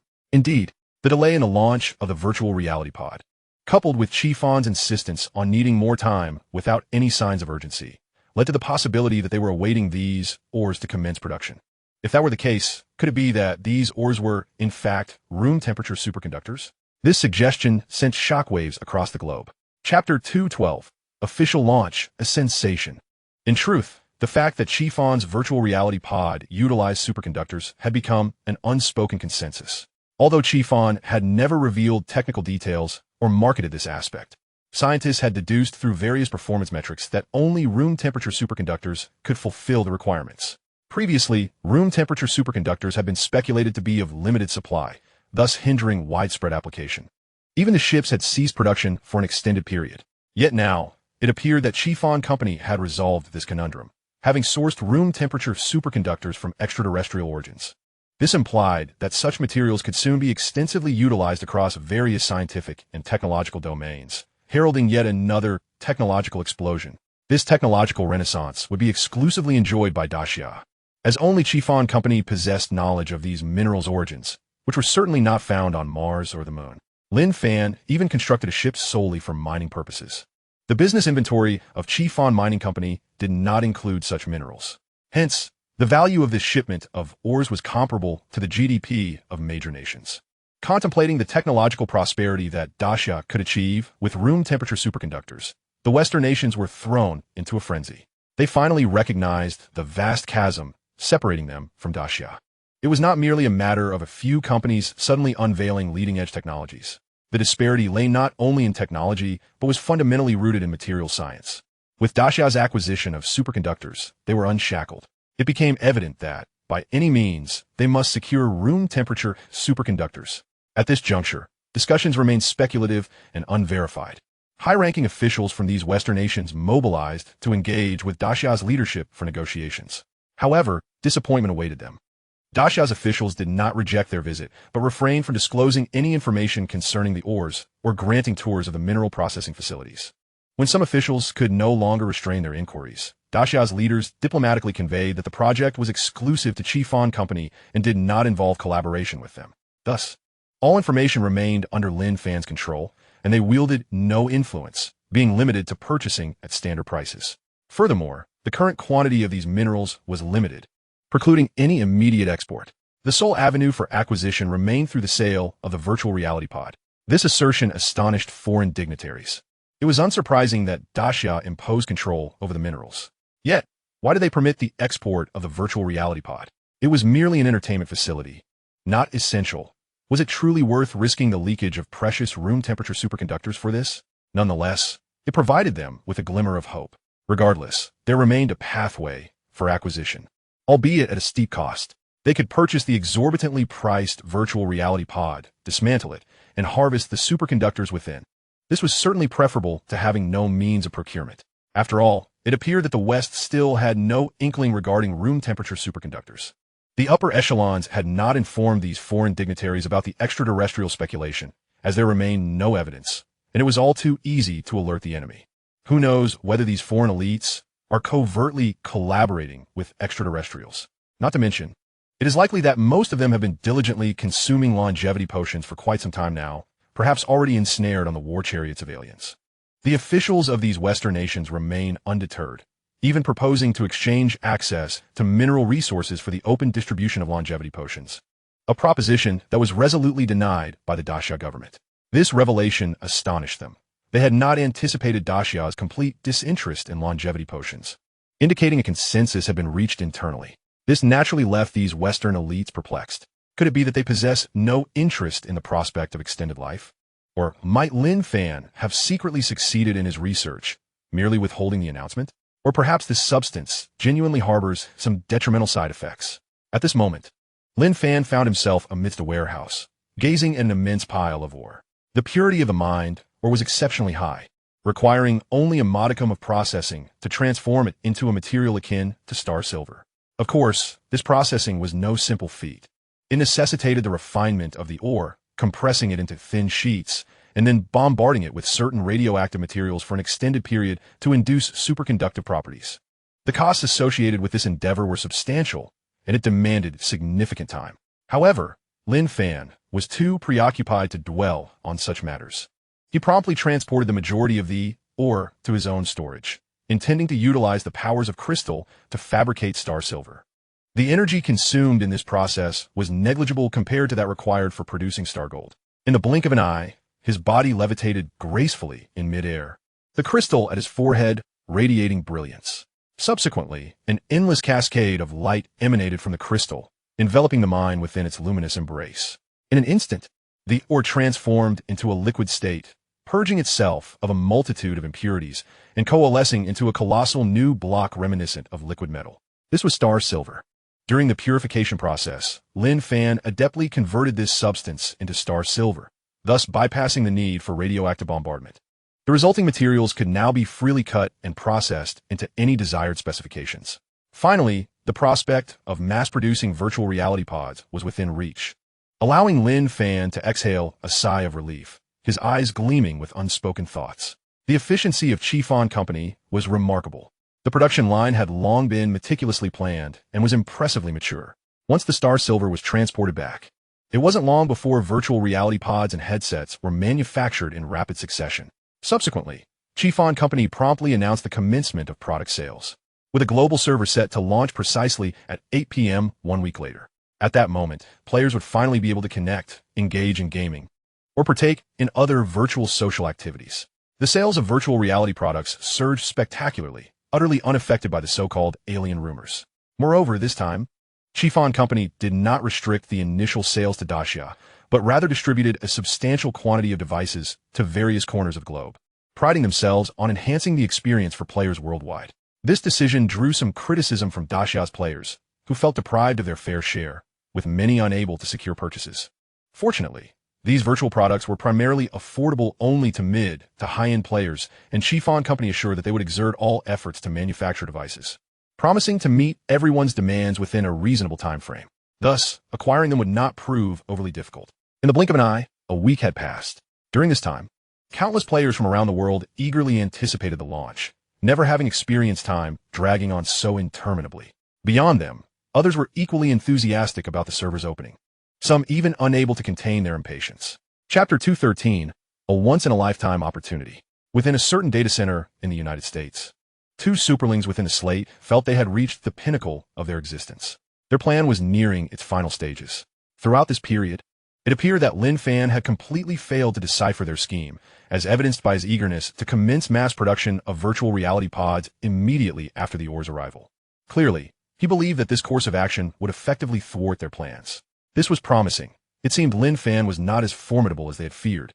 Stripped of his divine powers, he was nearly devoid of merit. In recent days, both parties had utilized the slate to spawn countless offspring, intending to transmit them over the internet to each individual's mind, targeting those who had consumed the longevity potion and begun to develop superling glands, subsequently seizing control of their brains. When the time came, everything would be settled. After all, while Dacia's situation remained uncertain, those abroad who could afford virtual reality devices were predominantly affluent individuals. During this time, they had spared no effort in influencing Jack, facilitating widespread experimentation with the longevity potion overseas. Furthermore, the pricing had been kept accessible, and the drug was continuously supplied. An innumerable number of participants had joined the experimental program, yielding impressive results. Their brains were beginning to undergo mutations, although the glands had not yet fully developed. A minuscule embryonic form was already taking shape. However, under various precise detection instruments, this would likely go unnoticed, and no one would suspect the underlying issue. This presented the optimal moment for action. Soon, the matter would be thoroughly exposed, with limited time to maneuver the slate closer to these hosts. The virtual reality pods, devices capable of directly connecting to the network and the brain, became their sole option. Fortunately, the plan was unfolding with remarkable fluidity. To add to their fortune, a more advantageous piece of news emerged. Not long ago, Lin Fan had astonishingly announced that he would partake in the virtual reality game alongside all other players on the day of the server launch. This was a game developed by Lin Company, featuring an unprecedented level of freedom and playability, along with a flawless storyline, having been crafted with all available resources and technical prowess. As this was the flagship game of Lin Company, Lin Fan's attendance at its launch ceremony was entirely reasonable. The superlings were exceedingly excited. This was a once-in-a-lifetime opportunity for them. Initially, they had been wary of Lin Fan's inherent strength, planning to approach him by parasitizing others, seeking to devise a method to eliminate him without arousing suspicion. However, now Lin Fan had unwittingly exposed his most vulnerable aspect, the very point of strength for the superlings, before their eyes. Was this not an exquisite opportunity? They could directly infiltrate Lin Fan's brain using their instruments, wreaking havoc within and eliminating him without anyone being the wiser. Soon, the time approached 8 p.m. The countdown on the official website neared its conclusion, and all players had entered the virtual reality pods or donned their headsets, settling into comfortable positions. Countless spectators had flooded into the game's live stream, eager to witness the dawn of true virtual reality gaming. Reports suggested that the game's graphical resolution surpassed anything previously seen, rendering it indistinguishable from the real world. Moreover, the experience was exceptionally immersive. No button presses were required for interaction, as players could merely issue commands via thought. This created a profoundly engaging experience, with players feeling as though they possessed genuine superpowers. At this moment, viewers in a live stream beheld an opulently lavish hall. As the countdown hit 0, the hall erupted into a dazzling display of effects. Beams of light cascaded onto the ground, revealing a multitude of bewildered individuals. They were clad in nothing but simple undergarments, astonished and intrigued as they gazed at their own hands. These were the players transmitted into the game. Their appearances bore no discernible difference from that of humans in reality. Naturally, the game featured a privacy protection mechanism, allowing individuals to make subtle adjustments to their appearances to ensure they differed from their real-life selves. As everyone grew accustomed to their new surroundings, they began exchanging greetings with one another. The Grand Hall was filled with thousands of players, merely a channel within the vast server. As the countdown reached its end, the towering gates of the hall, soaring several meters high, swung open with a dramatic flourish. A blinding light illuminated a brand new, exquisitely vivid world, revealing the flagship Xinxia game developed by Qifan Company. Players surged forth in eager anticipation. At this moment, Lin Fan was also live streaming, attracting the highest audience in his channel. He appeared to engage in the game like any other player, immersing himself in its myriad elements. However, unbeknownst to anyone, within the confines of his home, the virtual reality pod that should have connected him was conspicuously absent. Instead, a massive, cumbersome machine stood in its place, an official server for the Xinxia game. Lin Fan himself had seemingly vanished without a trace. How he managed to enter the game remained a mystery. What went unnoticed was a peculiar cable, shimmering with 7 colors and adorned with a dazzling diamond crystal, connecting the official server to the network. All data from virtual reality pods worldwide had to pass through this extraordinary crystal before reaching the official server and subsequently being relayed back to each pod. In the game, Lin Fan's virtual avatar was diligently learning advanced techniques of his sect, yet he remained vigilant, observing certain shifts within the game. Thus far, nothing seemed amiss, but he chose to exercise patience, awaiting further developments. Meanwhile, in a server room across the ocean, 2 ethereal beings known as super spirits were intently watching the live stream, analyzing the data responses. Despite the server having been operational for some time, they refrained from hastily executing their plan, opting instead to monitor the server's status.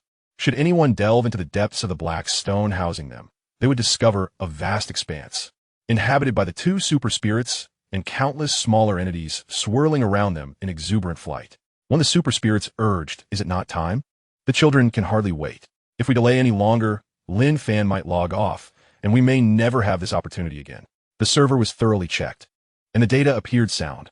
"What are we waiting for?" The other being replied solemnly, "Let us wait a bit longer. This is a matter of our grand plan, and caution is paramount." As time passed, even he could no longer contain his impatience. Chapter 214, Walking into the Trap. Returning to Lin Fan, he was engrossed in mastering profound techniques at his sect. The game's experience mirrored the vivid depictions found in online novels, simulating actions through incantations and methods that elicited automatic responses from his body. This included the impact of spiritual energy on his body's acupoints, providing players with exhilarating experiences.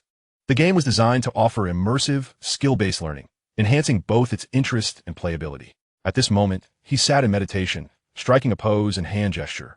After a brief pause, a radiant glow enveloped him as boundless spiritual energy surged towards him, elevating his cultivation. The game eschewed numerical values for cultivation, favoring a more nebulous assessment of realms. Even Lin Fan, who was not particularly fond of gaming, found himself deeply captivated. Suddenly, he sensed something unusual, an intricate and peculiar flow of data. His eyes widened, and in the next instant, his figure vanished from the live stream. Meanwhile, a super spirit guided countless descendants into the luminous cable, racing towards the central virtual reality server. They traversed the cable at astonishing speed, just shy of light speed, swiftly entering the server. However, the next moment, another super spirit left behind in the server room emitted a terrified cry. He suddenly felt a complete absence of his companion and the multitude of descendants. Logically, they should have immediately proceeded to occupy the minds of various virtual reality pod users upon entering the central server. Under normal circumstances, their presence could be felt across the network. Yet now, everything was silent, as if the network had transformed into a merciless abyss, devouring all without a trace. How is this possible? The exterior super spirit's expression darkened as realization dawned upon him. This was a trap devised by Lin Fan, waiting for them to unwittingly walk into it. Not only were they attempting to ensnare Lin Fan, but he had also anticipated their moves, turning the tables and leaving them at a significant disadvantage. Indeed, the presence of a deity should never be underestimated. The surviving super spirit was profoundly shaken.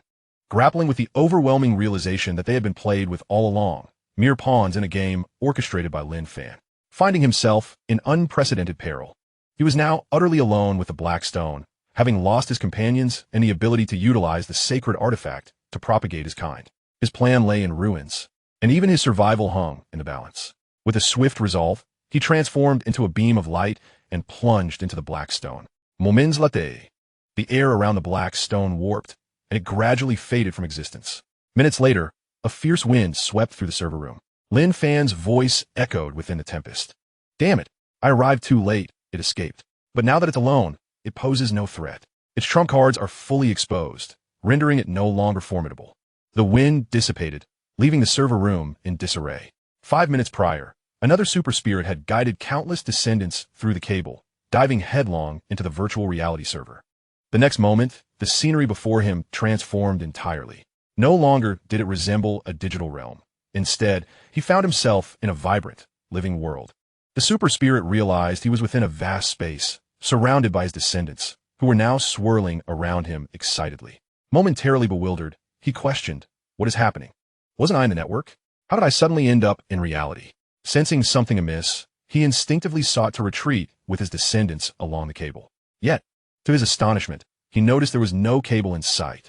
They had been ensnared by an enigmatic energy and transported to another realm without their knowledge. In an instant, it dawned on him. This was Lin Fan's cunning scheme. He had never been deceived, merely biding his time for them to fall into his trap. The extent of Lin Fan's powers far exceeded their comprehension. He had been utterly oblivious to their transfer, as if it had occurred in the blink of an eye. Panic surged through him as he realized the gravity of the situation. He needed to locate a network to return to the Black Stone immediately. Otherwise, should he fail to find a suitable host in time, he would dissipate entirely. As for confronting Lin Fan, that thought seemed utterly foolish. Just then, while navigating this expansive space in search of a city, he suddenly encountered a figure, Lin Fan himself, gazing at them with a look of puzzlement. The super spirit gasped, You can see us? It appears that you were already aware of our existence from the very beginning, back when you were with Jack. You had discovered us, but chose to feign ignorance purely for amusement, did you not? Lin Fan gazed at this group of intangible beings, his heart filled with a sense of bewilderment. He had not anticipated encountering such an extraordinary situation. Indeed, he had long seen through their machinations. Since the Hans Corporation ceased its ostentatious preparations to launch the virtual reality pod, Lin Fan had sensed something amiss.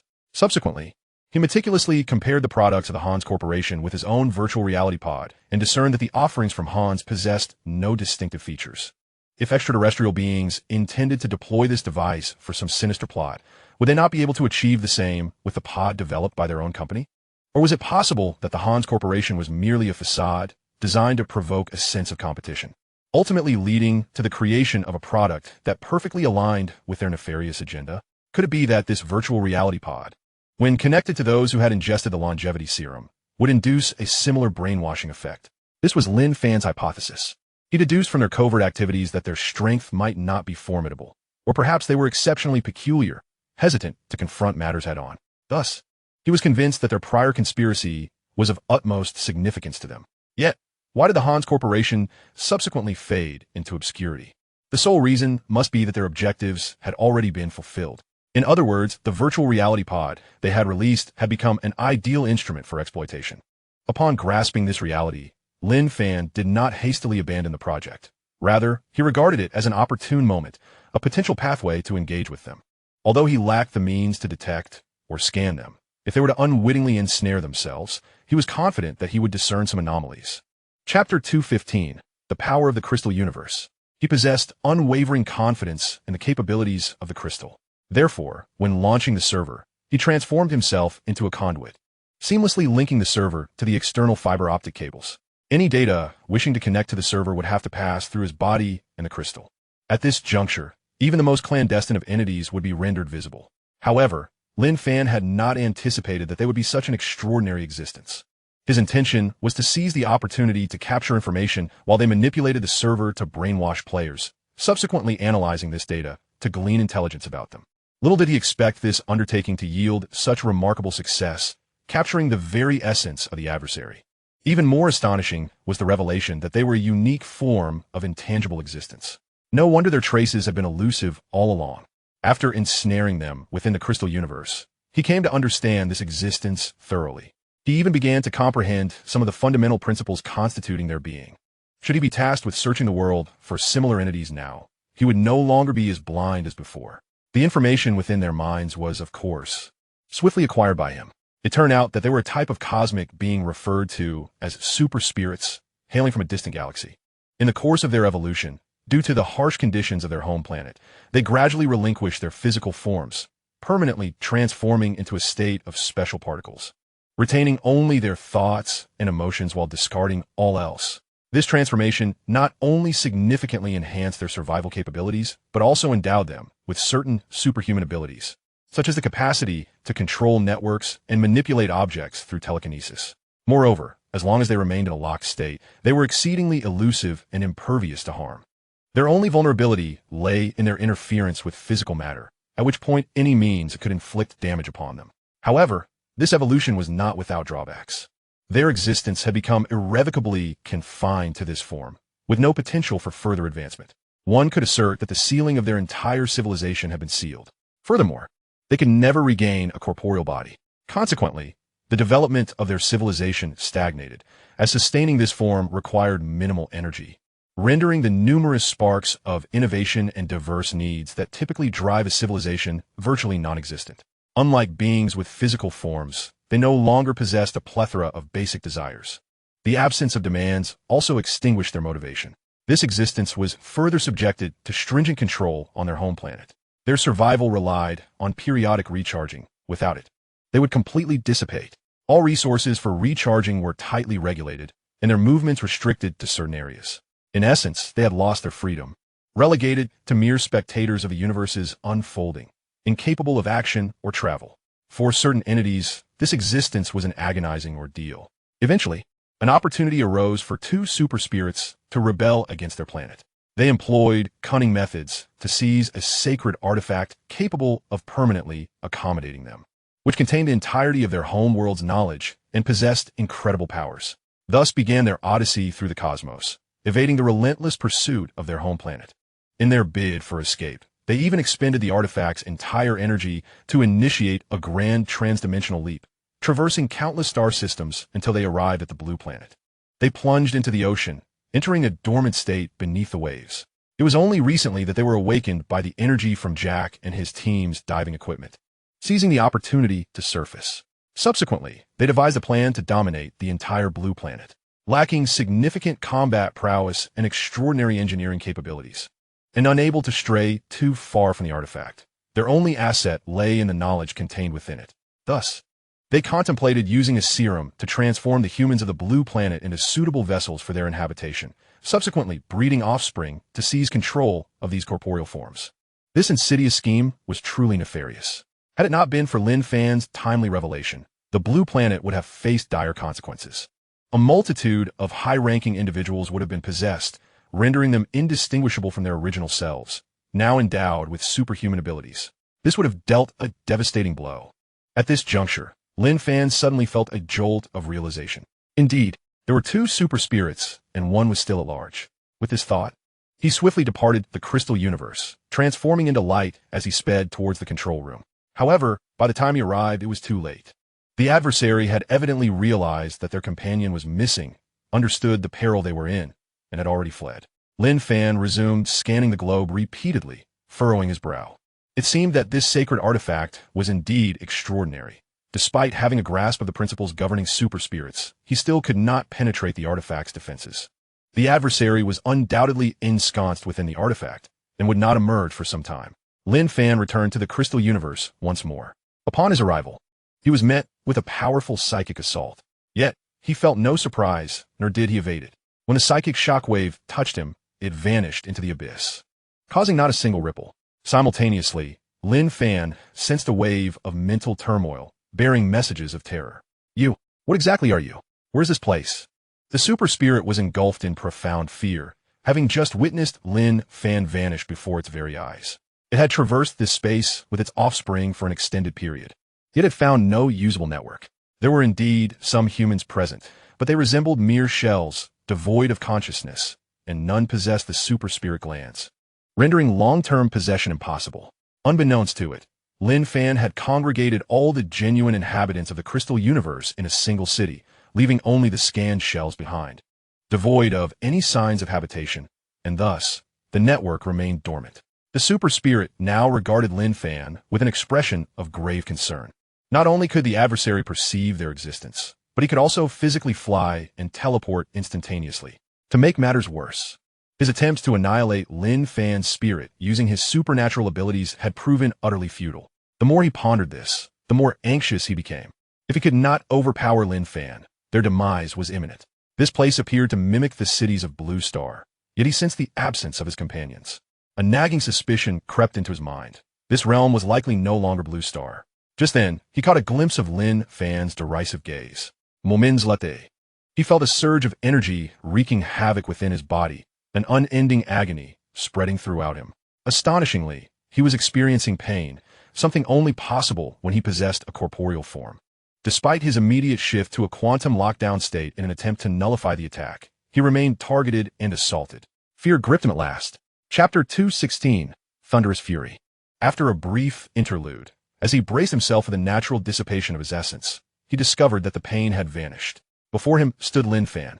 Mockery etched upon his face. In astonishment, he inquired, "How did you accomplish this? How could you invoke pain upon me, especially when I have effectively rendered myself non-existent?" In his eyes, Lin Fan had transcended all comprehension. Such a technique clearly surpassed the boundaries of physical laws.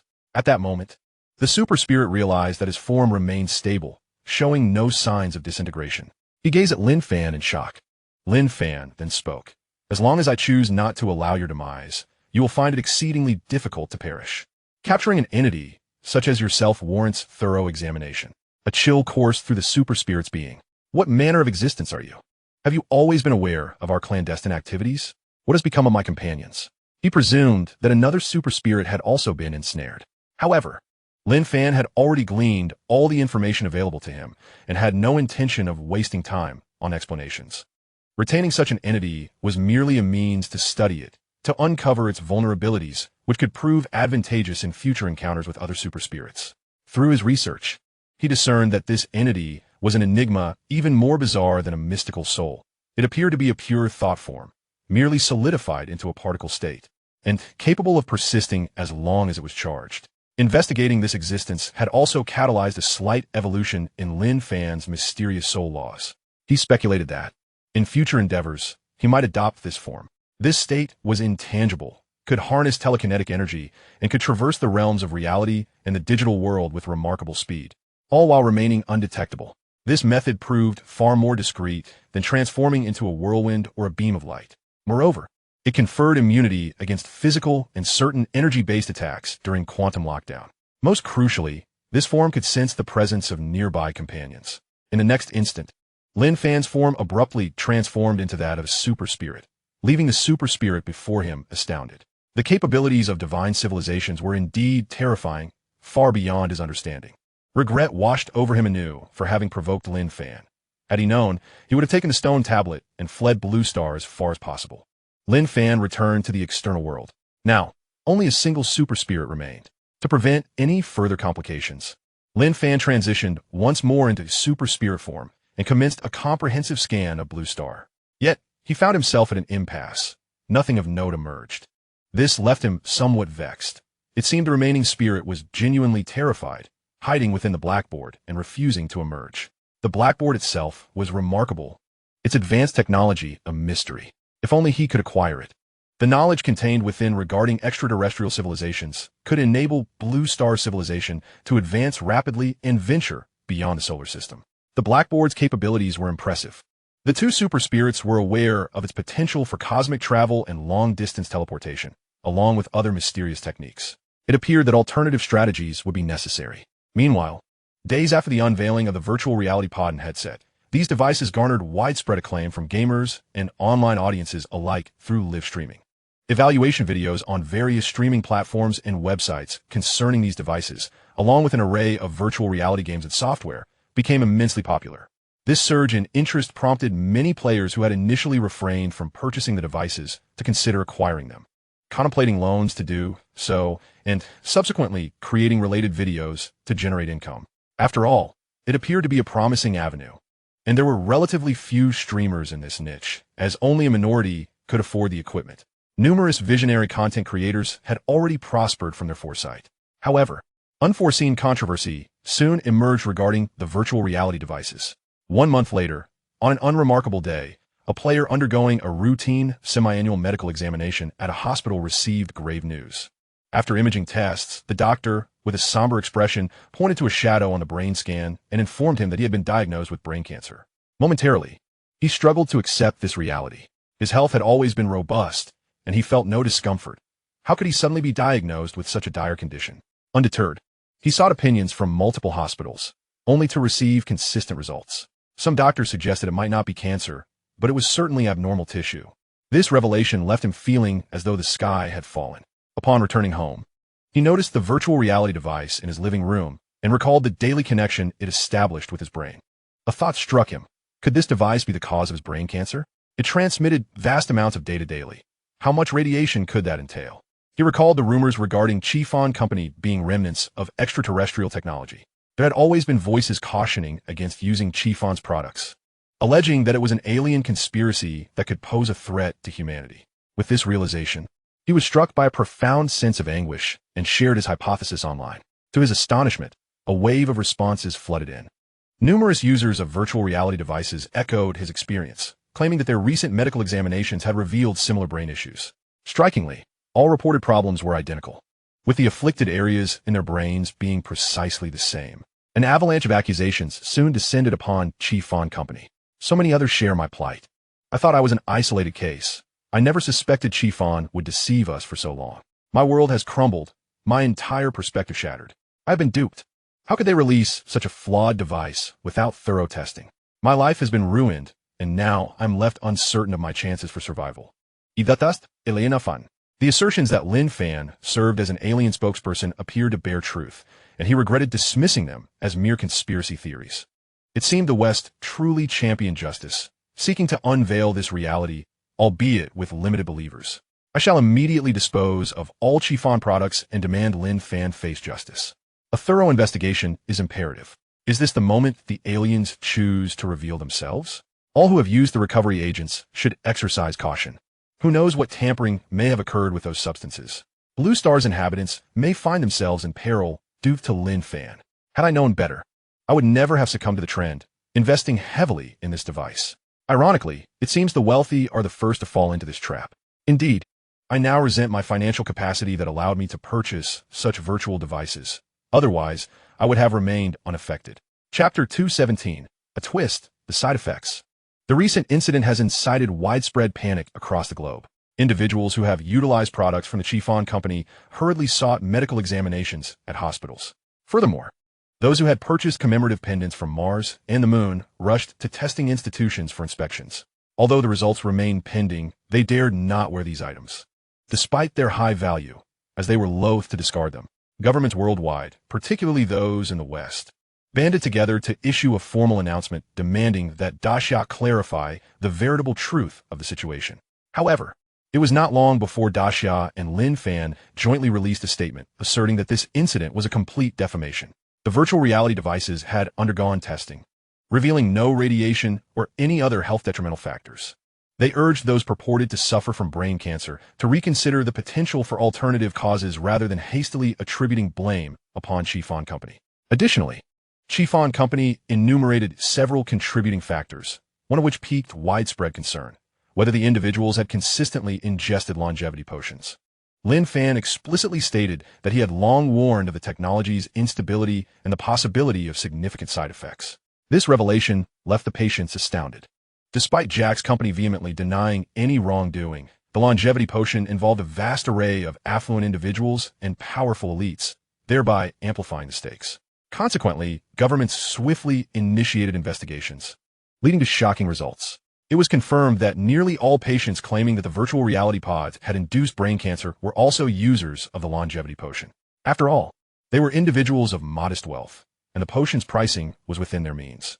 However, due to their affluence, they had also purchased the virtual reality devices, which appear to directly connect to the brain, making them seemingly more plausible culprits for the brain cancer. This oversight led many to disregard the longevity potion as a possible cause. Further examination revealed that the affliction was not brain cancer, but rather a unique pathological condition, seemingly causing no harm to the body and presenting no pain. Moreover, it was confirmed that the remaining few cancer-stricken users of the virtual reality pods who had not consumed the longevity potion numbered in single digits. And they were indeed suffering from genuine brain cancer, conforming to the normal distribution of cancer patients, unrelated to the virtual reality pods. In Dacia, all users of the virtual reality devices promptly visited hospitals for examinations, which corroborated that they exhibited no similar cases of affliction. This further substantiated the notion that the longevity potion was the true culprit. After all, even in Dacia, those exhibiting similar neurological conditions had also procured the longevity potion through alternative channels and had been continuously using it. Another fact to consider is that abroad, numerous wealthy individuals and elites had refrained from using the virtual reality pods, primarily due to concerns regarding safety, as these devices directly interfaced with the brain. These individuals feared potential memory extraction or brainwashing. Upon undergoing medical examinations, they too discovered the same pathological conditions, solidifying the evidence, as they had all utilized the longevity potion. At this juncture, Jack's company could no longer feign innocence. The truth was undeniably evident. Enraged elites swiftly sealed off the entire company, confiscating all documents and technical materials, and thoroughly detained Jack and his senior executives. Meanwhile, foreign netizens awakened from their stupor, realizing that the debacle bore no relation to Chifon Company, but was indeed an issue stemming from the longevity potion. The revelation that this medication possessed side effects confirmed Lin Fan's long-held assertions. One might ponder how humanity could ever hope for immortality. Curse Jack! He deceived us for so long, and I had regarded his company as a symbol of Western pride. It appears there are no such splendid prospects, despite claims of a Western resurgence. Ultimately, it culminated in farce. The era has undoubtedly passed and will not return. The future belongs to Dacia. What are we to do? I have been consuming the longevity potion, and now I am left uncertain about the course of treatment. Although it is not cancer, what if the consequences are even more dire? Jack must have been aware of these side effects, perhaps even from the inception of their development. Or possibly this was their ulterior motive, to induce illness. Their conspiracy must be unearthed. Many netizens expressed a sense of schadenfreude, as the afflicted were primarily affluent individuals, while the less fortunate evaded calamity simply due to their inability to afford the longevity potion. Previously, they had been envious and ridiculed by the wealthy. Now, they were filled with immense relief. Meanwhile, netizens in Dacia simultaneously mocked the ignorance and arrogance of Western nations while extending gratitude to the Dacia authorities and Lin Fan, who had consistently ensured their protection. This time, the Dacia officials withstood pressure, refraining from importing the longevity potion, thereby averting a potential disaster. They also issued apologies, having previously believed that the government was maliciously obstructing their access to advanced foreign technology. The most distressed individuals were the affluent and some high-ranking officials within Dacia. They had jubilantly celebrated the emergence of the longevity potion, disparaging Dacia across various platforms and proclaiming the impending rise of the West. They had become fervent advocates of the longevity potion and had even relocated their enterprises to the West in an attempt to ingratiate themselves. However, as the tide recedes, they have become the jesters. They had aligned themselves with the wrong side, clinging to the wrong ally, and instead of garnering favor in the West, they had entirely alienated Dacia, which now refuses to allow their return for development and has blacklisted them. They were merely enterprises devoid of substantial technological prowess that had profited immensely from Dacia's rise, and without Dacia, they would only free up opportunities domestically, compounding their plight. They remain oblivious to how to address their health issues. The pathological conditions in their brains are akin to ticking time bombs, marking their true nightmare. Additionally, certain high-ranking individuals, particularly those of notable stature, superficially endorsed the ban on the longevity potion. However, it was later revealed that they had been clandestinely colluding with the West, siphoning considerable benefits in exchange for the longevity potion. Consequently, the authorities took decisive action against them, thoroughly investigating their espionage activities. Now, another pressing dilemma looms before the world. Upon ceasing the use of the longevity potion, individuals discovered they were utterly dependent on it. Their bodies reacted severely, and the rate of aging accelerated dramatically. Chapter 218, Conspiracy Theories. It was at this juncture that the side effects became apparent. Astonishingly, no one had ceased taking the medication for an extended period, highlighting the potency of the longevity potion and the intensity of their yearning for immortality. Panic ensued, as the effects of the longevity potion were akin to narcotics, rendering cessation impossible. Yet the production lines had halted, leaving scant stock, and the ramifications of continued usage remained uncertain. This represented the collective interests of the world's elite and affluent. They mobilized all medical professionals and scientists globally to explore methods for detoxification and alleviating side effects. However, all efforts proved futile, no matter the approach. They could not halt the accelerated aging of those who discontinued use. Concurrently, the investigation into Jack's company yielded results. It turned out that even they were unaware of the longevity potion's insidious side effects, and the truth had only now come to light. The formulation of this potion was, in fact, not developed by them. Instead, it was derived from a proposal given in an anonymous email received by Jack. This revelation was nothing short of astonishing, sending shockwaves throughout the globe. What? This technology was not even an invention of their own company? After all this time, it was not even a Western innovation? Who then is a mastermind behind this? What exactly is their intention? How dare Jack's company utilize such an obscure technology? Let us not solely blame Jack's company. Initially, both officials and the populace in the West were united in their demand for the swift commercialization of this technology. Now, they should not deflect blame. Every individual bears responsibility. Is this elusive puppeteer who is truly despicable? Who could it possibly be? Oh, could this technology be a scheme employed by extraterrestrials to harm our blue planet? If there is but one individual on blue planet capable of developing such technology, it is Lin Fan. Indeed, if you were behind this, it would make perfect sense. No wonder he failed to produce a competing product afterward. This is Lin Fan's conspiracy, deliberately aimed at undermining the West. Why has the great sigh refused to open its market to the allure of this potion? Is it not because they were aware of its harmful potential all along? Lin Fan's actions were designed to facilitate the rapid dissemination of this dangerous technology in the West, only to have it implode at a critical moment, thereby conclusively demonstrating the West's hopelessness. His objectives would be fully realized. Subsequently, he would emerge as a savior-like figure, illustrating his foresight, ensuring that his authority would remain unchallenged in the future. Here we go again, still not having learned the lesson, and once more indulging in conspiracy theories. Indeed, do you possess any evidence to substantiate such claims? Everything has become a piece of incriminating evidence against Lin Fan. He had already forewarned that this drug might have side effects, which is entirely reasonable. It is not a manipulation intended to incite your contrarian sentiments. In an instant, conspiracy theories alleging Lin Fan's orchestration of this affair surged once more. Lin Fan's previously innocuous actions were reinterpreted as having ulterior motives, becoming entirely plausible. Especially at this critical juncture, a senior official from Great Sigh unexpectedly leaked information, asserting that they had long been aware of the side effects of the longevity potion, which is why they had maintained a unified stance against its importation. However, they had merely claimed to be conducting a secret investigation without disclosing any findings. Moreover, Great Sigh was acutely aware of the side effect symptoms of the longevity potion, even at a time when no one had exhibited any symptoms, and the potion's confidentiality level was exceedingly high, not having been sold to Great Sigh. Subsequently, this high-ranking official disclosed the symptoms of these side effects, which included dependency and accelerated aging, as well as the emergence of a unique gland in the brain, the precise function of which remains unclear. This revelation once again placed Great Sigh in the spotlight.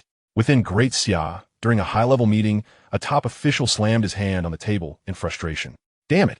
This individual has been so deeply concealed. It turns out he has always been working for the West, never revealing any secrets to us. He even possessed such crucial information and turned around to sell us out. Other officials expressed their outrage. Well, at least he hasn't escaped. He will face sanctions. It appears he truly prioritized Western interests, recklessly exposing this self-righteous truth despite the peril to his life. The top official seethed. What does it matter if we catch him now? The damage has already been done. Who would have thought there could be such a foolish person? When he first received the information, he must have believed we were the ones engaging in defamation. Now, he thinks we had known the truth all along and deliberately concealed it. A senior official inquired. So how shall we respond this time? The impact is rather significant.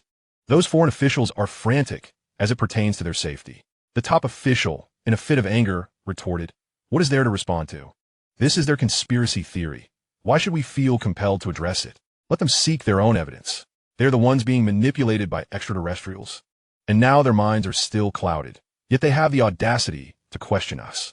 Moreover, given our current strength, we are under no obligation to provide them with a reasonable explanation. Let them do as they please. We shall proceed with our course. What can they do to Great Xia? As anticipated, those foreign officials quickly initiated calls of inquiry, only to receive the official response. This matter bears no relation to Great Xia or Chi Fan Company. We hope you cease your obsession with conspiracy theories and begin to earnestly address the issue at hand. If we desired world domination, we could easily obliterate everything with force, with no need to concoct convoluted schemes rife with vulnerabilities that could lead to failure. Besides, have we not been consistently warning against the use of the longevity potion? Academician Lin, the greatest scientist on Blue Planet, has issued numerous cautions. Why have you never heeded them? Regarding why Great Xia was aware of the drug's side effects so early yet did not inform foreign entities. The Great Xia officials explained that this information was previously classified and its disclosure would have alarmed certain factions. Simultaneously, Great Xia released a startling announcement. The inventor of the longevity potion was, in fact, an extraterrestrial force that harbored hostile intentions towards Great Xia. They had sent the technical documents to Jack's inbox, aiming to proliferate the potion among the elite and wealthy, thereby achieving control over Blue Planet. Great Xia had been covertly investigating this matter, but disclosing it would expose their channels of information gathering and alert the extraterrestrials, especially since they were unaware of how many individuals on the planet had colluded with these aliens. Thus, this information had never been made public. Yet warnings continued to be issued. Chapter 219, The Supernatural Backlash. When foreign officials heard this news, they were utterly stunned. Extraterrestrials. And this was information confirmed by Great Xia itself. This was nothing short of a seismic revelation. Although there had been long-standing speculation regarding extraterrestrial influences surrounding Lin Fan, it had never been officially acknowledged. Now, Great Xia boldly proclaimed the existence of aliens hostile to Blue Planet. They hastily inquired about the relevant details. Great Xia recounted the entire sequence of events, from Jack Company's official announcement of the longevity potion, after which Great Xia expressed significant interest. Their primary concern was to uncover the origins of this technology, as Lin Fan had asserted that such advanced technology was unlikely to have been developed by modern humanity, indicating something amiss. During the investigation, they had sensed the presence of extraterrestrial forces lurking in the shadows, and it was revealed that they were the actual inventors of this technology. Subsequently, Great Xia learned that the side effects of the longevity potion resulted in the development of a new, functionally unknown organ in the human brain. Therefore, Great Xia prohibited the use of the longevity potion and began monitoring the health conditions of those who had used it domestically. It was from this point that they began issuing warnings to the outside world.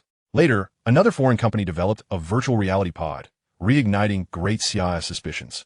Prompting further investigation, they discovered that, similar to before, extraterrestrials were orchestrating events behind the scenes. This was likely part of an intricate conspiracy. Consequently, Chi Fan Company promptly commenced the development of a more powerful virtual reality pod, even if the essential room temperature superconducting materials would take several months to return to Blue Planet. They were determined to thwart the extraterrestrial scheme. Then, the side effects of the longevity potion began to manifest. Once again, the high-ranking officials of Western nations were taken aback. They had not anticipated that Han's company was also implicated in this affair. This information had yet to reach them. Thus, they immediately returned to impose sanctions and investigate Han's company, only to discover that Han's technology also originated from an anonymous email. Now, the foreign officials found themselves somewhat inclined to believe Great Xia's assertions. After all, if this were truly a conspiracy orchestrated by the Great Xia, there would be no need for such convoluted tactics.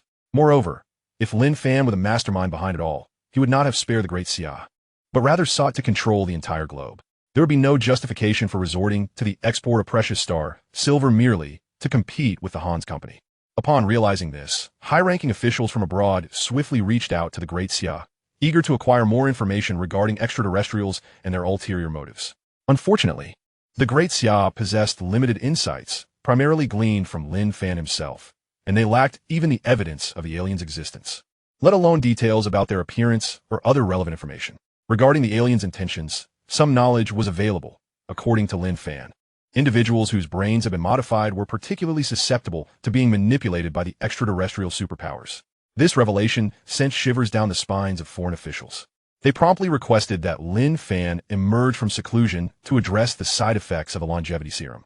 Consequently, Lin Fan received a notification from the higher-ups. Lu Shua spoke candidly.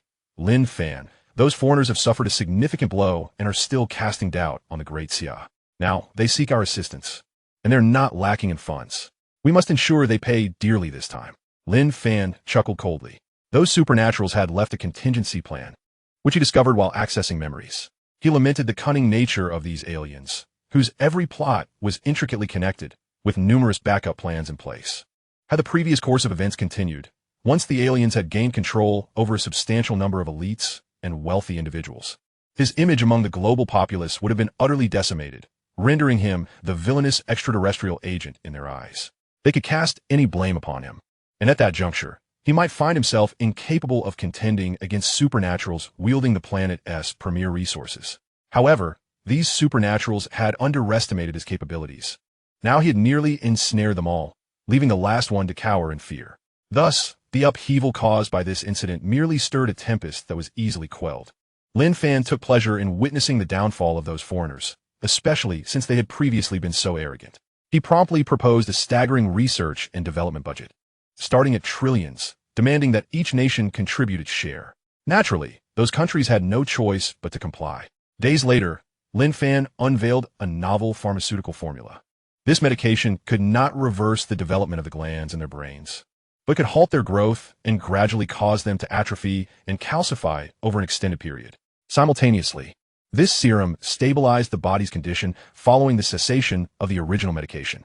More crucially, it repaired the genes modified by the longevity serum, ensuring that the descendants of those who had consumed the longevity serum would not inherit these peculiar glands. Furthermore, this antidote required prolonged usage to achieve its intended effects, effectively dissuading certain wealthy individuals from concurrently consuming both the longevity serum and the antidote to evade side effects. They were compelled to make a choice. When faced with the prospect of their lives, the majority opted for the antidote, relinquishing the idea of immortality. After all, becoming a puppet of the extraterrestrials was hardly a desirable fate. Moreover, as Lin Fan pointed out, their genes had already been altered, making their future offspring inherently susceptible to manipulation by the aliens. This reality was intolerable for them. Concurrently, nations across the globe announced a permanent ban on the production of the longevity serum, categorizing it as a controlled substance, and pledged to conduct regular global searches to eradicate it. Nevertheless, it remained impossible to entirely obliterate the existence of the longevity serum on Blue Star. This technology had already been made public, and many had accessed the technical guidelines. Consequently, numerous individuals began clandestine production. Many reckless individuals or wealthy elites were indifferent to becoming pawns of the extraterrestrials or disbelieved Lin Fan's warnings, secretly continuing to consume the longevity serum. For them, the absence of evidence regarding the aliens' existence rendered Lin Fan's claims alarmist, and the function of the glands remained uncertain, seemingly posing no threat to the brain.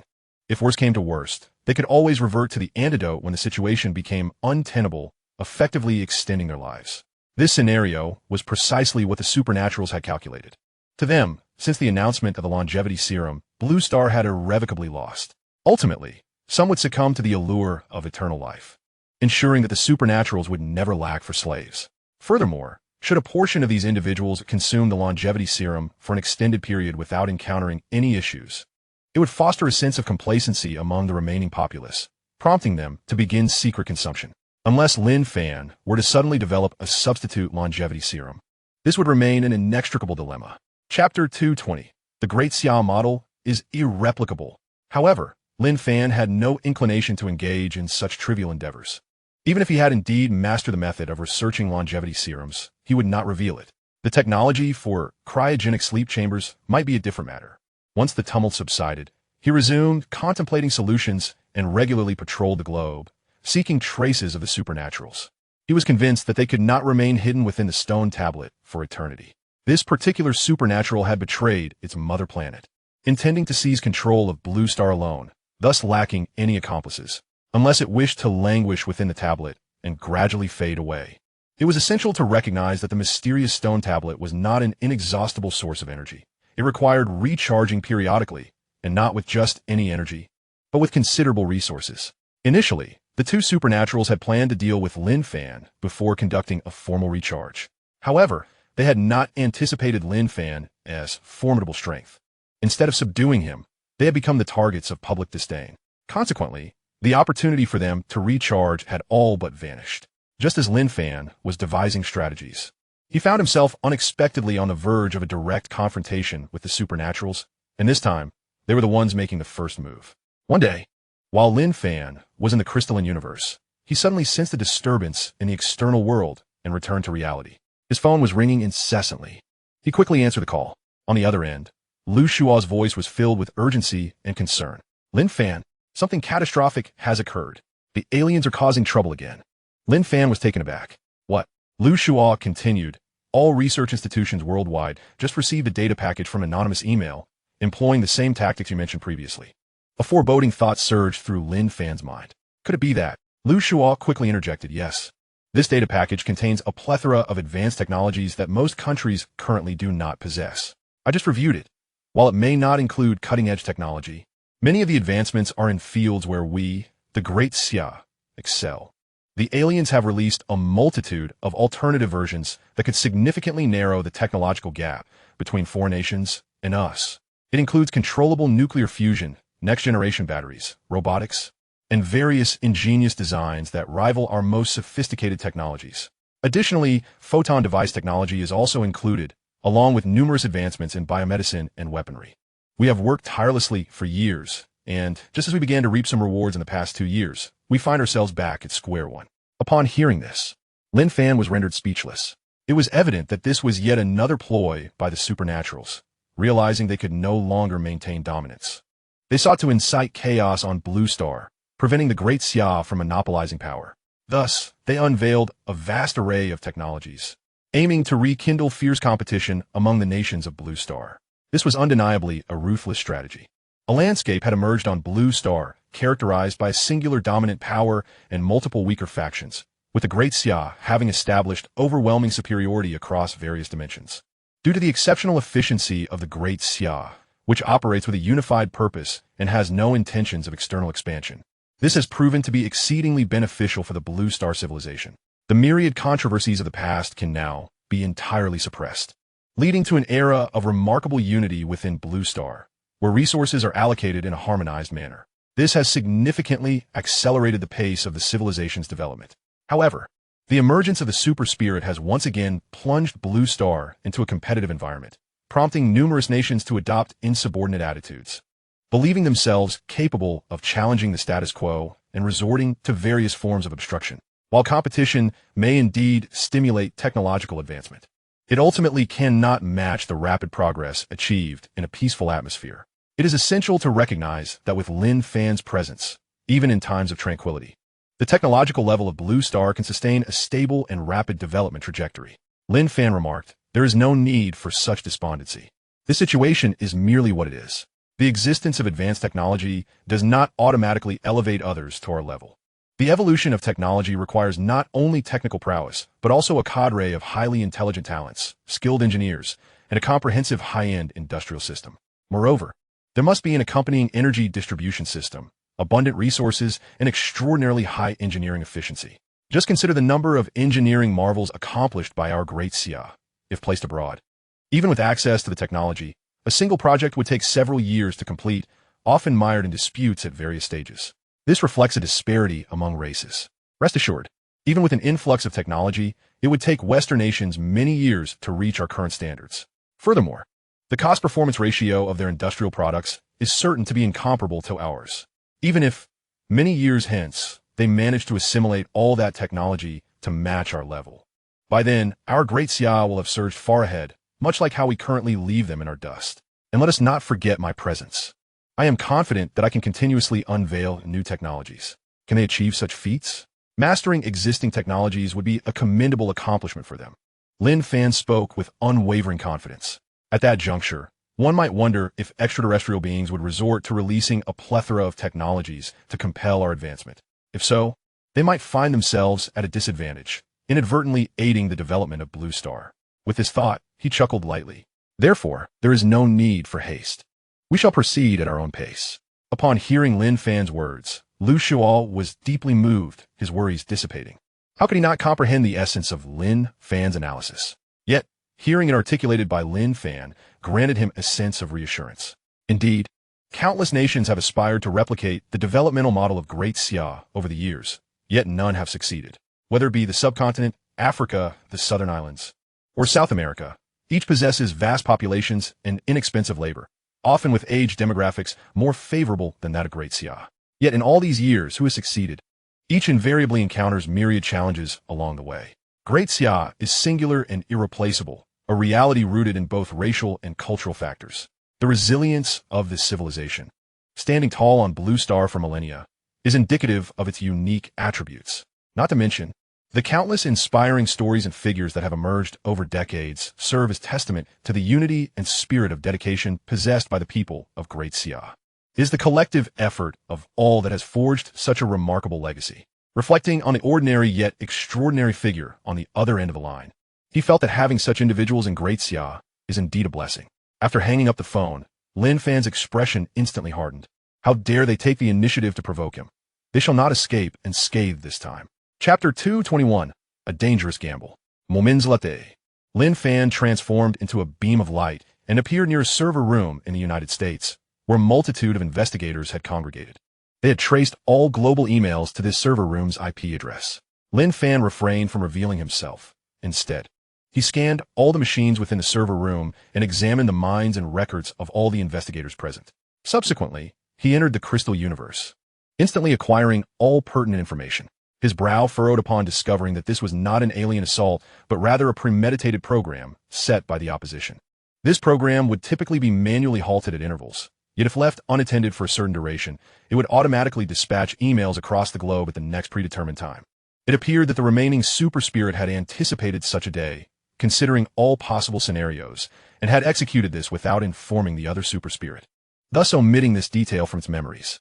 Upon exiting the crystal universe, Lin Fan, unwilling to accept this outcome, transformed back into super spirit form and conducted several scans of Blue Star. Ultimately, however, this endeavor proved fruitless. At that moment, a thought struck him. What if this was a deliberate display for him? Previously acquired memories indicated that super spirits favored lingering near server rooms, as these locations facilitated rapid data transmission across networks, allowing for swift movement worldwide, albeit with the necessity of returning promptly to their original positions. Suddenly, Lin Fan experienced a surge of inspiration, empathetically placing himself in the opposition's shoes.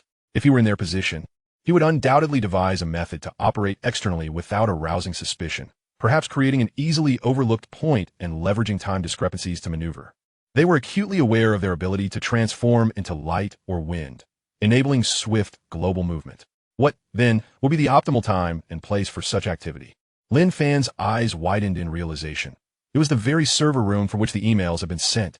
Given the opposition's intellect, having established this contingency plan, they would surely select this location as their hideout. Thus, once the contingency was triggered and the world became embroiled in investigation, he too would be compelled to participate. This would result in valuable time wasted here, establishing the impression that the opposition would likely change locations. Since they had set up a timed email here, it was improbable they would remain in this vicinity. Consequently, when he departed after conducting his investigation, it would automatically heighten surveillance in other areas worldwide. Yet, the opposition would exploit this psychological blind spot, hiding precisely nearby. The adage that the most perilous place is often the safest rings true. They would seize the opportunity while he was preoccupied with inspecting other locales to engage in their own activities. With this realization, Lin Fan swiftly transformed into light and returned to the vicinity of the server room, where he patiently awaited the unfolding of events. However, whether due to an error in his assumptions or the opposition's prior relocation, Lin Fan suddenly recalled that the adversaries seemed capable of manipulating dark stones, enabling them to move slowly while remaining hidden within the black market. Thus, Lin Fan maintained a vigilant watch over the server room, while also conducting periodic traversals across the globe, yet he discovered nothing of significance. This approach was proving to be an exhausting drain on his energy and resources. Just as he feared this endeavor would yield no results, a sudden message from the jellyfish caught his attention. "Master, we have detected an unusual occurrence. It seems there are some anomalies at the Large Particle Collider in Europe." Lin Fan paused, inquiring casually, "What sort of anomaly are we discussing?" The jellyfish replied, "The equipment has just undergone maintenance, and this failure is rather inexplicable. It recently conducted an experiment, but the data returned appears somewhat erroneous. The experimental deviations from routine were notably significant, yielding a plethora of new data that delighted the scientists immensely. However, some skeptics posited that rather than the discovery of a new particle, the collider might have malfunctioned. Lin Fan's brow furrowed in concern as he promptly checked the timing of the experiments conducted in Europe. Wasn't he that precisely during the interval he had spent within the crystal universe? He instinctively felt that this matter was intertwined with the super spirit. If it were the case that coincidentally, as he departed from his investigation of the mailbox, the entity had transitioned to the collider, it seemed plausible. Yet, why would the super spirit approach the collider? What actions had it undertaken that resulted in such anomalous data? Could it be that the entity had exploited the collider for some purpose, perhaps to enhance its own capabilities or to cloak its presence?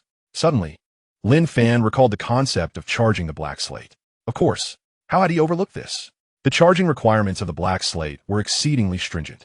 It could only absorb ambient energy to a minimal extent when its own energy was nearly depleted, merely sustaining basic consumption. To achieve a full charge, however, one must employ specialized methods. In simpler terms, it necessitated conditions of exceptionally high energy levels. To illustrate, it was akin to requiring an extraordinarily high voltage. Undoubtedly, there was no current on Blue Star that could fulfill the slate's charging demands. Not even the millions of volts produced by lightning sufficed. The energy levels from nuclear explosions or fusion, however, could indeed suffice. It is noteworthy that in the cosmos, each time the black slate required charging, it would directly penetrate to a certain depth within a star. Such conditions were, of course, nearly impossible to meet on Blue Star, prompting the super spirit to delay this undertaking. Nevertheless, there existed an alternative charging method, utilizing the moment of collision within the collider. Though brief, this moment could yield sufficient energy levels. It was during this time that considerable energy could be funneled into the slate. Specifically, it involved employing high energy to breach the charging port's defenses, thereby stimulating the slate to commence absorption of external energy. However, this approach would create significant disturbances, likely attracting attention. Thus, initially, the super spirit had refrained from adopting such a strategy. Did it now deem it essential to act rather than remain passive, taking the risk of charging the slate to unlock its powers against Lin Fan? Without further contemplation, Lin Fan transformed into a beam of light, soaring towards Europe. He soon arrived at the large collider and was met with a mix of astonishment and exhilaration, for he indeed sensed the presence of the super spirit, which had taken residence within the acceleration track. Without a moment's hesitation, he entered the track, racing towards his target. Moments later, he beheld a super spirit situated amidst a peculiar coil apparatus. Even more astonishingly, the material of this coil was one Lin Fan recognized well. It was star silver. Chapter 222, Locking in the Position. To his surprise, the super spirit had accomplished so much in such a short time, gathering a wealth of star silver and crafting this strange device. Could it be that this apparatus facilitated its charging? Yet, Lin Fan had little time to ponder. Fearing the entity might escape, he surged into the coil, aiming to utilize his scanning ability to capture it within the crystal universe. Regrettably, he had no idea where the black stone was located. It appeared absent from his surroundings. The moment Lin Fan entered the coil, a green light on the device suddenly illuminated. In an instant, the super spirit exited the coil. Lin Fan paused, sensing a sense of foreboding, and immediately attempted to flee the coil. However, he was startled to discover that his photon form was experiencing instability. The energy body composed of photons began to diffuse, making it exceedingly difficult to coalesce. This unsettling condition only intensified, leaving him aghast. He had never encountered such a phenomenon before. He understood that the photons constituting his form carried his essence, and if he ventured into a high-energy domain, such as the sun, his photons would be assimilated, erasing his information. Yet this device appeared unremarkable, and its effects were utterly unexpected. Furthermore, Lin Fan realized that he could not escape the coil's confines. It seemed this coil possessed a mysterious force field that prevented the internal photons from dissipating outward while allowing external light to penetrate. He was profoundly astonished. This was a trap meticulously set by the entity designed to ensnare him. It had cleverly manipulated various signs to lead him here, first granting him time, then gathering materials to construct this trap, ultimately luring him in. Yet, the entity had no intention of charging. Rather, it sought to eliminate him. It had long been aware of his ability to transform into light and wind, and this trap was specifically devised for him. Ah, wind! Lin Fan suddenly transformed into a gust of tempestuous air. Yet, the moment he materialized, he felt an immense pressure emanating from all directions. his brow furrowed in apprehension. Even electromagnetic forces were being thwarted by this bizarre field. The surrounding space had transformed into a tangible fortress. Both of his forms had been countered by the entity's clever strategies. At that moment, the super spirit, having exited the coil, did not flee. Instead, it conjured a handheld cannon, aiming it at the interior of the coil. Ah, Lin Fan, you have not disappointed me. I knew your keen intellect would uncover the clues I left behind, leading you to overthink and ultimately fall into my trap. To be honest, individuals like you are rather troublesome, and you give me quite the headache. However, your arrogance is your downfall, and your abilities are not formidable enough. There are always means to deal with you. This is your end, should you dare to revert to your human form. This laser cannon in my grasp is no trifling matter. You shall slowly dissipate in this state. Lin Fan's heart stirred, yet he remained composed. It seemed the super spirit believed he could only transform into light and wind, unaware that he possessed the capacity to metamorphose into myriad forms. This so-called laser posed no threat. By converting into stone or metal, he could effortlessly withstand it. However, such measures were unnecessary. Lin Fan swiftly recalled another transformation he had recently mastered. In the next moment, his form shifted into a unique energy entity, effortlessly transcending the coil's barriers. The super spirit, reveling in its triumph, abruptly fell silent, its expression shifting to one of shock and fear. You can transform into a super spirit? How did you achieve this? The super spirit realized it had gravely underestimated Lin Fan, wishing now it had fled the moment it escaped. In that instant, it turned to flee, yet was met with an overwhelming gravitational force that pulled it towards Lin Fan.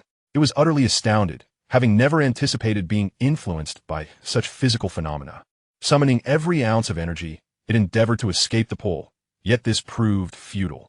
In an instant, its energy form was compressed and drawn into Lin Fan's being. Upon assimilating it into the crystal universe, Lin Fan let out a cold snort. With such limited capabilities, it dared to plot against him. Were it not for the miraculous black stone, he would have effortlessly subdued it long ago. In the face of absolute power, all schemes are rendered futile. He transformed into a whirlwind and departed the collider, intending to seek a secluded spot to digest the entity's memories and uncover the whereabouts of the slate. Moments later, Lin Fan entered the crystal universe, instantly acquiring all pertinent information, though he felt a wave of frustration wash over him. It turned out that this super spirit was not the last remnant, but rather one of the lesser super spirits spawned from the black slate. It is a doppelganger crafted by it, imbued with the memories of the original, and bestowed with several directives. Upon emergence, it was instructed to hasten towards the collider in Europe where experiments were underway, utilizing the fluctuations at the moment of activation to conceal itself for a time. Simultaneously, it was to gather a modicum of starlight from nearby virtual reality devices and subsequently fabricate a shielding device, awaiting its master's arrival. It must be said that this duplicate executed the plan flawlessly. Unfortunately, the adversary underestimated the magnitude of its own strength. Now Lin Fan, having gleaned the final location of the stone tablet from the memories of this super spirit, commenced another search. He understood that should the opponent witness a failure in their endeavors, they would realize that no matter the circumstance, they could not contend with him. Thus, it was likely they would refrain from taking further risks. Consequently, any delay would diminish the chances of locating it. Lin Fan was convinced that it must still possess other contingencies, allowing it to remain ensconced within its metaphorical shell, secure and untroubled. Suddenly, a furrow formed on Lin Fan's brow.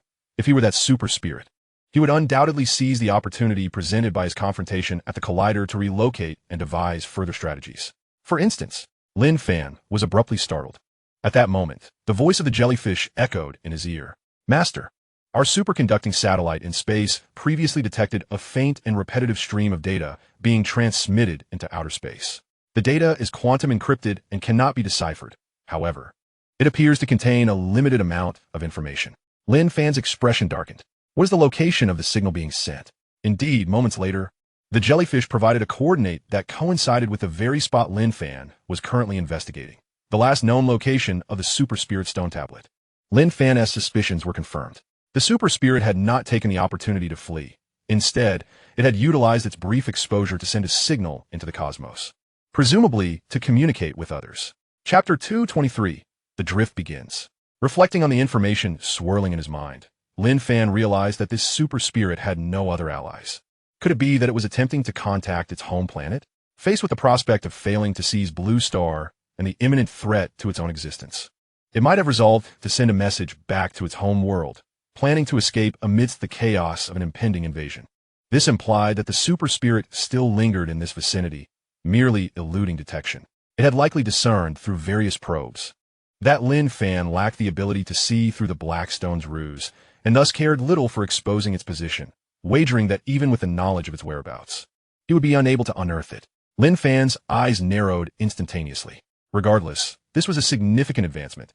At the very least, he had definitively locked onto this region. Should the super spirit attempt any maneuvers, it would undoubtedly alert him at the first instance. The remaining energy of the stone tablet was insufficient to support any elaborate actions, indicating that it was likely preparing for complete dormancy. It had done all it could. For the foreseeable future, it would not pose a threat. With a clear target now in sight, Lin Fan resolved to keep a vigilant watch over this area, continuing to enhance himself until he could unlock the laws of this level, enabling direct contact with the stone tablet to deal with the adversary. On the other side of the world, since the dispatch of a mysterious email laden with advanced technology to every corner of the globe, a wave of astonishment swept across nations. Concurrently, Western countries and other less developed nations rejoiced.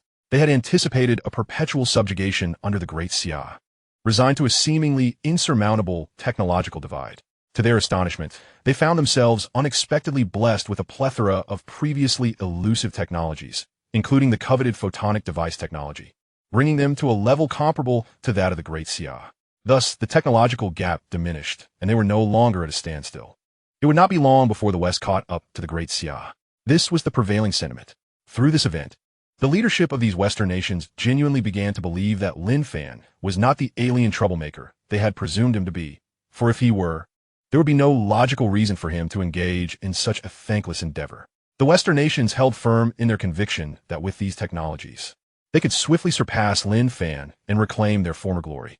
This was fueled by their belief in their own superiority as the preeminent race, the epicenter of civilization. Even amidst the recent splendor of the Great Sigh, they had never conceded, viewing it instead as a thief of their innovations, merely standing on their shoulders with the aid of extraterrestrial beings. Now, with another wave of aliens providing all this technology, they fancied themselves on equal footing. They utterly disregarded the prior devastation wrought by the aliens' machinations, instead reveling in their newfound technological boon. They were convinced that this time, the aliens would not offer false technologies, as their intent was to empower them against the Great Sigh. Moreover, the technologies were not as complex as the longevity potions, which had been beyond their comprehension, leading to misfortune. These innovations represented the current advanced level of the Great Sigh, understandable to them and easier to verify.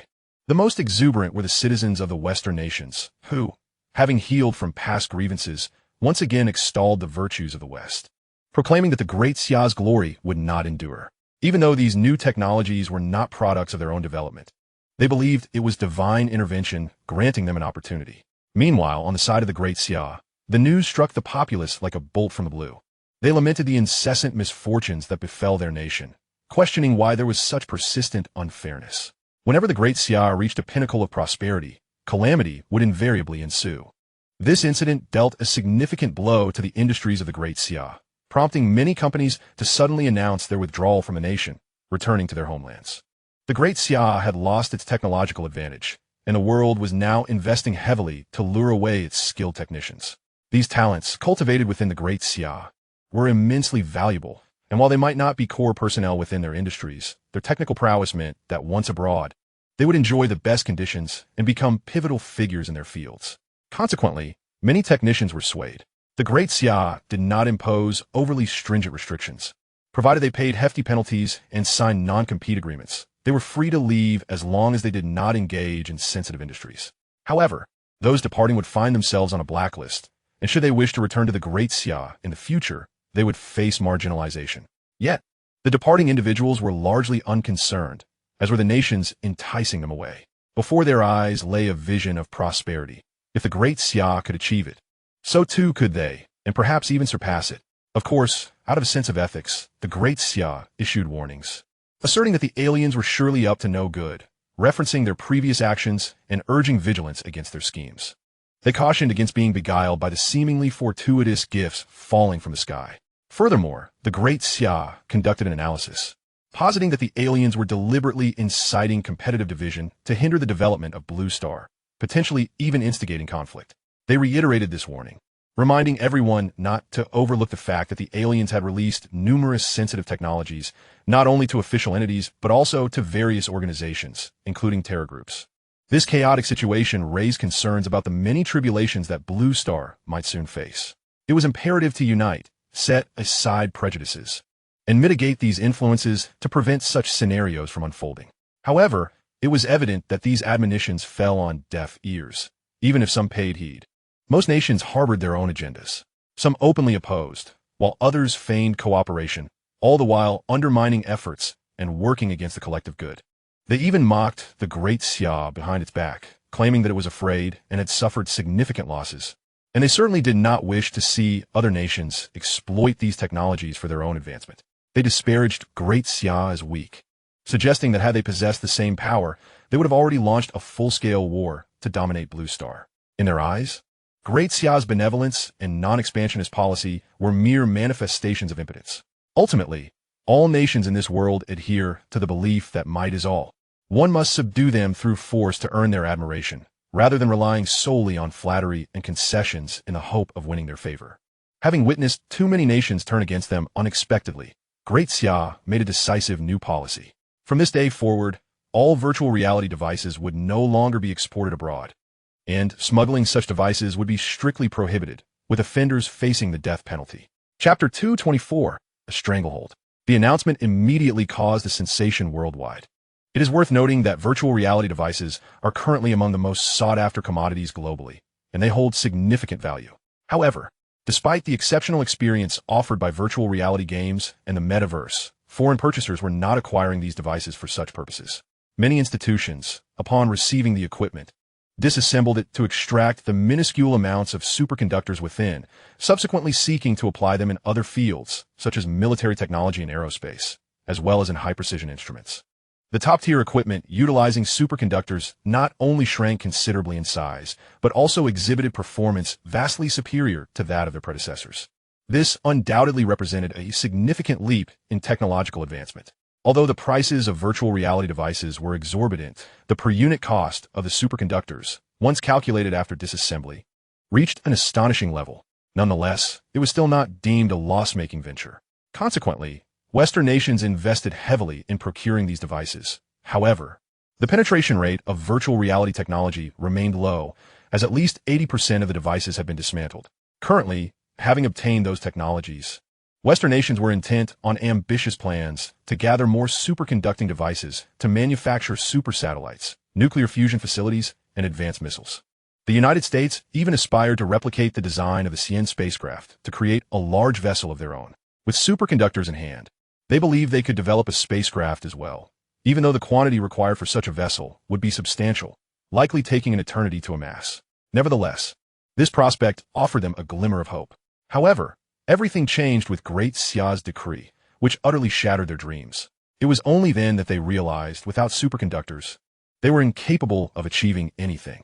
The technologies left behind by the extraterrestrials, while advanced, were products unlocked only after the advent of superconductors, thus rendering them inextricably linked.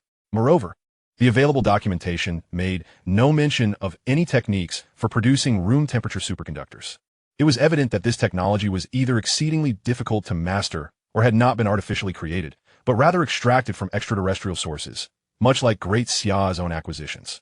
Ultimately, they found themselves thoroughly cornered, with the situation far from the optimistic outlook they had envisioned. Previously, they believed they could replicate Xingyin and, by referencing the technological documentation, break through the manufacturing techniques of Xingyin. Yet, after considerable time had passed, they had made no progress, and the scientific teams concluded that Xingyin was formed under unique conditions in space, with artificial synthesis requiring exceptionally stringent criteria, rendering the costs exponentially higher than purchasing from Great Sigh. They were unable to even meet the technical specifications required for synthesis. In summary, upon realizing the current predicament, these Western nations began to unite in protest against Great Sigh, claiming that it was obstructing technological advancement and preventing people from enjoying high-tech innovations, such as virtual reality devices. In this era of extraterrestrial threats to Blue Star, such actions were tantamount to ignoring the larger picture. Stagnating technological development would leave them defenseless against extraterrestrial adversaries. Great Xia, amused by their shamelessness, pointed out that their accusations were a clear reflection of their own behavior. They were the ones sabotaging the situation and worsening conditions on Blue Star. Great Xia firmly rejected their demands, stating that it would not yield to any threats, and even if circumstances reverted to what they once were, it would not reopen exports of superconductors. Great Xia clarified that the initial export of virtual reality devices was intended to thwart extraterrestrial conspiracies. Otherwise, there would have been no reason to allow the export of superconducting materials. Now that the conspiracy had nearly collapsed, there was no need to continue exports. Furthermore, Great Xia announced that even after the widespread adoption of virtual reality devices, they could still become tools for extraterrestrials, potentially altering the thought processes of those with glandular conditions. Given the uncertainty of this situation, especially considering Great Xia's lack of control over foreign territories, it was prudent to stifle this threat in its infancy. This rationale was sound and well-founded, leaving foreign entities with little room to argue. After all, not long ago, the export of Xingyin-containing products had been permitted, leaving many puzzled. The consensus was that Great Xia had lost its mind by allowing the export of such rare and strategically significant materials sourced from extraterrestrial locations. Now, with Great Xia's cessation of Xingyin exports, it was a perfectly reasonable course of action, albeit one they struggled to accept. No matter how foreign nations attempted to apply pressure, whether through softened tones or aggressive posturing, or by manipulating public opinion to impose moral obligations, Great Xia remained resolute in its decision not to export Xingyin. This newfound firmness allowed the world to witness Great Xia's unwavering stance, garnering substantial support from its populace. Netizens voiced their opinions, declaring, exactly, with Xingyin being such a precious resource, who decided to sell it abroad? What a farce. Great Xia has a market of its own and does not need to venture into foreign territories. Such strategic materials are in short supply even within Great Xia, let alone for export. Besides, those nations merely disassembled the Xingyin they purchased, failing to foster the development of the metaverse. A burgeoning market. They should focus on developing their own businesses instead. It was high time for such a stance, and Great Xia had indeed shown its mettle. It could not afford to be soft-hearted in the future. This incident revealed that those nations had become overly complacent, with officials unable to tolerate their arrogance, leading to a swift and public confrontation. They had barely begun their ascent before mistakenly believing they had reached the pinnacle. Soon, everyone would comprehend that the disparity between them and Great Xia was not limited to technology and Xingyin, but encompassed all dimensions. Even if they were granted the technology, they would never catch up to Great Xia. This became evident in the ensuing period. After the ban on Xingyin exports, foreign nations temporarily abandoned technologies reliant on Xingyin and instead began to focus on slightly lower-end technologies. Some of these were in the medical field, such as various pharmaceuticals or other lower-tier industrial chains. In retaliation against Great Xia, nearly all nations prohibited the sale of several chiffon products abroad, opting instead for local alternatives. It is important to note that this action severely violated previous agreements with Great Xia. The prior collaboration between Great Xia and these nations in developing Mars and the Moon, alongside the sale of resources including helium-3, had been underpinned by a signed agreement, which included substantial resource and market commitments. This arrangement had not only been beneficial for Great Xia, but had also provided those nations with advantages. Now, however, faced with Great Xia's refusal to meet their demands, they had torn their masks off. Chapter 225, Reaping What One Sows. It is crucial to recognize that Great Xia's prohibition on exporting products containing Xingyin did not violate any agreements and should not have impacted space development. Those nations that reaped the benefits of the agreement, yet fulfilled their obligations for only a brief period, have incited considerable ire within the Xia Empire. Naturally, these countries proffered justifications, contending that starlight silver should be regarded as part of the accord, since it too constitutes a celestial resource. Consequently, it is Xia that has unilaterally torn asunder the agreement, and thus, they cannot be held accountable. Furthermore, they assert that space resources should belong to all of humanity. And Xia's monopoly on such resources, coupled with its secrecy regarding the origins of starlight silver, is fundamentally unjust. This behavior is indeed shameless. However, those nations remain resolutely unrepentant.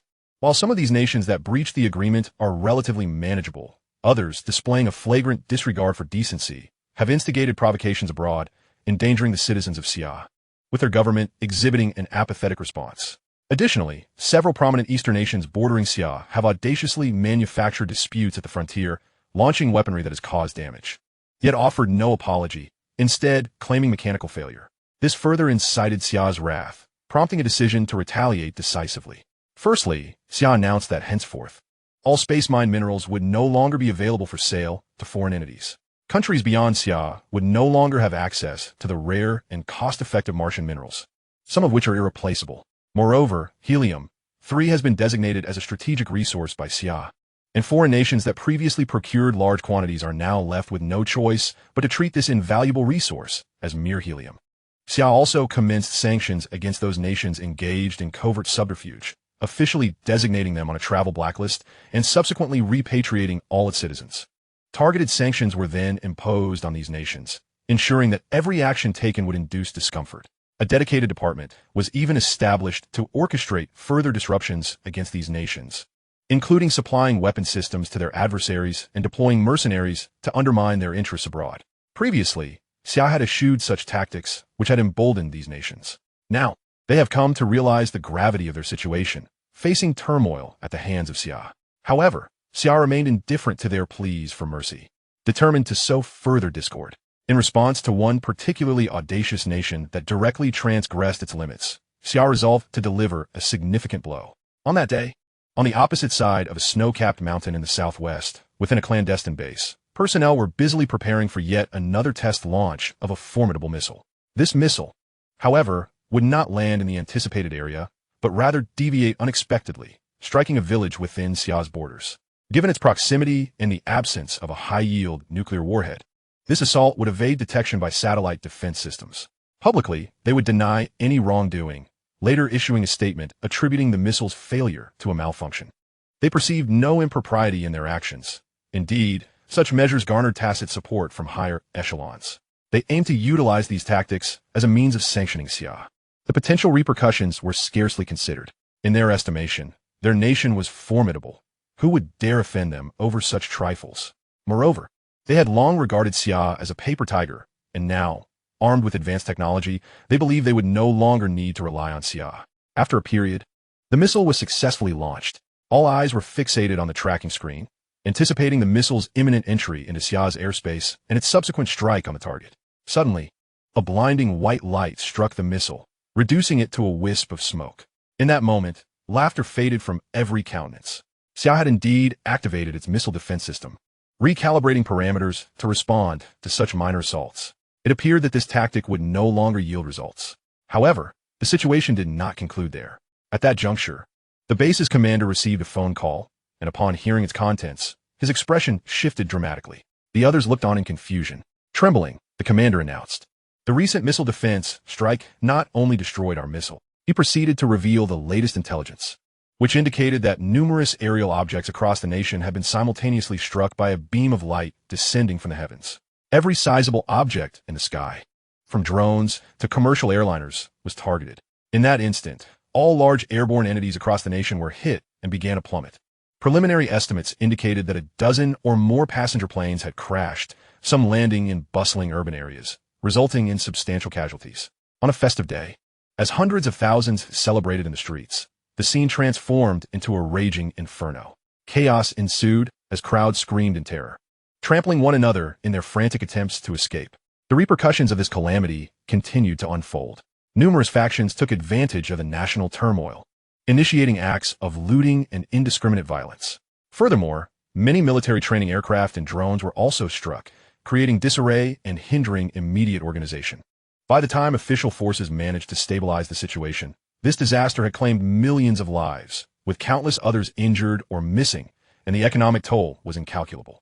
The prospect of rebuilding seemed a distant dream. As the summer heat bore down, many corpses could not be cremated in time, and were instead cast into rivers. In summary, the landscape resembled a hellish nightmare. Once order was restored, the populace clamored for an official investigation into the incident and demanded severe punishment for those responsible. The truth quickly came to light, shocking everyone. The blinding beams that rained down that day had originated from Xia's missile defense system. It was at this moment that the world learned that Xia had covertly deployed its missile defense systems into orbit, wielding unparalleled power capable of simultaneously targeting countless objects. More alarmingly, The original claims that the defense system would only engage unidentified aerial objects within its territory had clearly been rendered obsolete, as the system's reach now encompassed the entirety of a South Asian nation. In the wake of this revelation, the aforementioned nation hastily issued denunciations and lodged international complaint against Xia, demanding severe repercussions, including economic sanctions and potential military actions. However, Xia offered no apologies, merely stating that the incident constituted a malfunction of the missile defense system. They explained that the recent spate of unidentified aerial objects encroaching upon Xia had necessitated adjustments to the satellite defense system parameters, enabling it to respond to smaller projectiles. Unfortunately, a deviation in the system led to the erroneous command to obliterate all unidentified aerial objects across the South Asian continent. In that instant, as the missile was neutralized, a multitude of other airborne entities were similarly destroyed. Xia claimed that the parameters had been recalibrated, assuring that such an incident would not reoccur. They described the event as a tragic calamity, yet one born of uncontrollable circumstances, thus absolving themselves of any culpability or need for restitution. Furthermore, they contended that this disaster had been precipitated by the South Asian nation's recurrent missile malfunctions, asserting that had it not been for these failures, Xia would not have altered the parameters, leading to this unfortunate tragedy. Xia's statements left the world in a state of disbelief. Yet, no one truly believed that this incident was an accidental occurrence. It is universally acknowledged that this was a meticulously orchestrated malfunction, intended merely to impart a lesson to a certain nation. However, they were unprepared for the ferocity and mercilessness with which the great Xia acted. The image of countless beams descending from the heavens in unison sent chills down the spines of all nations. The weaponry of great Xia was extraordinarily formidable, and they could not help but contemplate the sheer terror their own countries would face should they encounter such an assault. It became clear that great Xia had long since mastered such capabilities, having only refrained from utilizing them until now, driven to this demonstration by an unparalleled fury. If great Xia's satellites could encompass the entirety of South Asia, could it be surmised that they could extend their reach to any corner of the globe? Without exception, other nations maintained a conspicuous silence, exhibiting a dispassionate demeanor in the face of South Asia's grievances, failing to offer any support. They would only refer to the situation as a tragedy, entirely neglecting to acknowledge the role played by great Xia. This left the South Asian superpower utterly astounded, unprepared for such an outcome. Confronted with domestic pressure and lacking international backing, they found themselves unable to shift their focus. Their officials, too, were gripped by trepidation, realizing that great Xia possessed the capability to annihilate them at a moment's notice. Had the previous assault targeted their entire territory with a comprehensive strike rather than obliterating all airborne objects, no living being would have survived on that land. They feared when great Xia might strike again and dared not escalate the situation further, for such actions would only invite more severe repercussions. This, in turn, incited further discontent at home, as the government's impotence starkly contrasted with their usual rhetoric of victory. The populace soon grasped the vast chasm between their nation and great Xia. In an instant, the official narrative of South Asia collapsed. As the illusions of grandeur shattered, the people began to express their frustration and fear through their own means. Chaos erupted in South Asia, with a surge in violent incidents that spiraled beyond control. The opposition commenced their attacks, plunging the political landscape into disarray. To restore order, a new governing body would need to be established, a process that seemed an eternity away. After witnessing great Xia's unyielding resolve, many nations recognized the stark reality of its ruthlessness, prompting several to cease their covert maneuvers and adopt a more respectful posture. Once the storm had settled, countries abandoned their ambitions against great Xia and instead focused on pragmatic pursuits, the advancement of technology and economy, striving to assimilate and utilize the technologies released by extraterrestrial entities.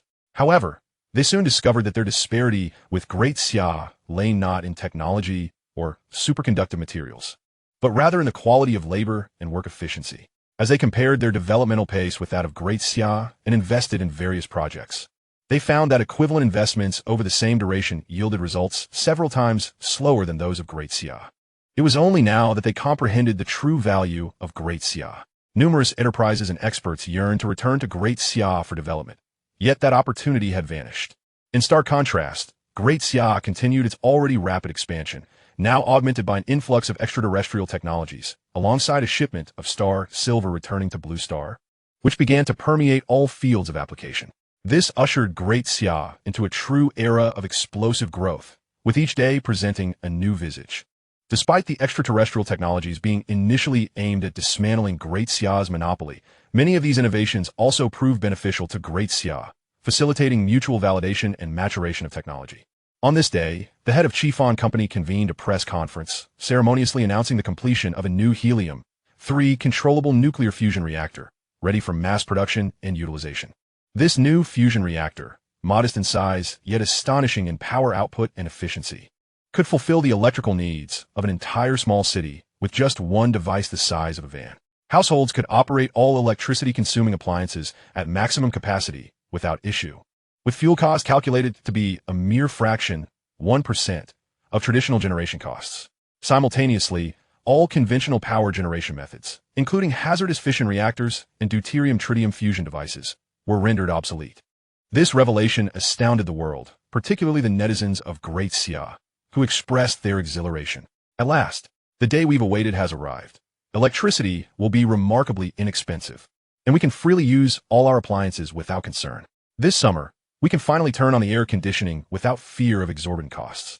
The latest news indicated that electricity prices had plummeted to 5 cents per kilowatt hour, with this fee covering management costs. And there was an option to pay a fixed annual fee, rendering it astonishingly affordable. Industrial electricity rates were even lower, ensuring that factories in Great Sia would thrive, further reducing costs and leaving no competition for their products. Observing the prosperity of Great Sia, other nations sought to acquire controllable nuclear fusion devices. But Great Sia had declared that all equipment containing star silver would not be exported. Many countries regretted their hasty severance of ties, wishing they had acted differently. The smaller nations surrounding Great Sia fared better. While they could not procure controllable fusion devices, Great Sia could supply them with abundant electricity at prices lower than before. Of course, it could not compare to the exceedingly low domestic rates within Great Sia, yet it alleviated some of their energy burdens and expenditures. Chapter 227. The Vacuum Magnetic Levitation Transportation Network. It is important to note that Great Sia's intentions were not entirely benevolent. By offering electricity at such low rates, they fostered dependency and hindered the maturation of the neighboring nations' energy systems. Regardless of how much they invested in their own infrastructure, it would always be more costly than purchasing from Great Sia. Their own electricity production costs far exceeded what Great Sia charged. The surplus electricity of Great Sia was simply too vast to waste, even if not sold. Nevertheless, the favorable treatment afforded to these neighboring nations elicited envy from many others. After all, achieving low-cost electricity with virtually uninterrupted supply was a remarkable feat with endless power. This was merely the first step towards an industrial explosion. The subsequent step would involve revolutionizing transportation. Although the extensive high-speed rail network of Great Sia was already quite convenient, it was still insufficient. The goal was to replace air travel with a railway system that would enable rapid long-distance travel across the nation. Thus, the next generation of the Vacuum Pipeline Magnetic Levitation Transportation Network project was officially launched, with simultaneous construction commencing nationwide. The investment of funds, resources, and the number of experts and workers involved in this endeavor were unprecedented in the annals of Blue Star's history, truly a marvel of human achievement. When news of this project reached foreign shores, disbelief spread as the world learned of the intricate details. Great Sia's vast expanse and complex terrain posed insurmountable challenges. The undertaking equated to a nationwide subway system, requiring the excavation of immense subterranean spaces to lay down a colossal vacuum pipeline. The geological variances across regions, combined with differing altitudes and the curvature of Blue Star, would severely test the precision of route selection and planning. This elevated the engineering challenges far beyond those of urban subway systems. Moreover, Great Sia envisioned constructing not just a singular straight line, but an entire network capable of swiftly connecting all transportation hubs. Such engineering endeavors are merely the stuff of dreams abroad. They would never dare to allocate such substantial funding, nor could they establish such an efficient organization that could advance projects nationwide without inciting any opposition. Even if these challenges were surmountable, there remain myriad obstacles encountered during the engineering process that require resolution, issues not cataloged in any extraterrestrial technology compendium. However, these hurdles pose no insurmountable challenge for the Great Sia, which is thoroughly prepared, having resolved all technical aspects. With the backing of efficient industrial capabilities, the project's progress is accelerating remarkably. Moreover, this initiative has generated countless employment opportunities nationwide and stimulated local economic development surrounding these projects. Not to mention, once completed, the travel time between any two locations within Great Xia will not exceed 2 hours. The speed of the vacuum magnetic levitation train surpasses that of airplanes, accommodating more passengers and presenting a safer alternative. Most notably, the cost is significantly lower, as magnetic levitation trains require only electric power, rendering the fuel consumption of airplanes nearly negligible. This translates to a reduction in fossil fuel usage and contributes to energy conservation and emission reduction. The project is progressing vigorously, and other domains are equally dynamic, particularly in aerospace. With ample star silver, Great Xia has announced the commencement of constructing new spacecraft dedicated to mining and developing space tourism projects. Additionally, new deep space exploration initiatives are underway. The Space Agency of Great Xia has proclaimed its intent to simultaneously complete manned landing missions on most planets within the solar system, as well as establish bases or cities on select suitable planets or moons. In the communications sector, Great Xia has announced the official launch of its own Starlink system. Compared to the American counterpart, this new satellite system boasts a greater number of satellites, most of which are enhanced with superconducting materials, resulting in superior performance, stronger signal strength, increased bandwidth, and lower latency. In summary, once completed, this system could entirely replace fiber optic cables, and its low latency would be applicable in virtual reality interactions. Great Xia is poised to enter the era of wireless gigabit internet, allowing seamless connectivity to the network in every corner of the blue planet, with unlimited data at consistent speeds. The rapid progress of this project allows for all satellites to be transported into space in a single launch, where they autonomously position themselves into the requisite orbits. Within just a week, the Great Xia government announced the successful completion of this system and its immediate activation.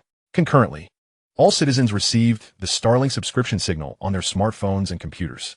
By merely paying the price of a standard package, they can access services that far exceed 5G capabilities.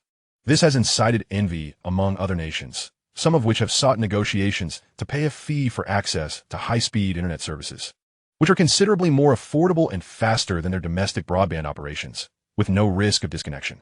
On the very first day of the Starlink network's launch, countless internet users eagerly subscribed to experience it firsthand. The reality matched the promotional promises without fail.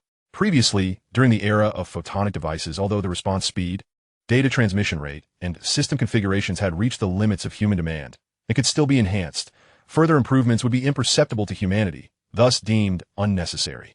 A significant constraint on user experience had been network quality, particularly concerning wireless and cellular networks, which suffered from high latency and inconsistent speeds, as well as unreliable signals. However, with the advent of Starlink, all these pain points have been addressed. Users delightedly observed their mobile devices displaying single-digit latency and stable download and upload speeds in the hundreds of megabits. Now, they can effortlessly stream 8K videos anytime, anywhere, even in remote wilderness areas, and with a solar-powered charging phone, they need not fear being stranded in the wilderness. Many online streaming platforms have even eliminated options for lower bitrate settings below 4K. With a membership purchase, videos default to the highest quality available. Some may question whether this would impose a significant burden on the servers of these streaming services. There is no cause for concern, as Qifeng Corporation has introduced a series of superconducting photon device servers. These servers far surpass previous models, even rivaling the performance of the initial generation of jellyfish created by Lin Fan. With the support of these servers, they can provide extensive services without any strain, allowing websites to operate with ease. With the availability of affordable and unlimited electricity, all high-end appliances across the nation have become exceedingly sought after. Today, the residents of Great Xia are fervently engaged in transforming their homes into fully intelligent environments. All devices are controlled by artificial intelligence, managing everything from dishwashing and cleaning to purifying water, filtering air, and regulating temperature and humidity through advanced appliances. This phenomenon was not novel prior to the extraordinary era. However, it has now become a collective consciousness, achieving meticulous attention to detail.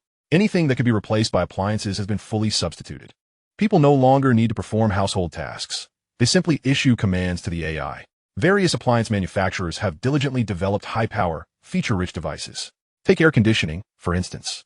It has been entirely supplanted by a hybrid appliance. This enormous apparatus extracts air from the sole inlet of a sealed home, filtering and disinfecting it while regulating humidity and temperature, all while adding aromatic essential oils.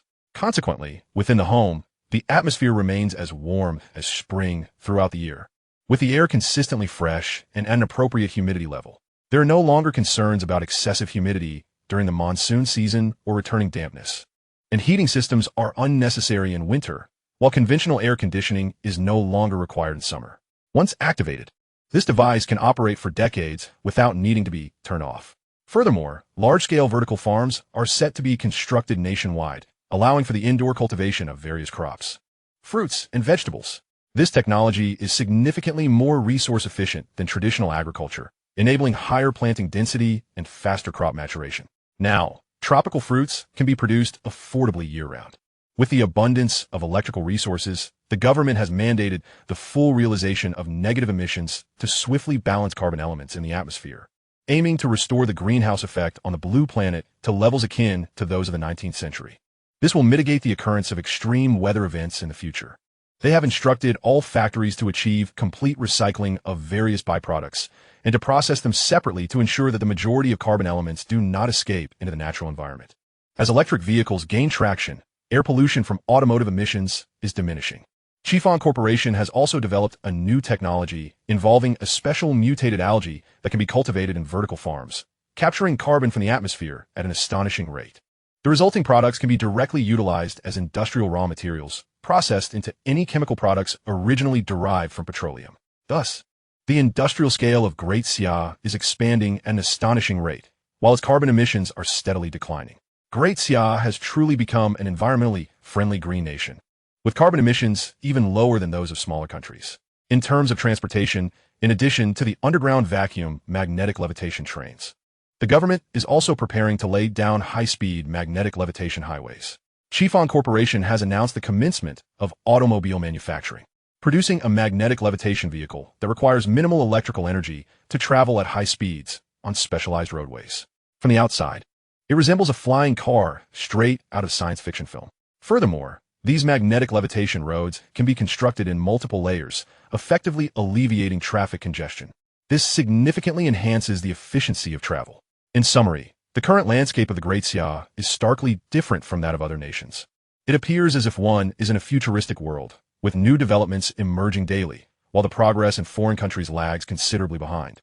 Even with advanced technologies at their disposal, they struggle to resolve their internal issues uniformly.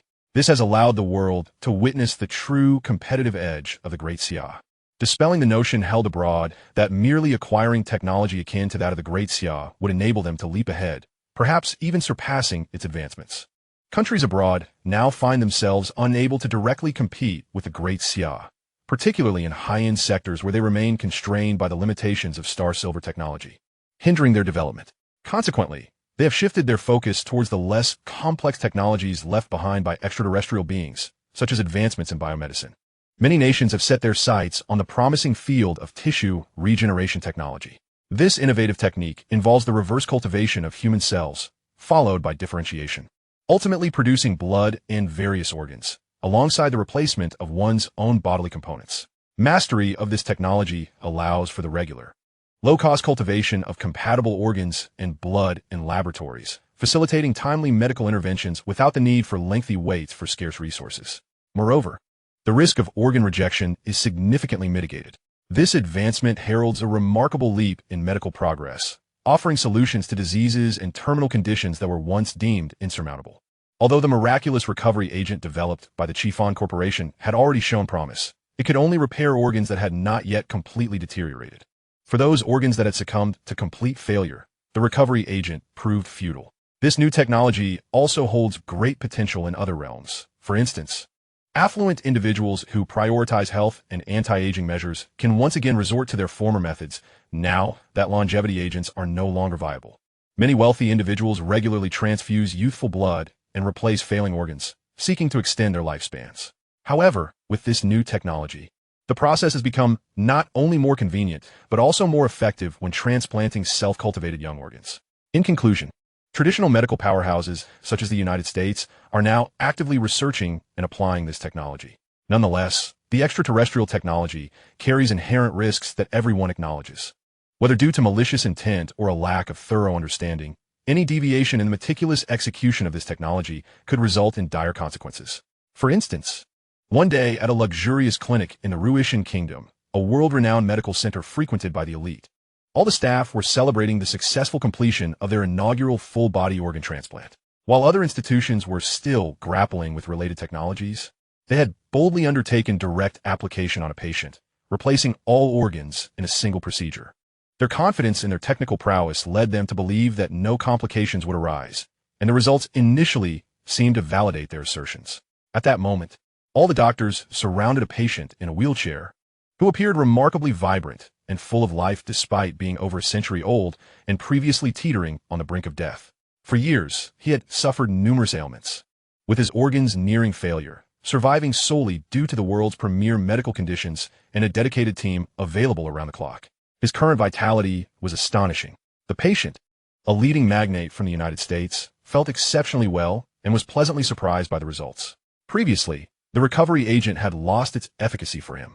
Although it had once helped him navigate life-or-death situations, it could no longer stave off his inevitable demise.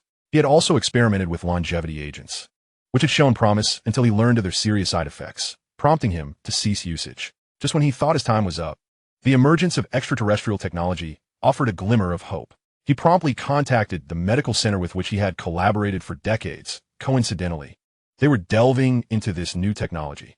After contributing a substantial sponsorship fee, he began treatment. The entire process unfolded with an astonishing smoothness. Within a month, his organs were systematically replaced. With each new young organ, he felt increasingly invigorated, his mental fog lifting. After all surgeries were completed, he felt as if he had returned to a state reminiscent of decades past, experiencing a newfound lightness devoid of any burdens. Indeed, the vitality of youth was unparalleled. Alas, this technology could not extend his lifespan. It merely provided him with youthful organs at this advanced age. Ultimately, he would face death, but he was content with the quality of life he could enjoy before that inevitable end. The news of this medical center's achievement quickly ascended to global prominence, inspiring many hospitals worldwide to boldly explore this technology. However, unbeknownst to anyone, during the differentiation and configuration of the patient's organs, researchers had mistakenly altered certain genetic segments they deemed insignificant. No one paid attention to this oversight, especially as the patient appeared to be thriving. Subsequently, when the patient returned to the United States, he began to experience excruciating pain and discovered alarming bruises forming beneath his skin. He was urgently hospitalized and diagnosed with systemic hemorrhaging. This was merely the beginning, as his organs gradually began to fail one by one. Ultimately, he succumbed to agony, mere days after his transplant. This incident swiftly drew media attention, with sensationalist reports suggesting that the extraterrestrial technology was flawed, positing that it had been intentionally left behind by aliens to eradicate humanity on Earth. Just as excitement had once surrounded the potential of this technology, it now faced an abrupt backlash, leading medical institutions worldwide to halt their projects. The initial medical center, in particular, initiated an internal investigation. Meanwhile, the Centers for Disease Control in the United States swiftly arrived at the hospital, apprehensive that this patient might have fallen victim to a bizarre infectious disease, a potential alien conspiracy. However, upon conducting a meticulous examination of the corpse, they discovered that it was merely a systemic genetic collapse. To be precise, all the cells in the patient's body had been irreparably damaged, rendering it incapable of sustaining human functions. With this revelation, they breathed a sigh of relief, grateful that it was not an infectious disease. It seemed that a mishap had occurred during the organ cultivation process. Ultimately, the wealthy individual's remains were transported back home for burial, laid to rest in a cemetery. Yet, little did anyone foresee that this was merely the inception of a nightmare. On a night drenched in torrential rain, a mouse stealthily burrowed underground. Coincidentally, where the patient's tissues continued to deteriorate, having transformed into a pool of blood seeping through the coffin's seams. The mouse, upon coming into contact with this sanguine liquid, became inexplicably agitated after a few hours, its eyes glowing red with an intense aggression and newfound strength, as it began to attack nearby creatures. Among these were other mice, as well as squirrels and rabbits, all of which exhibited the same violent symptoms after being bitten. This aberrant behavior swiftly spread among the animals. By the time humans became aware of the situation, it was already spiraling out of control. The city had suddenly morphed into their worst nightmare. On that fateful day, a pack of rabid dogs erupted onto the streets, attacking people indiscriminately, showing no fear even when confronted. These deranged canines, devoid of reason, possessed formidable strength, easily tearing flesh from their victims, resulting in fatal injuries. Soon, The gravity of the situation dawned on the populace. This was no random occurrence. Every small creature in the city seemed to have gone mad, relentlessly assaulting humans. The streets descended into chaos, with individuals scattering in panic, the air thick with a metallic scent of blood. Fearsome rodents scurried about, and those who lagged behind found themselves overwhelmed, their anguished cries swallowed by the frenzy, transforming them into mere heaps of blood and bones. Even the gentlest of rabbits forsook their herbivorous diet to leap and attack humans. Those fortunate enough to reach the safety of their homes often encountered assault from creatures squeezing through door cracks, as well as the sudden madness of their own pets. Nevertheless, news of the calamity spread swiftly, capturing the attention of the highest echelons of the U.S. government, which promptly ordered the lockdown of the sprawling metropolis. The military was deployed, equipped with specialized firefighting apparatus, to systematically exterminate all animals within the city. Fortunately, as the professionals commenced their operations, the animal uprising rapidly faltered. Additionally, it appeared that bites from these creatures did not induce madness in humans. The unfortunate downside was that numerous individuals had already succumbed to the unforeseen disaster, with the cause still shrouded in mystery, as no pathogens were detected in the animals. Compounding the crisis, it became evident that avian species were also capable of transmitting this madness. Not long after, similar incidents erupted in all nearby cities, igniting widespread panic. The news spread across the globe, and Americans huddled in their homes, trembling and glued to their screens, fearful that their own cities would fall victim to the same fate. They were paralyzed by uncertainty, aware that any animal could potentially harbor the madness, with no clear understanding of its origins. This rendered every location seemingly unsafe. Even within the confines of their homes, they had to remain vigilant against rodents and small birds. The most terrifying footage circulating online featured these two types of creatures. The former typically manifested in overwhelming swarms, while the latter, with their agile nature, proved difficult to defend against, capable of inflicting severe wounds with a single peck. Moreover, household pets posed a significant risk, leading some individuals to weep as they were compelled to euthanize their unaffected companions to safeguard their lives. In the midst of this turmoil, everyone yearned to comprehend the root cause of the catastrophe and ponder their next course of action. Global audiences engaged in fervent discussions online. Who will rescue us? My city has yet to experience any alterations, but it lies adjacent to those that have, and it is only a matter of time before we face the same fate. What on earth is happening? Is this an animal version of a zombie virus? Didn't they say no viruses could be detected in these animals? Thankfully, humanity remains unaffected for now, but what lies ahead is uncertain. How can this be resolved? Is the world on the brink of annihilation? Suggestions flooded in, advocating that everyone acquire thick protective suits impervious to small animal bites and remain indoors while allowing the military to address the situation. But it's summer. Won't we suffocate in those suits? Some lamented. This must be an alien conspiracy. The technology they previously revealed must have malfunctioned, inadvertently unleashing this calamity. The epicenter of the outbreak is XX City, coinciding with the death of that billionaire, which surely indicates a connection. Skepticism grew. I've always suspected alien technology was unsafe. Did the authorities not notice the billionaire's deteriorating condition? Why wasn't his body incinerated completely? Soon, the truth began to surface, with U.S. officials launching an investigation. They unearthed the billionaire's grave, only to find the coffin devoid of remains, filled instead with a pool of blood. Subsequent analysis revealed that healthy cats and dogs that came into contact with this fluid underwent mutations, not due to a virus or bacteria, but rather a genetic alteration that impaired their nervous systems, heightening their aggression. These findings were promptly disseminated worldwide. However, while the cause had been identified, the pressing issue remained: how to contain the spread of this calamity. Cities could be cordoned off, but it was implausible to seal every potential avenue of transmission, especially since animals could breach barricades from water or air. The disaster continued to proliferate. Fortunately, many cities had preemptively addressed the animal population, and protective gear along with weaponry had been distributed to secure homes. Yet, this was insufficient against smaller wildlife. Thus, outbreaks of small animal mayhem erupted in urban areas, though they were swiftly quelled by the authorities without significant repercussions. Nonetheless, this was not a sustainable solution. It was unreasonable to expect humanity to remain indoors indefinitely. Furthermore, nations beyond the U.S. were increasingly anxious, aware that the disaster's scope was expanding, threatening to breach international borders. Even distant countries, on the other side of the globe, were not immune. The ecological ramifications for planet Earth were potentially catastrophic. Presently, only humans, Insects and certain microorganisms appeared unaffected by the madness. All other creatures, from the largest to the smallest, with the exception of those robust, quick, and non-predatory species, were at risk of infection, particularly vital mammalian species integral to the ecosystem. The world turned its attention to the situation in the U.S., with every nation pledging support to help humanity navigate through this calamity. Biologists worldwide began earnest research to devise a solution to the madness, casting hopeful gazes towards the Daxia, particularly anticipating Lin Fan's prompt intervention. Domestic netizens are outraged by the calamity instigated by the United States, which now seeks assistance in remedying the aftermath. Concurrently, they harbor hopes that Lin Fan will act swiftly, wishing to avert the impending disaster from befalling the Great Sigh. Ever since Lin Fan discerned the location of the transcendent entity, he has remained in close proximity, his gaze unwavering. He, too, has witnessed the tragic events unfolding in the United States through the news, which is not too distant from his current whereabouts. Upon receiving an official plea for help, he felt a profound sense of helplessness.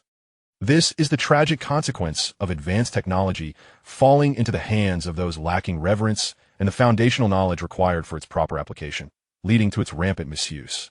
It is no surprise that such issues arise. One must understand that at elevated levels of complexity, even the slightest oversight can unleash chaos.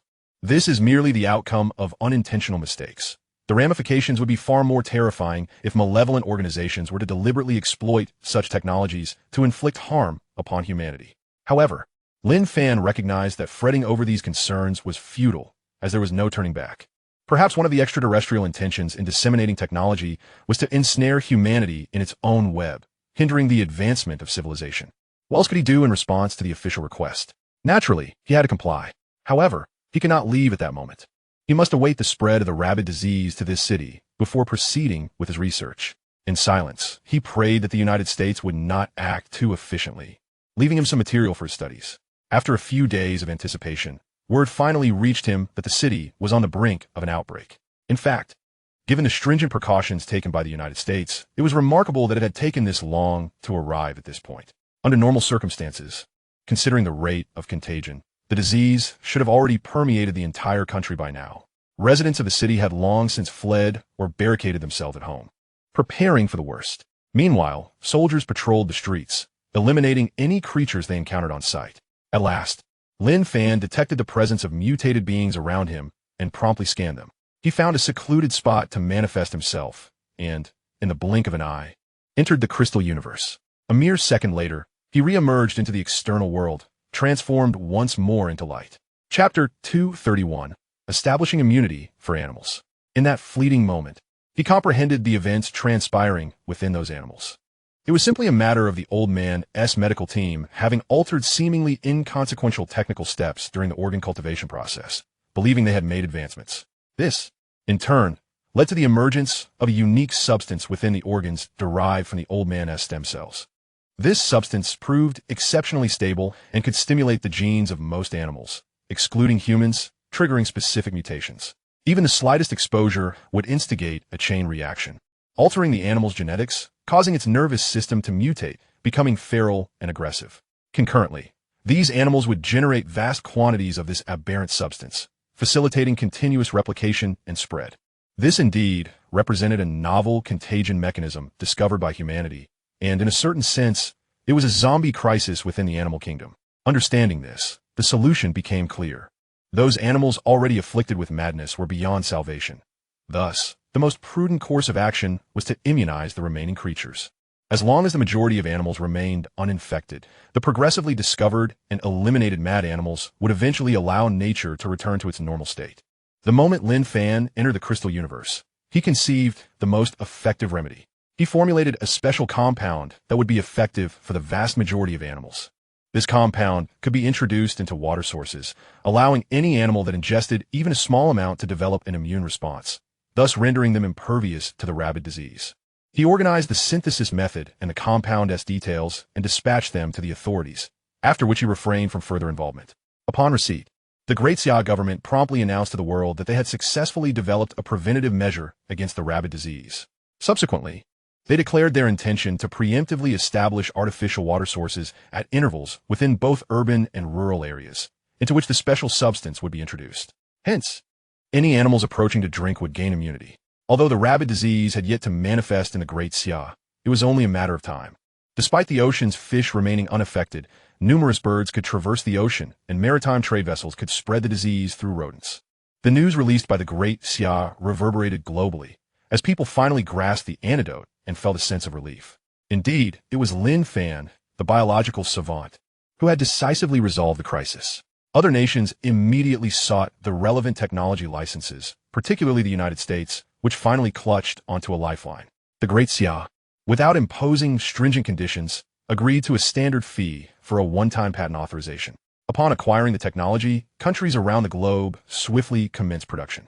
They rapidly synthesized large quantities of the immunization agents, subsequently constructing artificial water sources modeled after the Great Sigh's approach, to entice smaller animals to drink. They added attractants and sugars to the water. In the United States, extensive efforts began in the vast regions surrounding the outbreak zone. Indeed, this strategy proved remarkably effective. In the subsequent days, only sporadic cases of frenzied small animals surfaced, all of which were promptly identified and eliminated by humans, while some smaller creatures were even consumed by larger predators. These larger animals, having gained immunity, exhibited no signs of madness after their consumption. The widespread frenzy among animals had dissipated, and the disease's impact on humanity had been minimized. Through this incident, the world came to recognize the malevolence of extraterrestrial forces towards Blue Planet. The technologies they left behind were perilous, especially when wielded by malevolent organizations or individuals, who could easily devise bizarre applications.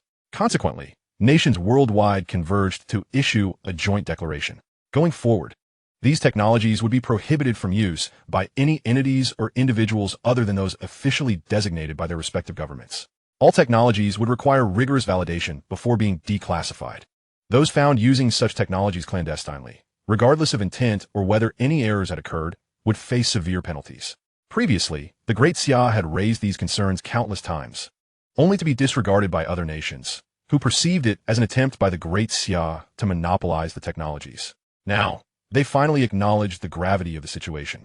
However, despite the issuance of the declaration, global oversight remained woefully inadequate. Thus, it became a latent threat, capable of detonating at any moment.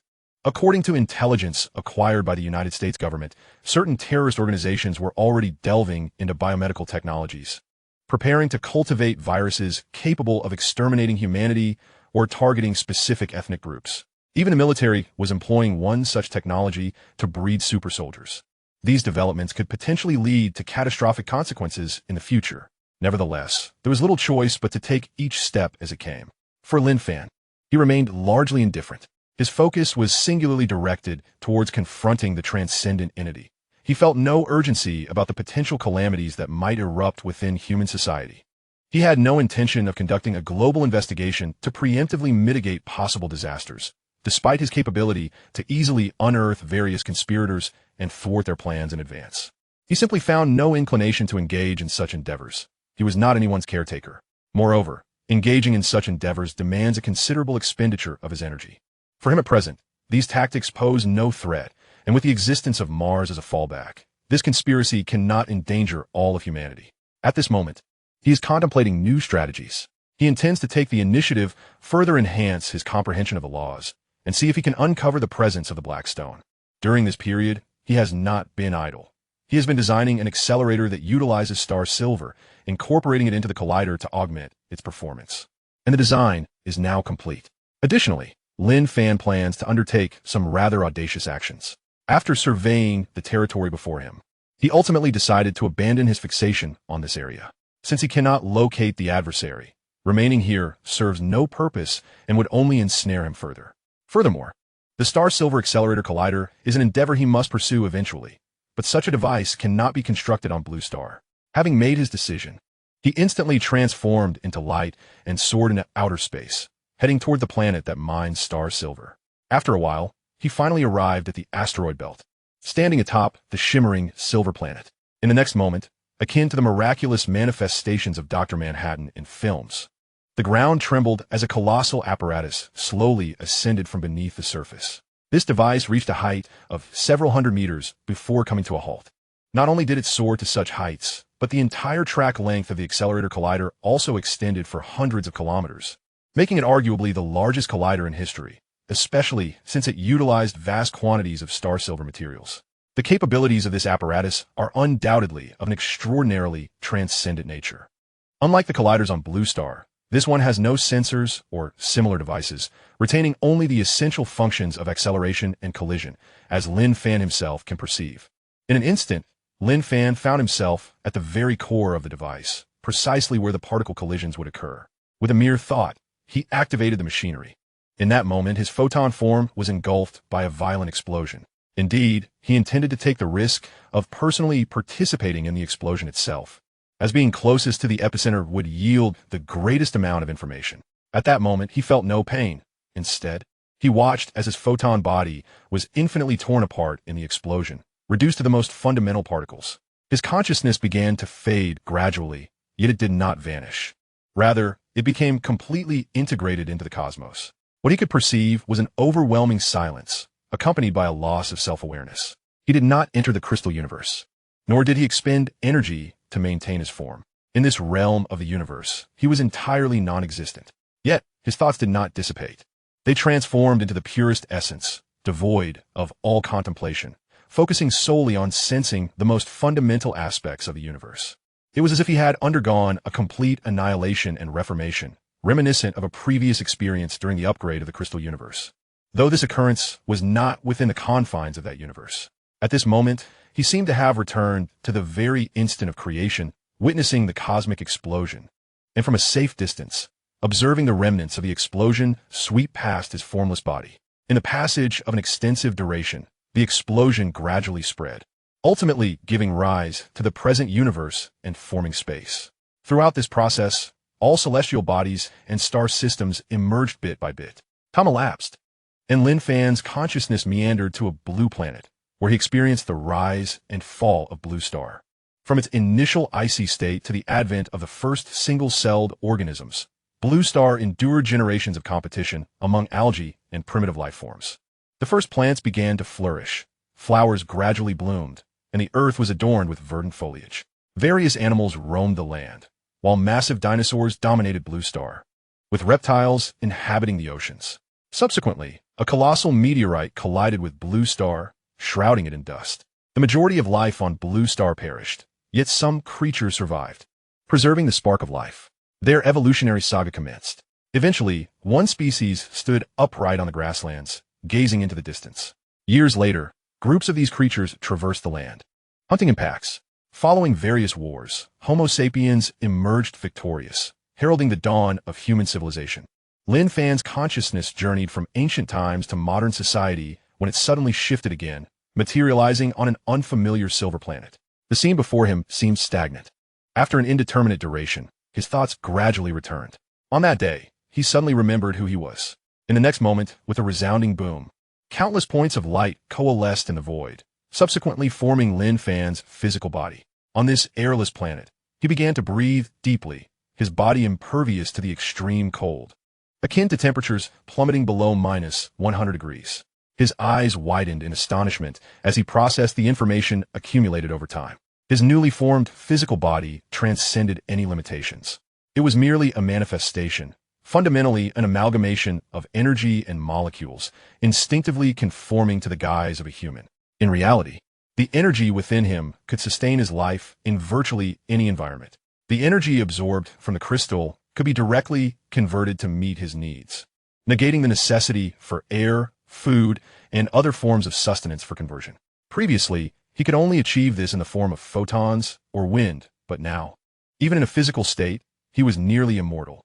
It resembled the narrative of a cultivation novel, where one transcends the physical realm to traverse the void and survive in the cosmos. Furthermore, this body had acquired additional forms of superpowers. The most significant insight gained was regarding the laws of space, a profoundly enigmatic principle that he finally began to grasp. With a flicker, Lin Fan vanished, reappearing several kilometers away without any forewarning. This was not a manifestation of speed, but rather a utilization of the spatial laws to teleport himself to another location. From a physics perspective, he had discerned the rules governing spatial distortion, finding the shortest path between 2 points in space that did not exist within the four-dimensional realm. However, This did not signify that Lin Fan had mastered the laws of multidimensional space to influence lower dimensions at will. He had merely grasped a portion of the spatial laws, enabling him to traverse them. Additionally, the spatial laws could be employed in various other ways. Firstly, he could not only teleport over short distances, but also engage in long-range transportation. This process consumed more time and required significant energy, depending on the distance traversed, and the destination must be a place he had visited in the past. This skill proved exceptionally useful, allowing him to swiftly navigate between Blue Star and the asteroid belt. In contrast, transforming into light for transportation would still require considerable time, approximately 5 hours. However, teleporting significantly reduced the time required. Another facet was the ability to create a storage space. Lin Fan could now conjure a space and expend energy to maintain it. This was a capability he had longed for since acquiring the crystal, dreaming of obtaining such an ability. Although the crystal universe itself was a vast space, it unfortunately did not connect with reality, allowing only the transmission of information. Now he finally possessed a personal storage space, albeit with certain limitations. The dimensions of a space and the quantity it can contain directly influence the energy consumption. If the created space is excessively vast and the energy absorbed is insufficient, the space may collapse, causing the objects within to plummet into the unknown. Lin Fan calculated that he could currently sustain a space of 100 square meters, within which he could place a variety of items, likely maintaining stability. In Chapter 233, What Happened on Blue Star? If energy consumption were merely this slight, the energy his crystal could draw from the void at any moment would suffice. However, a larger space with more stored items would gradually deplete his energy, disrupting equilibrium. It is essential to remember that he must also expend energy on various other tasks, such as maintaining bodily functions, scanning, creating, and destroying, as well as transforming into different forms. In the event of encountering formidable adversaries or emergencies, his energy might prove insufficient, let alone to sustain the space. Thus, a balance must be struck. He should carry only the most essential items with him, creating additional ones as needed. This space serves as an excellent intangible personal repository.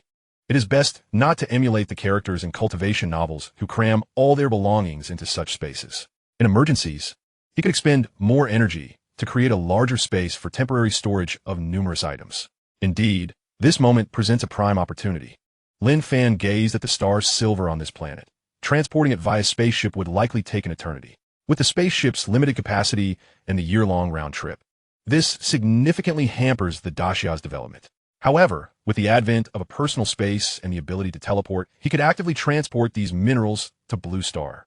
Furthermore, he could return whenever necessary to retrieve more resources. Of course, it is crucial to remember to transport an equal amount of waste material back to Blue Star with each haul of minerals, ensuring the balance between the two planets is maintained. Otherwise, in several years, if Blue Star suddenly bore the weight of an additional small asteroid, it could lead to unforeseen consequences. In the next moment, a brilliant light emanated from the crystal on his forehead, sweeping across the planet's surface. The solid silver rocks below transformed into a liquid state, swiftly converging at a single point, ultimately forming a colossal silver cube. This was Lin Fan's process of purifying the star silver or from the soil, although further irradiation processing was necessary to transform it into true star silver. This method would prevent wastage of space, allowing for the acquisition of a substantial quantity of pure ore at once. Suddenly, this massive cube vanished. Lin Fan could perceive its presence lingering in his space. Meanwhile, his energy was depleting at an astonishing rate. Fortunately, Lin Fan had calculated that transporting this many minerals back to Blue Star would still leave him with a bit of energy. Time was of the essence. He had no idea how long he had been contemplating the laws in reality. He hoped he and T skipped ahead by thousands of years, for that would be quite the trouble. In the next instant, Lin Fan's form abruptly vanished from his location. Sometime later, in the underground shelter of the Northwest Laboratory on Blue Star, Lin Fan's figure materialized. The underground space was expansive, and, as he arrived in the warehouse, he waved his hand, causing the enormous star silver cube to manifest. At that moment, a voice filled with surprise echoed in his ears. "Master, you have finally returned. Where have you been all this time? Why have I been unable to reach you? Even if you were on another planet, your equipment should still be capable of sending signals back." Lin Fan paused momentarily, asking Shui Mu, "How long has it been since I last disappeared?" Since his rebirth, he had truly lost all sense of time. The entire universe appeared different to him, as reality presented itself in a new form. It's been 6 months, Shui Mu replied. During this time, everyone has been searching for you, including the officials, myself, and people from all over the world. Lin Fan was taken aback. 6 months had indeed passed. However, 6 months was still manageable. He often went missing for months without causing such a stir. Was the entire world truly searching for him? As he pondered this, his phone suddenly rang. Glancing at the caller ID, he answered the call. A voice filled with astonishment and excitement came through. Lin Fan? I finally reached you on this number. Am I dreaming? Is it really you? Old Lu, it's me. Why are you so excited? Lin Fan replied. Lu Shua's voice trembled with elation. How could I not be excited? Do you have any idea how frantically we've been searching for you? We even suspected you might have met with foul play. We couldn't find you anywhere. Your phone was out of service, and we were at a complete loss. But now that you've finally reappeared, were you unaware of our search? By the way, where are you? Lin Fan instinctively replied, I'm at the underground base. Suddenly, he realized the inconsistency. They had undoubtedly already scoured the underground base in their search for him. Lu Shua gasped, what? Where have you been hiding? I'm right above ground. Lin Fan shook his head in resignation, realizing that much had transpired during his absence. He boarded the elevator, arriving on the surface a minute later. Outside, Lu Shua awaited him, his expression one of disbelief. Lu Shua had assumed Lin Fan was not being truthful. Having searched the underground multiple times and stationed people around the villa, now, seeing Lin Fan materialize unexpectedly from the basement was utterly irrational. He initially thought there might be some trickery involved in the call, but witnessing Lin Fan in person alleviated his concerns. To them, Lin Fan was their anchor. With him present, they had nothing to fear. Yet, Lu Shua was also curious about where Lin Fan had been hiding. It was impossible that he had remained in the underground base. In fact, Lu Shua suspected Lin Fan had not been on Blue Star at all during this time. If he had been present, he would have received messages and responded to the officials long ago. It was even possible he was not on Mars or the Moon either, as those locations could also receive signals from Blue Star. Where else could Lin Fan have gone? The thought sent chills down Lu Shua's spine. However, this was not the time to pursue that line of questioning. Lin Fan noted that not only Lu Shua was at his home. The entire villa seemed to be occupied by many people, indicating they had been there for quite some time. He furrowed his brow, seeking to understand why the officials were behaving so peculiarly. At that moment, Lu Shua spoke up. Lin, academician, are you unaware of the events that have transpired on Blue Star during your absence? Seeing Lin Fan's puzzled expression, he began to recount the significant occurrences on Blue Star. Upon hearing the news, Lin Fan's brow immediately furrowed in concern. In Chapter 234, a new crisis on Blue Star. The matters he had previously contemplated had indeed come to fruition. When the aliens initially revealed their technology, it did not cause much upheaval, as everyone was still coming to terms with it. However, after some time, the schemers operating in the shadows began to reap their rewards and inflict harm upon others. Shortly after Lin Fan's disappearance, a new organization emerged on the international stage. In comparison to the past factions like the Hyena and Beluga organizations, this new entity was far more terrifying. It not only maintained a higher level of secrecy, but also possessed formidable scientific prowess. They commenced their nefarious activities with unbridled audacity. Akin to the organizations of yore, undertaking various assassination missions while covertly infiltrating the world to achieve their insidious objectives. They frequently targeted several nations, ensnaring many smaller countries in their web of chaos. For instance, the entirety of Africa is presently in disarray, with this organization orchestrating the turmoil from the shadows. Rumors suggest that the organization's stronghold lies within Africa, yet the truth remains elusive. After all, nations are currently overwhelmed by the harassment posed by this group, leaving little room for proactive investigations. Although some countries have endeavored to confront them, the new organization's thirst for vengeance is formidable, and their methods are astonishingly ruthless. They have harnessed alien technology to develop a super soldier serum, capable of transforming a mere, frail individual into an unparalleled assassin endowed with extraordinary physical prowess upon injection. However, it is said that the enhancements conferred by this serum are not permanent and come with severe side effects.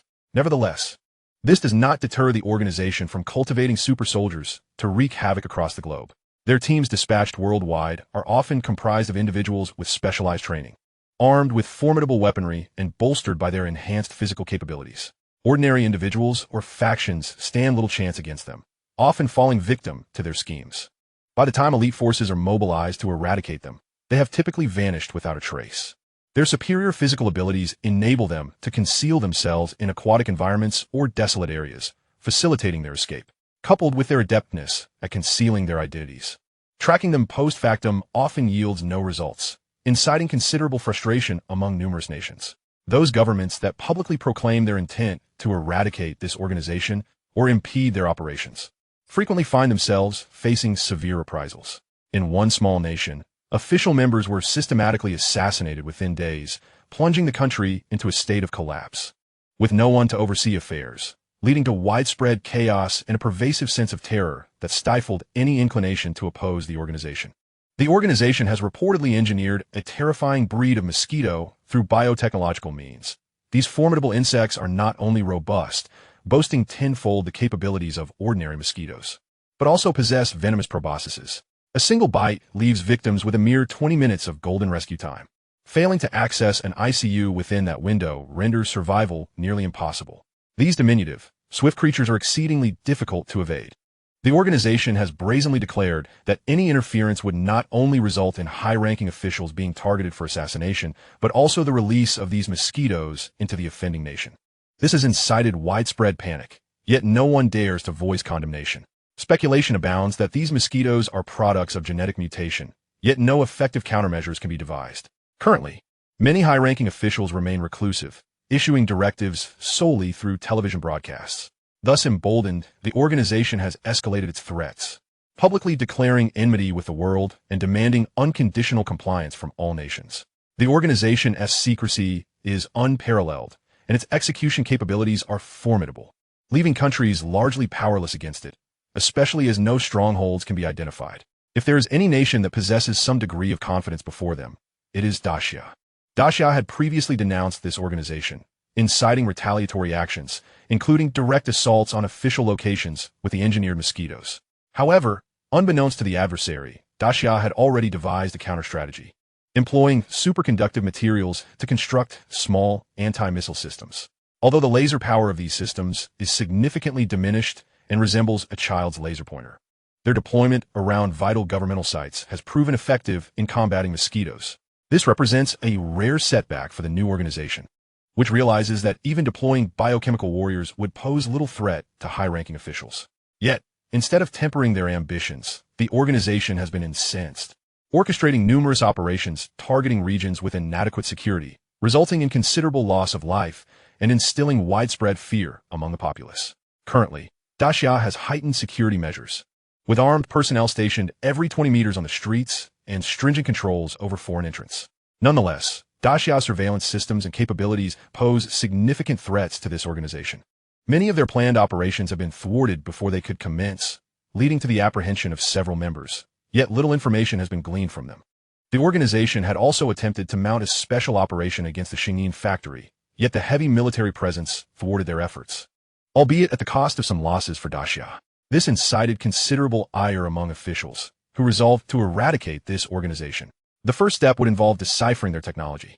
However, it was at this juncture that officials discovered Lin Fan's inexplicable disappearance. Despite exhaustive searches, he remained elusive, and communication was futile. This sparked deep concern among officials, prompting fears that Lin Fan may have been abducted during one of the organization's operations. Alternatively, a more troubling possibility loomed, that this mysterious organization was, in fact, founded by Lin Fan.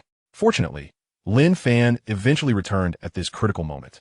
The mysterious organization has temporarily ceased its activities in Dacia, perhaps recognizing that their recent failures indicated that Dacia could not be easily manipulated, or perhaps fearing Lin Fan's presence. However, officials are acutely aware that this organization will not relent and is likely concocting a grand scheme. Aside from biochemical warriors and mutated mosquitoes, it remains uncertain what other hidden tactics they may possess, keeping everyone on edge. Officials continue their pursuit of the organization's movements, but the group's vast influence has permeated all facets of the globe. Thus far, no substantial leads have emerged, and investigators have repeatedly encountered perilous situations. Chapter 235, The Slate of Multidimensional Space. Lin Fan's expression turned icy upon hearing the words spoken. He was taken aback by the existence of such an evil and arrogant organization, audaciously attempting to conquer the entire Blue Star through assassination and intimidation, buoyed by high technology. It appears that their ignorance of their own limitations has led them to underestimate the consequences of their actions. Given his current capabilities, Annihilating such an organization would not pose a significant challenge. Lin Fan inquired, "Has there been any mishap at our Xingyin mine?" Liu Suo replied, "No. Every aspect of Xingyin is being treated with utmost vigilance. Even if they managed to infiltrate Daxia, they would be unarmed, at most clutching ordinary firearms, making direct confrontations tantamount to delivering themselves to us. Moreover, we have acquired experience encountering biochemical mosquitoes, and the processing facilities for Xingyin are under stringent protection, as they are crucial to our survival." Lin Fan nodded in agreement, realizing that the organization held a keen interest in Xingyin, likely seeking to advance their technological capabilities to devise new methods to confront Daxia. Lu Shuo continued, "Numerous warehouses abroad that recycle Xingyin have been raided by this group, securing a substantial amount of Xingyin. However, the total quantity that left the country was minimal, only a few tons at most. Thus, even if they possess a fraction of it, it is unlikely to wield any decisive influence." He then posed a question, "Academician Lin, if I were to procure a sample of these mosquitoes, would you be able to decipher their technology?" Lin Fan cast a glance at him and declared, "There is no need for such complications. Since this organization dares to act as if I do not exist and create disturbances in the Great Xia, I shall ensure their utter obliteration. Await my news." His promise was imbued with an imposing confidence. With his current capabilities, dealing with them would be akin to crushing an ant. However, this matter needed to be set aside for the time being, as Lin Fan had other pursuits to attend to. Specifically, he needed to acquire that stone tablet. After bidding farewell to Lu Shuo, Lin Fan instantly transformed into a super spirit and soared towards the earlier location. A sense of trepidation stirred within him, uncertain if the newfound abilities he had obtained would suffice to locate the black stone, and whether the adversary had vanished in his absence. He pondered whether they could perceive the outside world while within the black market. Yet, upon his arrival, he breathed a sigh of relief, for he distinctly sensed the presence of an anomaly within the space, a square disturbance of energy that was starkly incongruous with its surrounding environment. The black stone was astonishingly devoid of any tangible form and existed within a higher dimensional space. Its presence on Blue Star was merely a projection. When it refrained from interfering with reality, it would completely vanish into the void, reminiscent of quantum mechanics. No wonder it had previously eluded detection. How could one uncover that which does not exist? However, the situation was now different. Lin Fan had grasped certain spatial laws, enabling him to interact with entities in higher dimensional space. Although he was far from reigning supreme in that realm, simple interactions should be feasible. It was evident that the black stone could only conceal itself within higher dimensional space and could neither traverse nor perform other actions utilizing that space. Otherwise, the super spirit would not need to remain hidden here, as it could freely exit the higher dimensional realm without fear of being captured by Lin Fan in reality. This implied a semblance of parity between them, making it manageable. Now that he had spotted the black stone, Lin Fan contemplated how to approach it. His super spirit form was likely incapable of entering higher dimensional space. However, since he had already acquired spatial laws, his scanning ability should prove effective, should it not? He resolved to scan the black stone first, then subsequently fabricate a few more. With this thought, Lin Fan promptly initiated a scan of the stone tablet within the higher dimensional space. In the next moment, he was taken aback. His energy was depleting at an alarming rate. The black stone consumed more energy than scanning living entities or other advanced items. More critically, Lin Fan received a notification of scanning failure. This left him aghast. How could scanning fail? Could it be that his laws were still insufficient? No. If scanning were impossible, he would not have been able to activate the scanning skill at all. Yet, the energy depletion was evident, suggesting some underlying reason for the failure. Gritting his teeth, Lin Fan attempted another scan, only to be met with another failure notification. Undeterred, he activated the skill once more, refusing to be disheartened. It seemed that the issue did not lie with him, but rather that the stone tablet was resisting the scan. As if to confirm his suspicion, the stone tablet began to tremble slightly. When the trembling subsided, he was met with yet another failure notification. Determined, Lin Fan activated the skill once more. He believed that the stone's resistance to his scanning could not come without a cost. It was clear that the stone was no longer as composed as it had been earlier. Indeed, this time, the black stone trembled more violently, appearing on the verge of collapse, its surface exhibiting fluctuations. Just as Lin Fan contemplated absorbing some energy before attempting to scan again, the tablet suddenly stirred. An entity burst forth from it, and Lin Fan sensed its overwhelming fear. This must be the remaining super spirit. It could no longer maintain its composure, indicating that Lin Fan's scanning actions had significantly impacted the black stone. The entity instinctively attempted to flee upon seeing Lin Fan, but the next instant, it was seized by an immense gravitational pull. This revelation startled it. Now it understood how its companions had been silently subdued by Lin Fan. As the super spirit was on the brink of being absorbed by Lin Fan, it radiated a blinding light, ultimately unable to withstand the force, and was drawn into the crystalline universe. Lin Fan was taken aback by this turn of events. The super spirit's actions had evidently employed some sort of technique, yet paradoxically, it hastened its own absorption into the crystal. A foreboding intuition gripped him, and he swiftly glanced at the stone tablet. Its form had begun to alter. It was no longer stable, resembling boiling magma, as if it were on the cusp of eruption. Lin Fan was struck with alarm and immediately employed the scanning skill once more. At that moment, the black stone suddenly erupted with a resounding explosion, shattering into countless dark fragments that scattered in all directions. A colossal shockwave radiated outward from the stone, engulfing Lin Fan's form. Time seemed to stretch indefinitely before Lin Fan's consciousness resurfaced, followed by the reconstitution of his body. At this moment, he felt a lingering dread. Astonished by the sheer power of the black stone's explosion, it was no less potent than what he had experienced during a previous collision. He surveyed the devastation before him, the area within a radius of several dozen kilometers utterly annihilated. This incident would undoubtedly make headlines. Chapter 236. Is the mysterious organization behind the scenes of the explosion in the United States? Upon returning home, Lin Fan found himself confronted by news reports. The explosion incident in the United States bore consequences akin to a nuclear detonation, occurring without any prior warning. Numerous residents were present in the vicinity of the explosion site, and the majority perished in the catastrophic event. This swiftly ignited global outrage. My goodness, I thought I was witnessing fake news, yet it is indeed real.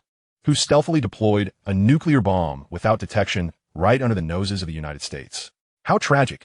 It is said that tens of thousands of residents were in that area. Who could have done this? Could it be that recent organization? They possess such audacity, no longer resorting to assassination, but now initiating explosions? Yet their operations are so clandestine. Who can withstand this? Will every nation be unsafe from now on? Oh God, save us. Speculation ran rampant, with everyone attributing the incident to the mysterious organization. The U.S. government promptly dispatched investigators to the scene and issued a statement declaring that whoever was responsible would face tenfold retribution, ensuring they would pay the price. In response to the public's conjecture regarding the organization's involvement, they promised a thorough investigation. This incident plunged the global populace into a renewed state of fear. Shortly thereafter, the mysterious organization shockingly addressed the public on television, claiming responsibility for the event as a lesson for those obstinately resistant to change. The world fell into a profound silence.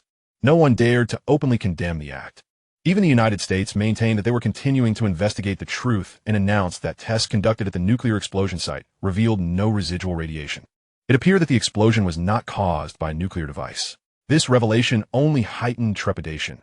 If it was not a nuclear explosion, what other formidable weapon could have triggered such devastation? Returning to Lin Fan, he scrutinized the statement issued by the U.S. government and found it rather peculiar. They had suffered such a significant loss, and with accusations pointing towards the mysterious organization, it seemed there were no other plausible suspects. Moreover, the organization had openly acknowledged their involvement. Yet, why was the U.S. government not leveraging this opportunity? Even if they were aware that the mysterious organization was not responsible, their reaction should not be so subdued. When had the United States become so accommodating? Moreover, the final statement issued suggested that the explosion was not a nuclear detonation, which inevitably came across as an attempt to exonerate the mysterious organization. Lin Fan's gaze sharpened. Could it be that this enigmatic group had some connection to the American authorities? Beyond that, he could not fathom why they exhibited such restraint. It was unlikely that they were intimidated by this organization. Reflecting on the turmoil this group had caused globally for an extended period, it seemed that the United States had played a minimal role in it. Their actions had always been more bluster than substance, and the U.S. had not suffered any significant retaliation. Lin Fan felt he understood the situation.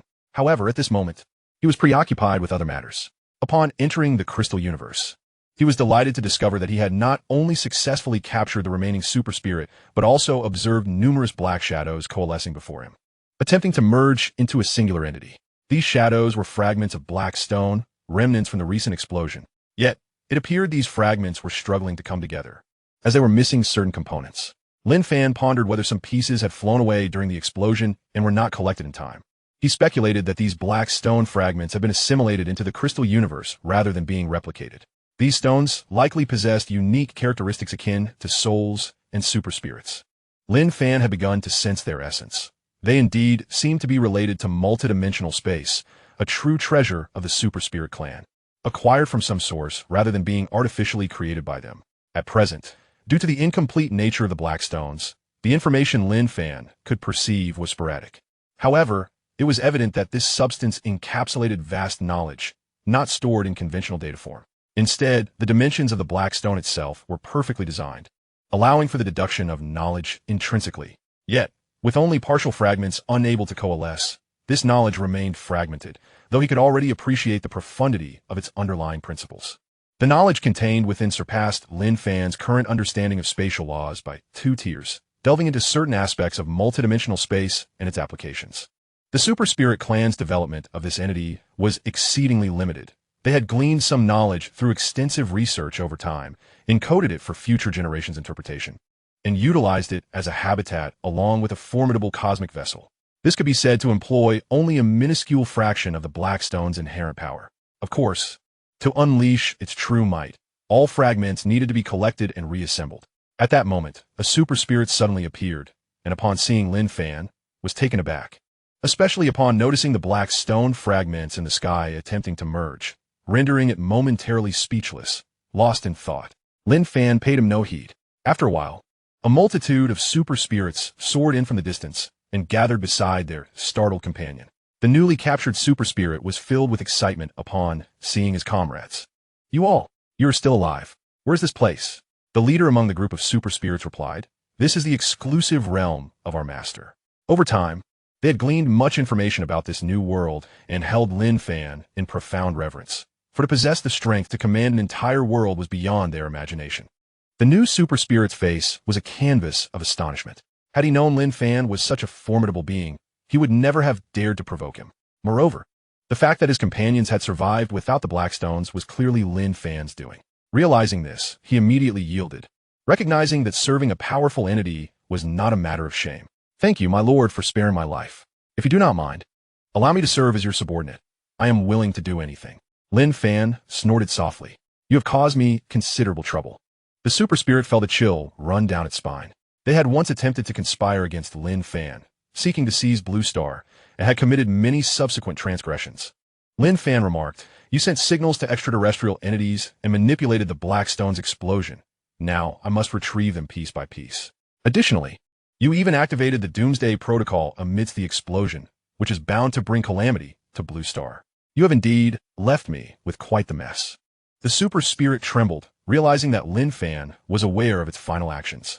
This information had been acquired from the super spirit's mind upon Lin Fan's entry into the crystal universe. Chapter 237, The Doomsday Protocol.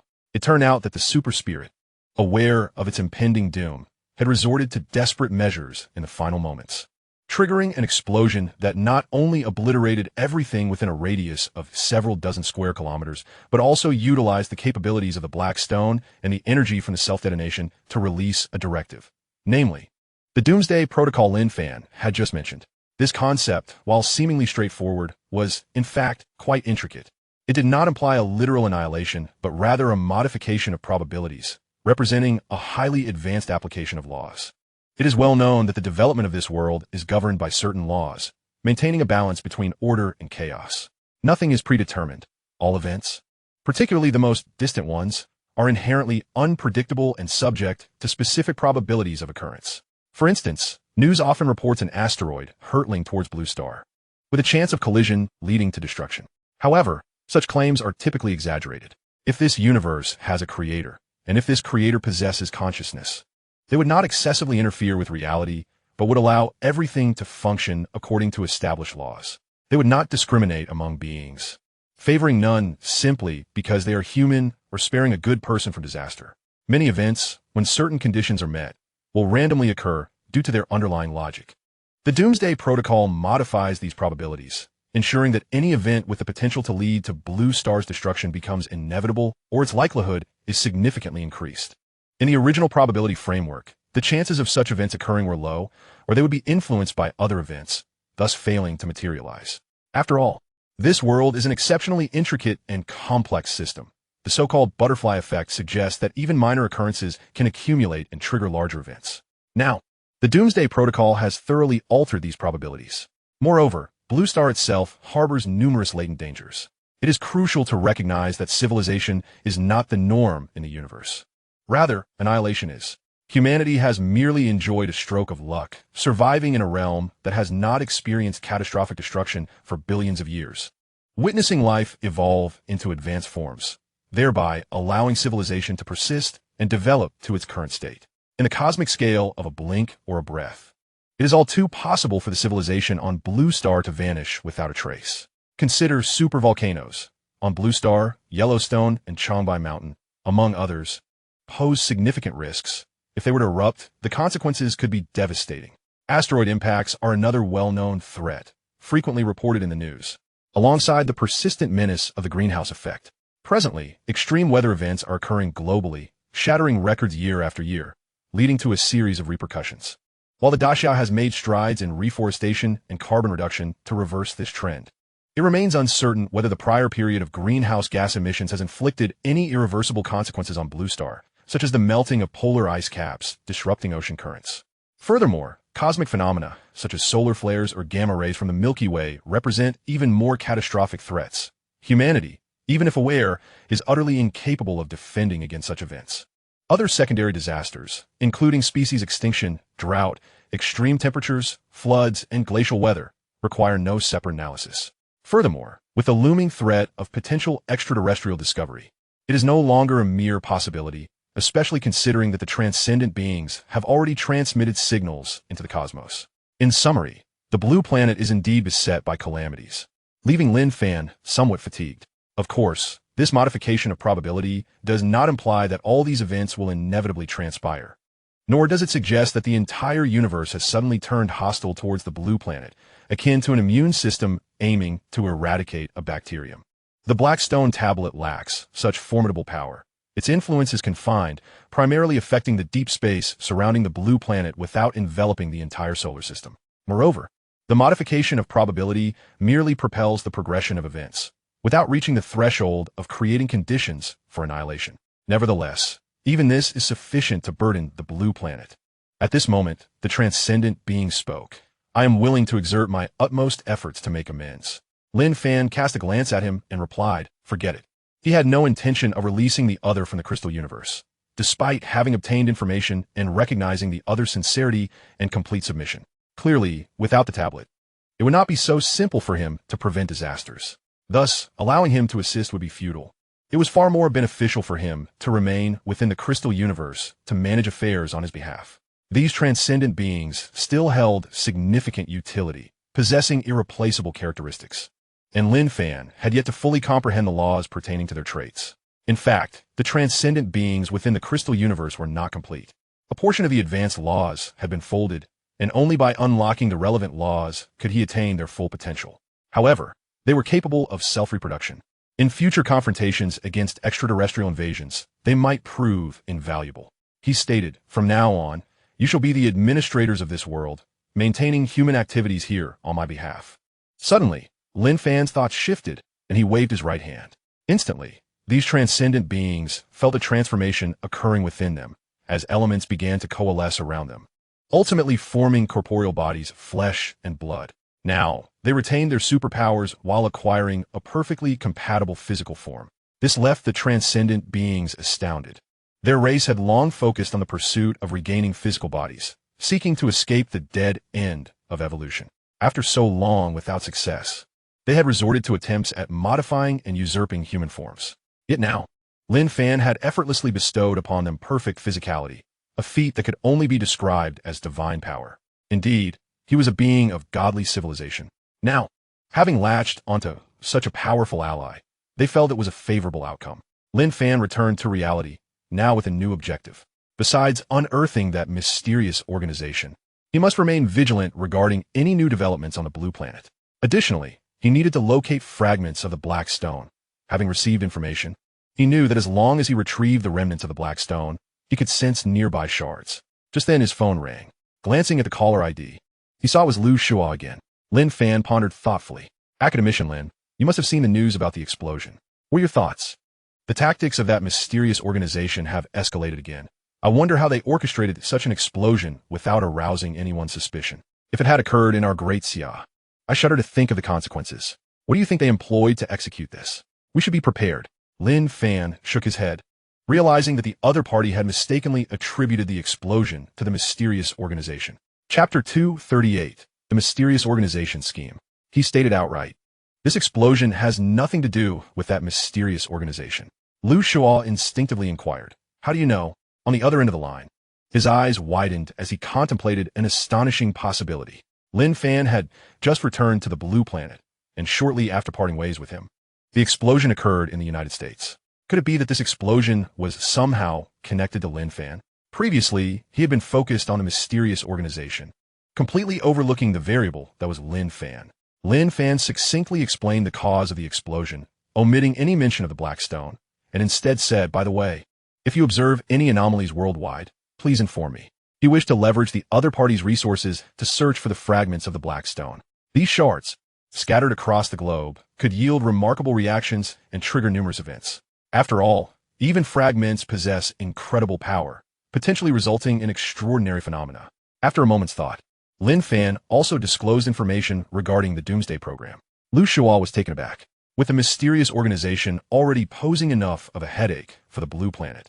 He could hardly believe that the so-called Doomsday Program had also emerged.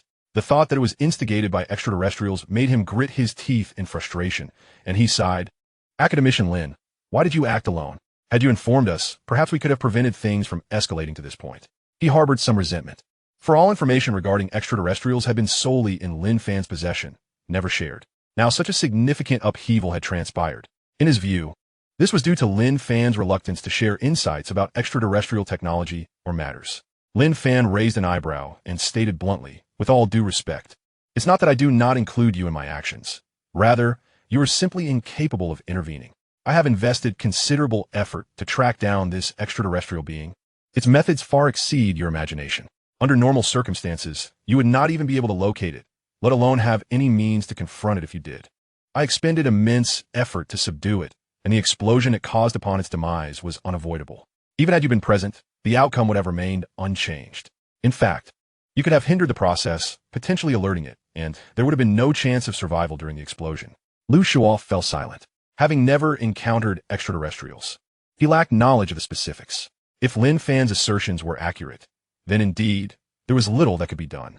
Now that he realized the extraterrestrial had perished, he couldn't help but breathe a sigh of relief. Such entities were truly troublesome. The Blue Planet had certainly drawn the short straw by being discovered. Lu Shua now comprehended the terrifying nature of other civilizations in the universe. According to Lin Fan, these extraterrestrials were merely minor players, their civilization not particularly advanced, and lacking access to substantial resources, which prevented the implementation of advanced technology. Otherwise, the Blue Planet would have long since succumbed. Yet even so, the Blue Planet had been thrown into chaos. Moreover, their coordinates had now been exposed, and the Doomsday Program had been activated. Lu Shua felt an overwhelming sense of helplessness. The civilization of the Blue Planet was simply too weak. There was an urgent need for rapid technological advancement, with the hope of securing a place in the universe, at least possessing the capability to resist invasions. This was also contingent upon Lin Fan, who was currently on the other end of the line. Reflecting on this, his tone softened as he offered a few kind words. After all, Lin Fan had consistently exerted himself and had successfully ensnared the adversary. Now, it was merely a matter of clearing the remnants left in their wake. After ending the call, Lin Fan received the mosquito samples sent by Lu Shua. A few minutes later, he forwarded the exclusive insecticides and repellent formulas for the mutated mosquitoes to the authorities. The mutated mosquitoes would instinctively flee upon sensing the repellent, while the insecticide could effectively eliminate them. Once these tasks were accomplished, Lin Fan set about addressing more pressing matters, dealing with the members of the mysterious organization that had thrown the Blue Planet into disarray. This time, he intended to ensure they experienced double the fear and suffering. In the next moment, Lin Fan teleported to the archives of the American Intelligence Agency, opting not to assume another form, but instead simply rendered himself invisible, wandering throughout the intelligence agency. Ever since his laws had been upgraded once more, such simple displays of superpower had become second nature to him. Among various capabilities, such as the manipulation of matter and its arbitrary transformation, the control of several forces can yield a multitude of functions, reminiscent of omnipotence within a crystalline universe. However, external constraints still apply, albeit their strength is considerable. Lin Fan was well acquainted with the terrain here. Before long, he arrived at a conference room where a group of individuals was engaged in what appeared to be a significant meeting. Several senior officials from the intelligence agency whom Lin Fan recognized were present, alongside some unfamiliar faces. The expressions of these individuals were rather subdued. The topic of their discussion piqued Lin Fan's interest. "Thank you for your intelligence support. Our recent operations in Europe to gather star silver have been remarkably successful. At this rate, it won't be long before we can manufacture a small spacecraft," spoke a young man in his 20s with a hooked nose and a rather sinister demeanor. The senior officials from the intelligence agency exchanged knowing smiles. "No need for thanks. After all, this is our collaboration aimed at achieving a mutually beneficial outcome. One sigh is already quite challenging to contend with. We must ensure that Europe sees no glimmer of hope. With the majority of their star silver depleted, they will have no choice but to rely on us. And they will no longer be as obstinate as before. The bio-warrior technology your organization provides is precisely what we desire. This transaction is exceedingly advantageous." The hook-nosed man nodded and inquired, "By the way, have you discovered anything regarding the recent explosion on your end?" The smiles of the intelligence agency officials suddenly vanished. "This explosion came without warning and left no trace. We still have no leads whatsoever." The hooked-nosed man pondered. "Then only one possibility remains. Apart from the elusive extraterrestrials who have never shown themselves, there's only one individual on Blue Star capable of such feats." The officials gritted their teeth and muttered. "Lin Fan," the hook-nosed man continued, "in the past, during our various probing operations, Lin Fan exhibited no reaction whatsoever, and the Xia government maintained a restrained approach. At that time, I speculated that Lin Fan might be facing some issues. Hence, our recent actions have been rather aggressive. However, the sudden emergence of the opponent is certainly not favorable news for us. What could be the underlying cause of that explosion? And where is Lin Fan now?" The officials furrowed their brows at the mention of Lin Fan's return. Chapter 239, Alien Relics? It seems our collaboration must advance further. We need to expedite our control over this planet. The hook-nosed man scoffed. What can he do upon his return? We of the White Emperor are not as foolish and vulnerable as the Hyena and Leviathan organizations were in the past. The Hyena organization has developed its influence for so long, only to fall prey to informational discrepancies, rendering them invisible to Lin Fan. The Leviathan organization, having just been established and still unstable, sought to challenge Lin Fan, an act of sheer folly. In contrast, we of the White Emperor have thoroughly understood everything Lin Fan has exhibited, possessing confidentiality measures comparable to those of the Leviathan. Most crucially, we boast formidable technology, which eliminates any technological gap between us and Lin Fan. Our previous caution stemmed merely from our lack of star silver, which hindered many critical technologies. Now, we have accumulated a substantial amount, sufficient for pivotal applications. Henceforth, while we engage in operations outside to divert his attention, we will discreetly target his mining vessels. I have calculated that his mining ship is scheduled to return next week, coinciding with the completion of our spacecraft. We can launch in advance and stealthily follow this vessel through space, thus uncovering the location of that mysterious star silver mine. At that juncture, we can establish a base on that planet, securing it entirely. When his mining ship arrives next time, we shall seize it directly, thereby cutting off Lin Fan's retreat. In this manner, we will gain an inexhaustible supply of star silver, enabling us to expand in space. When the time comes, we will descend upon Blue Star with a fleet armed with advanced weaponry. Then, I wonder how he will contend with us. Lin Fan listened intently, a subtle smile gracing his lips. So, this organization was named White Emperor, and they harbored such ambitions. Unfortunately, the disparity in intelligence, as well as in military and technological prowess, was insurmountable. They were not on the same level. In this brief moment, Lin Fan had acquired all the information he needed, gaining insight into some rather clandestine matters. Of course, this organization was quite meticulous, and their confidentiality measures were indeed commendable. The hook-nosed man, serving as the organization's liaison with external parties and the American government, likely remained unaware of the organization's deeper secrets. Nevertheless, it mattered little. With his own strength, even if the White Emperor concealed their secrets exceptionally well, he would soon unravel them all. Presently, Lin Fan was not preoccupied with unearthing this organization, but rather contemplating the means by which to inflict pain upon them, demonstrating the dire consequences of opposing him. At this moment, as these individuals discussed how to instigate chaos within the Xia, an idea suddenly materialized in Lin Fan's mind. Half a day later, the Xia unexpectedly launched a series of clandestine operations. Meanwhile, the mysterious organization quickly noted this through their informants and intelligence personnel. The purpose of this operation remained unclear, but it appeared exceedingly significant. They had set up a series of decoys to conceal their true objectives. What could it be? It seemed that the Xia was meticulously striving to achieve certain goals, and now that Lin Fan had returned, the Xia's sudden actions might be related to him. Reflecting on Lin Fan's 6-month disappearance and the subsequent inexplicable explosion, coupled with this new operation, the mysterious organization reached a conclusion. Lin Fan had likely been entangled with extraterrestrials during his absence, or perhaps he had been trapped. His reappearance could signify the defeat of the aliens, with that explosion being the result of their conflict. Now that Lin Fan was directing actions from the Xia, could it possibly be linked to the extraterrestrials? If so, they had to intervene by any means necessary, either sabotaging the Xia's plans or seizing any potential benefits.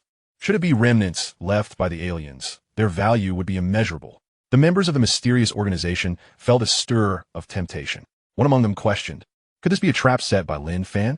Others deliberated for a moment, concluding that the likelihood was minimal.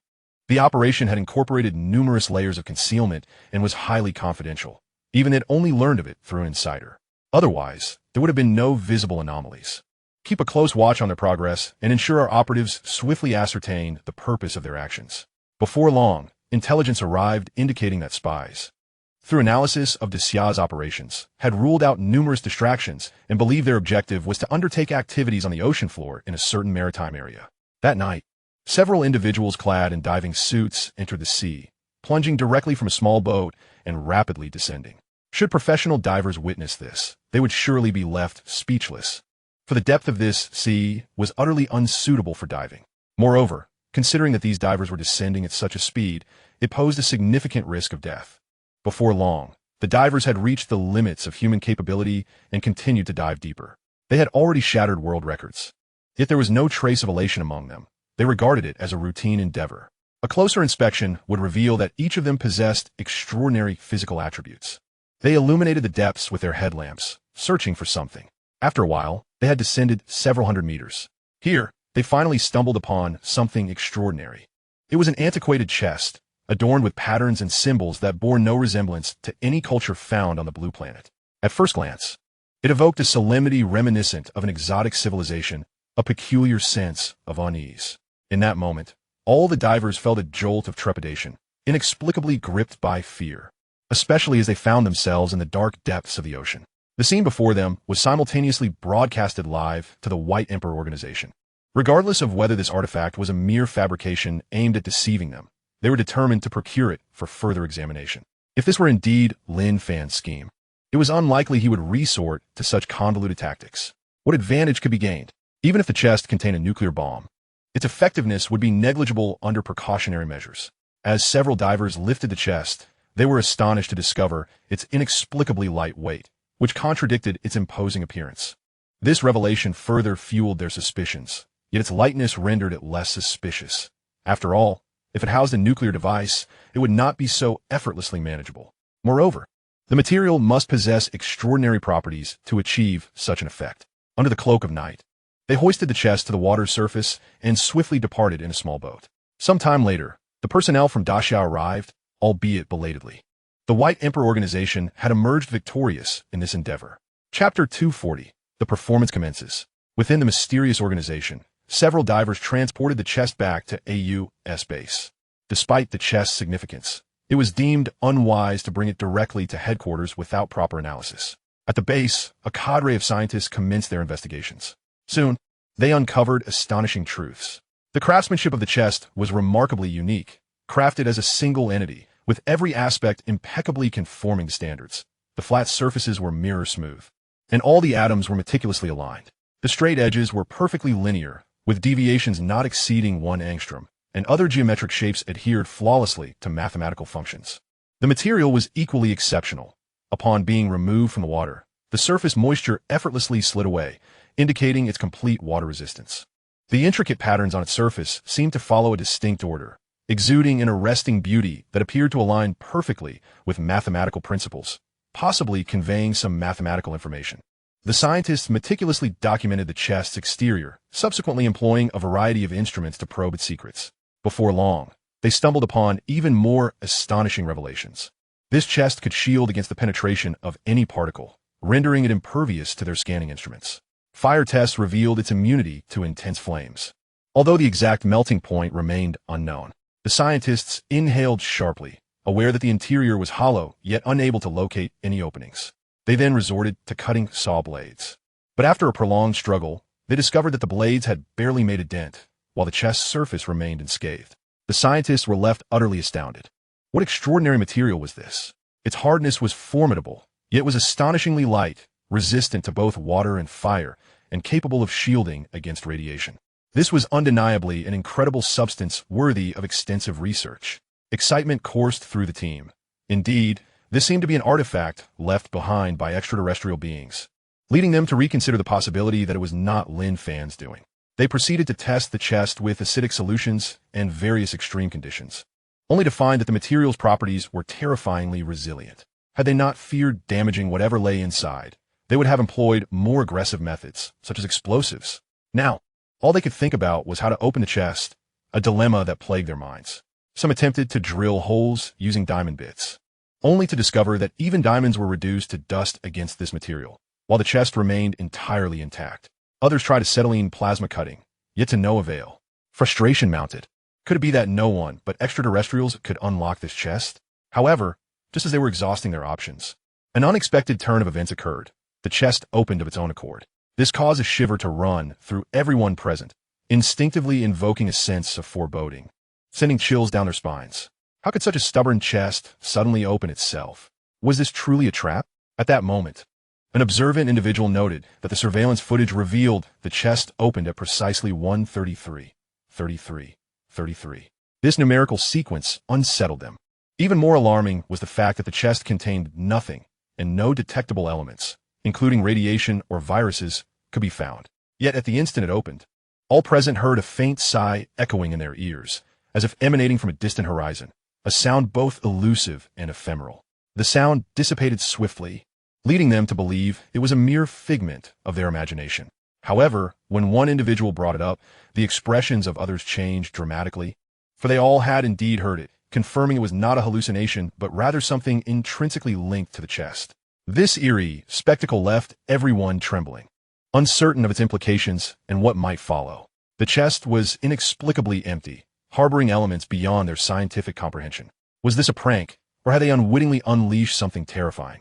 Or perhaps they were simply incapable of grasping the remnants of an alien civilization. All stood frozen, and in a most peculiar turn of events, the chest disintegrated without warning, reducing itself to a pile of ashes.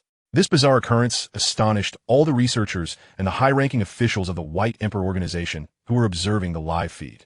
In response, the White Emperor hierarchy issued immediate orders for a thorough examination of the entire room. Something must have transpired. They decreed that no one was to leave the room, and all were to undergo medical evaluations. The organization acted with remarkable decisiveness, suspecting the artifact to be either a weapon akin to that of aliens or a trap laid by Lin Fan. Regardless, the fact that it had opened inexplicably indicated that its effects had already been set into motion, though the outcome remained unknown. It was unclear what conditions had prompted the chest's opening. Was it related to time? The number 13 cast a shadow over their minds. To err on the side of caution, the higher-ups severed the live feed to the room. Shortly thereafter, a fully armed team entered, equipped with advanced detection devices to scan the entire area. As anticipated, they found no anomalies, no radiation or infectious agents. The ashes left by the chest were analyzed and determined to be pure atomic powder. Subsequently, all present underwent medical examinations, with all indicators appearing normal. A collective sigh of relief was breathed as they promptly initiated various interventions, such as administering a special serum to activate their immune systems and performing thorough disinfection. This way, even if pathogens were present, their chances of infection would be minimal. Meanwhile, Lin Fan sat in his home, the images of that room vividly replaying in his mind, a knowing smile gracing his face. The performance had officially begun. Upon returning to that chamber, the following day dawned with an air of tranquility, for nothing untoward had transpired. The collective mood of the individuals lightened, as it seemed that either there had indeed been no cause for alarm, or that the measures taken had been executed with precision. Nevertheless, a lingering sense of unease haunted some, as the eerie echo of that mysterious sigh still sent shivers down their spines, weighing heavily upon their hearts. A decision was reached. Should an entire day pass without any further anomalies, the crisis would be declared averted. Although the objective of this operation had been squandered, it was deemed sufficient that any remnants left behind by extraterrestrial beings would remain beyond Lin Fan's grasp.